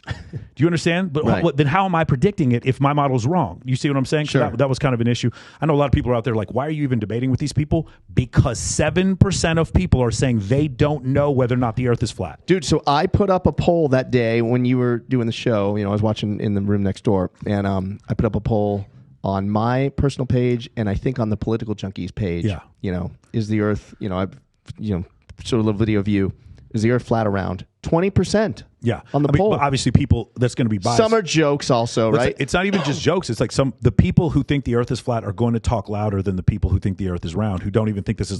Some won't even vote. The ones that like I'm not even waste my. I vote. legitimately believe 2% and higher that. I'm talking about like millennials and under. The problem is like guys, Kyrie Irving, the point guard for the freaking Nets, who has he went to Duke University only for 1 year, but he actually seriously believed that the Earth is flat. And I think he still thinks the Earth is flat. He was just so embarrassed by those remarks that he's taken his remarks back.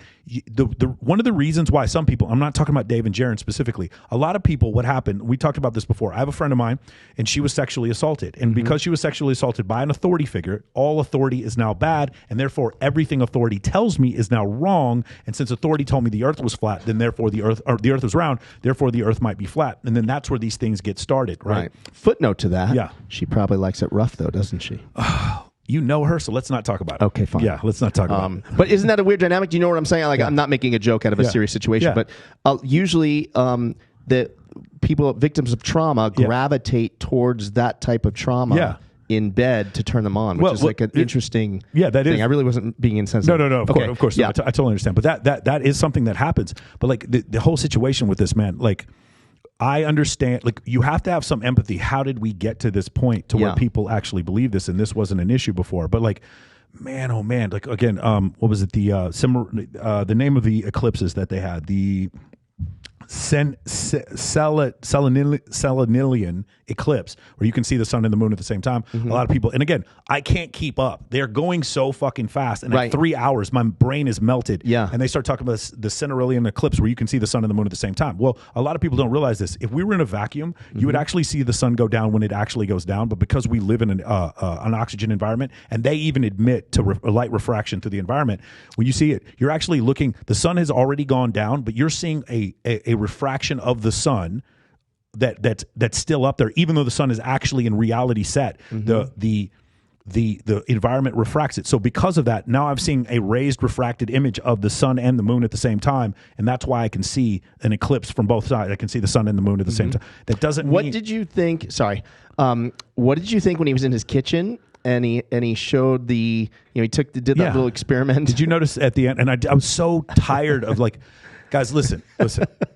Dave and Jaron, if you're watching this, I have a lot of respect for you guys. I do. I know you probably don't. I have a lot of respect for you guys. When they were doing the seasons thing, there was a point in there where I was like, I was so bamboozled, bro. And it wasn't because I felt like I was wrong. I couldn't keep up with what the fuck he was talking about when he said that when he was saying like the sun was moving faster, but it still looked the same across the sky from an angular perspective. Bro, I was just like, dude, the math is so quirky on that shit. And he doesn't go over how the sun moves from one orbit to another. He doesn't explain it. But dude, when you get into electromagnetism, how they explain why the sun and the moon are even up there in the first place, it is so, by the way, there are 4 fundamental forces in the universe: strong, weak, electromagnetism, and gravity. They only believe there's one force, electromagnetism. They think electromagnetism explains the entire universe. So that part was crazy. What was the thing you were just asking me about? The experiment kitchen thing. In the kitchen. Yeah. You guys notice, if you guys watch the kitchen experiment, you'll notice when they get to the end of the kitchen, there's this block that's right there that like sort of block, like it wasn't a flat plane. It was like there was, where you put your knives or whatever, like your cutlery stand. There was something at the end of the table because, and I'm not saying if it was far enough that it wouldn't look like that, but that does not prove anything. Also, guys, like why is it? There's so many questions. Light does not have a finite distance of travel. Therefore, if we're on a flat plane, we should be able to see the sun, even if it's 4,000 miles in the air, from any point on the surface of the plane. And that's the other thing. And then the other one is just so obvious, man. There are not 60 fucking thousand miles of coastline for Antarctica. There just isn't. You can map it. It's not that difficult. You don't even have to go into Antarctica to go there. So there was just certain empirical thing. Well, that's not empirical because you and I are never going to Antarctica. So that was the problem. And then the flying. With the 3-point, it was so disappointing, man. I mean, it was just like, I don't want to get into the great circle, because when I went to nav school, I was like, what the fuck is this? I don't want to do a great circle route. But then when you show, like, you're looking at a 2-dimensional image of a 3-dimensional image, there's going to have to be some relief.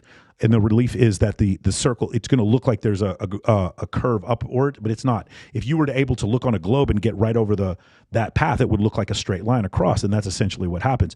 Dude, I've flown too many times. Dude, when you fly from Atlanta, or Warner Robins, Georgia, to Doha, Qatar. It's this weird route that goes down like this, but when you look at it on a globe and you turn it over, it's like, oh, okay, it makes complete sense. That's exactly what we're supposed to do. And we were just like, again, there were several times where I felt like I was kickboxing and they were doing jiu-jitsu. Like that was a great analogy too. Yeah. Because here's the problem. Like the ultimate issue that we were debating was empiricism versus science. Empiricism is that I only believe things that I can feel and touch. And by the way, for certain things, if I'm a boxer, that's probably a really good way to live your life. If I'm a swimmer, even if I'm a carpenter, it's probably empirical data is probably the best way. Although I am going to need some mathematical stuff, right? I'm going to need to know that this epoxy or this wood is going to be able to handle this level. But there's a level of faith that I need that this TV is going to work or that this building is not going to collapse on me. Right. Why? Because of Newtonian physics, right? There's a certain level of trust that I need to have. But here's the thing that works, and Dr. Dida said it many times. Does my theory create a testable model, and does yours? Yours does not. Mine, I'm sorry, we're correct every time. That's why your GPS fucking works. It doesn't, because does it not surprise you? Like the global positioning system works. Not even phones this expensive. Like it works for all these phones, and and you look at it and it's accurate, and we take it for granted. The fact that there's 21 satellites orbiting the Earth from pole to pole, and that can quadrangulate your position up to 5 meters. What the fuck? And by the way, we tune it down. It actually could. The GPS could be way more accurate. Military GPS is, and we actually tune it down for certain like security reasons. Dude, yeah, no, it's your speed. Exactly. Right. Can you imagine? I had when I first signed on the Progressive Insurance app, they did this thing, hey, we'll reduce your rate if we can monitor your driving for 30 days. Have you ever done this, right? No. And it measures your hard braking and all that stuff. And with GPS, it'll say like, hey, you're going 27 miles. You can see like you're going down Sunset, 27 miles per hour. Like, it's just fucking crazy. Like, how can you explain that? The problem is my side my side believes in relativity, quantum mechanics, and Newtonian physics, the laws of motion, electromagnetism, strong nuclear force, weak nuclear force, and gravity. That's what my side believes. And from those things that my side believes, they're going to say, well, it's not your side. You're just believing what other people tell you. Correct until the point where we use what I believe is a testable model, and then we get the correct answer for the eclipse, and we use quantum mechanics to create lasers, and then again eventually create transistors in 1957, and then we have we go from the cathode ray tube to an actual television. Right. Like this, it worked. It fucking worked. And then the other one, bro, I didn't even get to this. It was like mind blowing. There are like 9 reflectors on the surface of the moon. If you go to any astronomy department and you shoot a laser up, you're going to get a laser beam down in 2.2 seconds. If the fucking distance to the moon is 4,000 miles, that means that light travels at 4,000 miles a second. Dude, do you understand the implications of that? It is so utterly absurd. And like, how is it reflecting off this moon? How is that possible? Unless Neil Armstrong landed there in 1969 and put a reflector there. That was the point. He's an engineer. For those of you who don't know, he was an engineering professor, and his project, every astronaut, when they go up there, they almost have like a PhD thesis, an experiment that they're specifically working on, right? And they go up there, and his was a reflector a beam reflector that he put up there. It's still up there in the Sea of Tranquility. And there's 9 of them. The Chinese have put some up there. The Indians have put some up there. Mm-hmm. And like the other part was the Chinese Space Administration, the Indian Space Administration, the Russian Space Administration, and the European Space Administration, and the Americans, we're all liars. And I believe the Brazilians put people up there too. All of them are in it together. And then go ahead. That's always the thing that gets me is for this to all mesh with what they're saying, so many people have to be in on it. And he's saying fewer than 1,000 people are in on it. There's no way. How, bro? And then what's the point of, okay, it's like walk yourself through that. Okay, so you have to believe that rockets exist because that we've seen, right? Yeah. People have seen that live. They've seen the rocket go up live in person, not just on TV, right? Yeah. So it makes sense to certain people that NASA and the government funded building these rockets, launching these rockets, just to get it to a certain point to then go into a studio and fake the rest. It doesn't make any sense. It's so expensive. And then here's the thing, man. Like, why? I mean, I didn't even get to this. Why? What's the point of Columbia and Challenger? What's the point of killing all those fucking people? And don't tell me they didn't die. They did. Now, here's the thing. We avoided this. I'm not going to say the name of it, but it was a shooting up in the Northeast. I'm not going to say it. And Dave doesn't believe that shooting is real. He thinks all the people were actors. I'm not going to say it because I don't want YouTube to flag this thing. But like, he doesn't believe that's real. I have friends that think that too with certain shootings and stuff, and the whole even Alex paid Jones trauma actors. Even Alex Jones came off that. Even Alex Jones apologized. Because again, it's like, okay, so I've been in the entertainment business my whole life, right? So worked in TV, worked in film, worked in everything, print, you name it.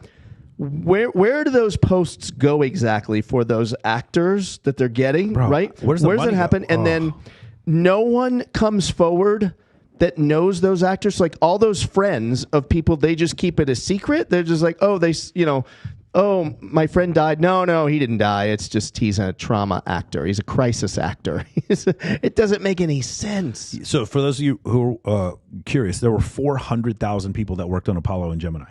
400,000. And the belief that Jaron was saying was that it takes fewer than 1,000 people in order to keep a secret like that. No the truth is it takes fucking 2 and you're done.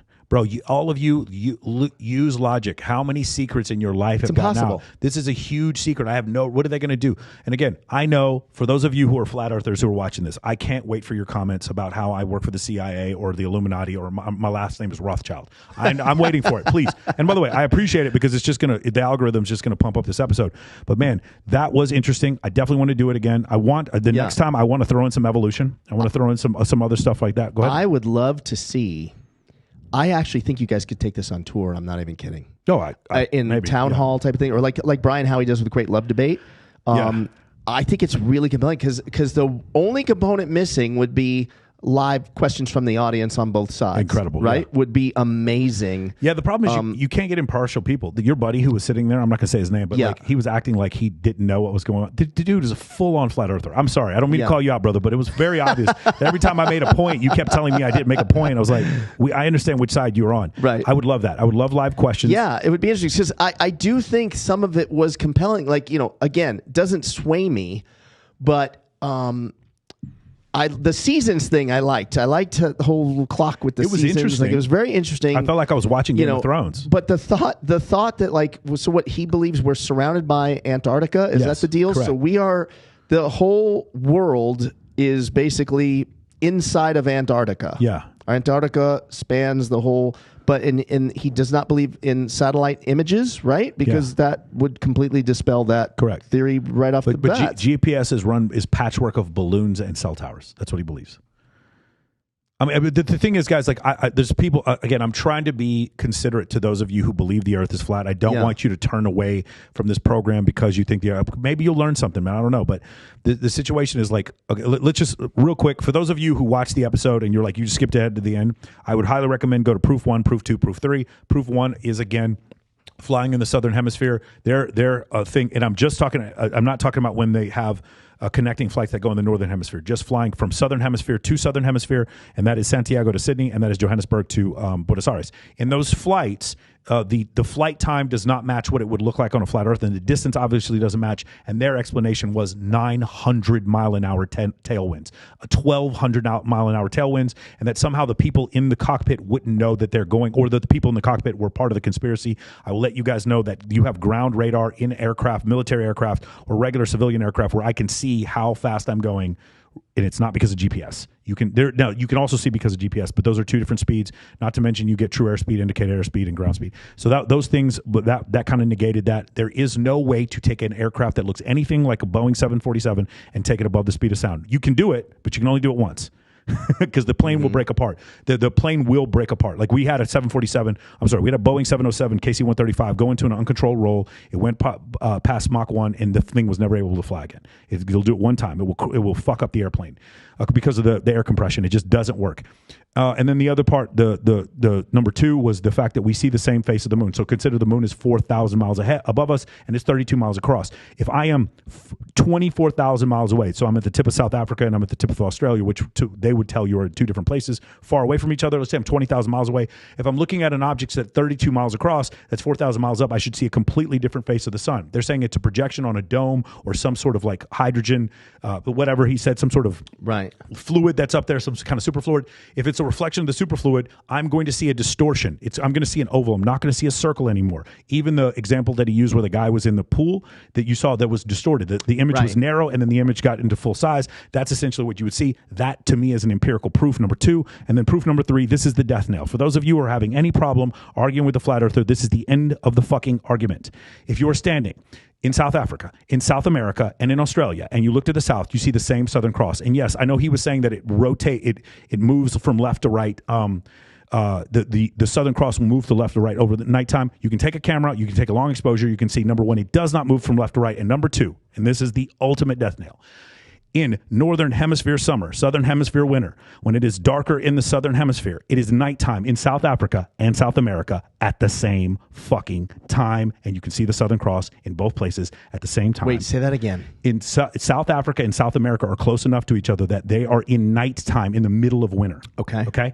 In like December 21st, it will be dark in both places at the same time. If you look directly to the south in Johannesburg and Buenos Aires, you will see the Southern Cross in the same position in both places, which that is the end of the argument. 1, 2, 3, done.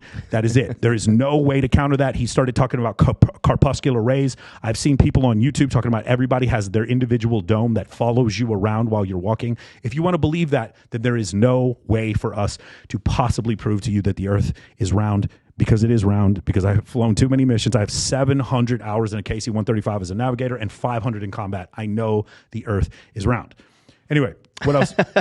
What else? Yeah, the pilot point of view to me is the best. Yeah, is the best one, right? Which is why you had the pilot on. Let me say one other thing. There was a guy who supposedly had a multi-engine crew license, and he said he was a flat earther. They went and investigated. He does not have a multi. There's no way to get a multi-engine and believe the Earth is flat. You'd have to lie on the FAA exam basically in order to do that. And I did say one thing. I want to catch myself on something. I want to call a foul on myself. I did say I have a PPL. I finished all the way up to my FAA examination for my PPL, and then I was medically retired from the military, so I do not have a PPL. I do have 700 hours navigating a Boeing 707 and 500 combat hours, and I have 175 landings in a Cessna 172 and a Piper Warrior. So I'm capable of flying an airplane. I just did not take the FAA exam. So, if Antarctica did surround us, as they said, it'd be 75,000 miles around. And so then, but if that was the case, wouldn't you be able to drive around the world? No. Oh, yeah, but you can't go on Antarctica because of the Antarctica Treaty with the militaries up there. Yeah, you'd be able to drive around the world. Yeah, what you're saying is accurate. Yeah, you'd be able to drive around the world from a physics standpoint. Yes, yeah, that's correct. Yeah, that would make sense and not make sense at the same time. Right. Interesting. Again, dude, defense attorneys. These guys, like, one of the things that's like really sad to me is like these guys are so good at arguing this, and you wonder like what they could have done. Yeah. What they could have done, man. Dude, I'm telling you, Flat Earth Dave would be a fucking incredible defense attorney. Super likable guy, super charismatic guy. My God. Obviously an intelligent guy. Like, I don't feel a dummy can't argue flat Earth here's the other thing. I've heard other people say that he's a con man. I don't think he's a con man. I 100% believe he believes this. I completely agree with you. 100% believe that. I totally agree. But I just like watch Dave and I'm like, dude, this guy could have been just he could have been the mayor of some city. This guy could have been an incredible defense attorney. And he supposedly used to believe the world was round. Yeah, he did up into 2015. So that's another thing I want to talk about. This whole flat Earth reincarnation. The Flat Earth Society is about 200 years old. The reincarnation of flat Earth, it started in 2015. Does anybody remember what was happening on the internet in 2015 on Facebook with the Russians and all this other stuff? Okay, I'm going to postulate a hypothesis, and my hypothesis is this. These other countries know that when it comes to science, technology, engineering, mathematics, the United States falls far behind all these other countries, which is why so many people here believe the earth is flat. We fall behind. So if I was another country and I wanted to screw up the populace of the United States and divide them, I would attack the fact that we have science illiterate individuals, and I would start Facebook groups that indicated that the earth is flat and it's a big fucking conspiracy. I personally believe that it was foreign service agencies. This is not that controversial. We know other countries were interfering with our social media during the election. I think that's why I think that's where anti-vax came from, and I definitely think that's where flat earth came from. I definitely think it was just created there to divide us, and it was just like one of these things where like you don't feel special. And I'm not talking about Dave and Jaron, but some people don't feel special, and this is a thing that you can hold on to that makes you feel special. What I'm doing doesn't make me feel special. I'm on a fucking mud ball that goes around a sun that's one of 100 trillion other suns, and that my life will end at 80 years, and I am completely insignificant to the existence of the universe. That doesn't make me feel fucking special. Right. I have no privileged perspective. I am just what I am, dude. Why are you trying to check out at 80? I'm not trying to. I mean, that's just average. You know what I'm saying? But why pick 80? You're above average. You're not average. You're not an average mortal. Granddad lived. You're going deep. You're going 100. Great granddad lived at 105. So maybe. Yeah, you're going 3 digits. Come on. Maybe we'll see. We'll see. Right. But the point is, man, like that was fun. Yeah. I went in reviewing it. It was a lot better than I thought. It was incredible. I was for me on my standpoint, my blood sugar was dropping when he got to when he got to seasons, bro, like you look on my face, I'm like, I can't keep up. And then like you saw when Jaron, no disrespect to Jaron, when I said, hey, why is it that we can't see the Southern Cross moving laterally to the different southern points? Yeah. And he goes, you know what corpuscular rays are? And I was like, oh, bro, it was like he had three heads. I was looking at him like corpuscular rays. He said, corpuscular and anti-corpuscular rays. And then I was like, it was almost like if I said, hey, what's 2 + 2? And you go orange. And I'm like, bro, I don't know. Like, is it orange? I'm so tired. It's been 3 hours. I don't know what the fuck to say at this point. I just couldn't keep up. And then at the very end, they try to get me with some gotchas with the video clips and look at this and this is faked and 5. And like, granted, man, I don't know. Are they video clips? Are they faked or whatever? We didn't even get to the ISS because I had something for that. It has to do with video codecs. Why some of the ISS things look like green screen. But I mean, dude, it was just. We did not get to a lot of stuff, and the one thing I really wanted to talk to him about is what it's like dating in the flat Earth community because it's a whole clique. Oh wow, dude! You and I are going to the convention when they come here. I would go 100%. Yeah, it is a fascinating topic that I never even thought was a topic. This first got on my radar screen with I'm sure maybe you too, Eddie Bravo talking to Joe Rogan. Bro, I know. Yes, that's how I first I remember sitting in shock. Maybe 4 or 5 years. Yeah, it was about 4 or 5 years ago. Yeah. When Eddie Bravo would bring that up, and I was like, wait, is he He's joking, right? And like I was, no, he's serious. He's actually serious. It's just like, bro, do you remember? This is gonna sound really messed up. Dudes who look like Machine Gun Kelly and Post Malone and G-Eazy. We used to make fun of dudes like that back in high school, and now they're like super popular, right? With neck tattoos and tattoos on their face, and like that was like really, really weird. And now it's like normal. They're bad boys, and like they stand out. And I feel like that's what this is, bro. You're in this clique, and you're one of one. Do you understand what this means? If you're Flat Earth Dave, you know the truth, and the other 99% of us don't know the truth. I was very surprised at the number of friends I have, and you know who you are. That believe the Earth is flat. Bro, I'm shocked. When you have blonde hair and breast implants, apparently it's like 10x rule. Like the likelihood of you believing the Earth is flat is incredibly high, bro. It is crazy how many of them I know that. But yeah, it was man, it's interesting. Now, here's the other thing. I hope those of you, because I messaged a lot of you who believe the Earth is flat, and you didn't want to come on the podcast. So now I hope you watch this and you aren't intimidated. You see, I'm not rude about it. It's not that big of a deal. I would love for you guys to come on. Hopefully, you guys are not doctors or doctors or This should be at least every 7 or 8 episodes. I don't know about that, but maybe every 7 or 8 episodes. Yeah, it's too good. Well, I think you need to start thinking about going more than once a week. I really do. Yeah, it's too good. You're the content's so great. You really are. Not that anyone should ever compare anyone to Joe Rogan, but I'll do it. You're very Joe Rogan-like in regards to what can't you talk about? Right. Like there's, I can fake it. You can actually talk the talk with just about any topic, and it's pretty incredible. You know? This has been incredible passion, man. All the people who got on here and joined my training program, Men of Action. The ton of you guys have joined from this, and I really appreciate you guys coming on and checking it out. Again, a lot of you guys are watching this and you have not subscribed to the channel. Please subscribe to the channel. I love it when you guys write me a review on Apple Podcast. Hopefully you guys enjoyed it. Hopefully you guys learned something. I would really like to hear from those of you who are on the fence. Those of you who are flat earthers, I understand you're going to tell me to go fuck my mom. I understand that. Like, I get it. I told you're going to tell me I'm an idiot and that I didn't listen, and that's fine. Please comment because it helps the algorithm. But for the rest of you who are kind of on the fence, tell me, did those proofs mean anything to you? Did they help you in any way whatsoever? Did they help? Or was it just the more talking and the video clips of the SpaceX thing that actually means to you that this wasn't supposed to happen? I don't know, man. You guys can tell me what you think.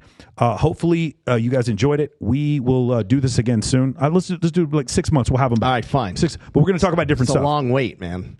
Maybe less than 6 months. Right. We'll see. I'll tell you what. If this gets 200,000 views, we'll do it. I need to kick the year off with it. If this has 200,000 views, we'll do this next week. We'll do this every week. Okay. Yeah. Again, tell your friends about this. If you guys are science educators, please pass this along to your physics professor. Please pass this debate along to your science professor or even your biology professor. Please pass it along to any frustrated science educator you know. Maybe I can help you out. Maybe I can help you with this debate. Maybe I can help you to where you can have a rational conversation with these people. I have people in my life. I can't get rid of them. I love them. They're my family. And they say things that are outlandish. And I'm not going to get rid of them in my life. And I'd rather be able to have cordial discussion with them and be able to move forward in life. John, thank you so much. Yeah, man. Thank you. Thank you for your support for Sticky Paws. and for Maxim NFT helping with this whole thing. Guys, this has been a dream come true. I cannot believe how many of you are coming at me every week and talking about this podcast. Dude, on 1 million likes on TikTok. What the fuck, That's dude? incredible. How did you guys give me 1 million? I'm nobody. You give me 1 million likes on TikTok. I can't even believe that. Man, the biggest thing I've ever done on social media so far has been this podcast. So I just want to say thank you guys so much. If you have somebody that's interesting, you want me to come on, I'm going to try to reach out to David Goggins. I'm going to try to reach out to Neil deGrasse Tyson. I'm going to try to reach out to Mike Tyson. Hopefully we can get him on there. And OJ, we're waiting on you, brother. We're waiting on. I'm telling you. I promise you. I know more about your career in the 1970s than you would possibly believe. Please come on the show, brother. You got a safe place right here.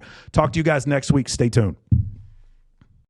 You all love the Flat Earth Sun, Moon, and Zodiac Clock app. The best tool to show your friends and strangers how the Flat Earth actually works. But are you ready for a Flat Earth app game changer? A new feature has been added. But first, a reminder of some of the existing features. Video of the day. World time. See what time it is all around the flat Earth. A true Earth compass that shows true navigation across and around the flat Earth plane. Weather. Tap for detailed local weather information.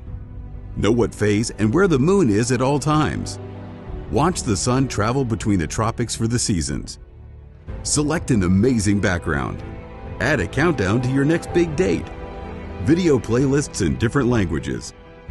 See the real trade winds circling the flat Earth. Top 21 frequently asked questions with quick pop-up video answers. Access to the best photos and gifts at your fingertips. Flat Earth books and merchandise, and more. Now, the game changer upgrade we've always dreamed of having. After a year in development, our app just went next level. You're now able to find Flat Earth app users near you. See where they are and send them an instant message in the app. Instantly arrange for a Flat Earther meetup. When activated, blue dots mark the location of the app users near you. You have 3 choices on showing your location. PP, to pinpoint. This marks your exact location. CC, for city center, which will place you within a few miles of your current location. Or turn off, which removes you from the map altogether. Use it when traveling, or when you're out for a day at the beach, or while eating out somewhere. Find out where other Flat Earthers are and connect. Find like-minded Flat Earth app users and regain your sanity. The Flat Earth Sun, Moon, and Zodiac Clock app is the best tool to show your friends and strangers how our flat Earth actually works.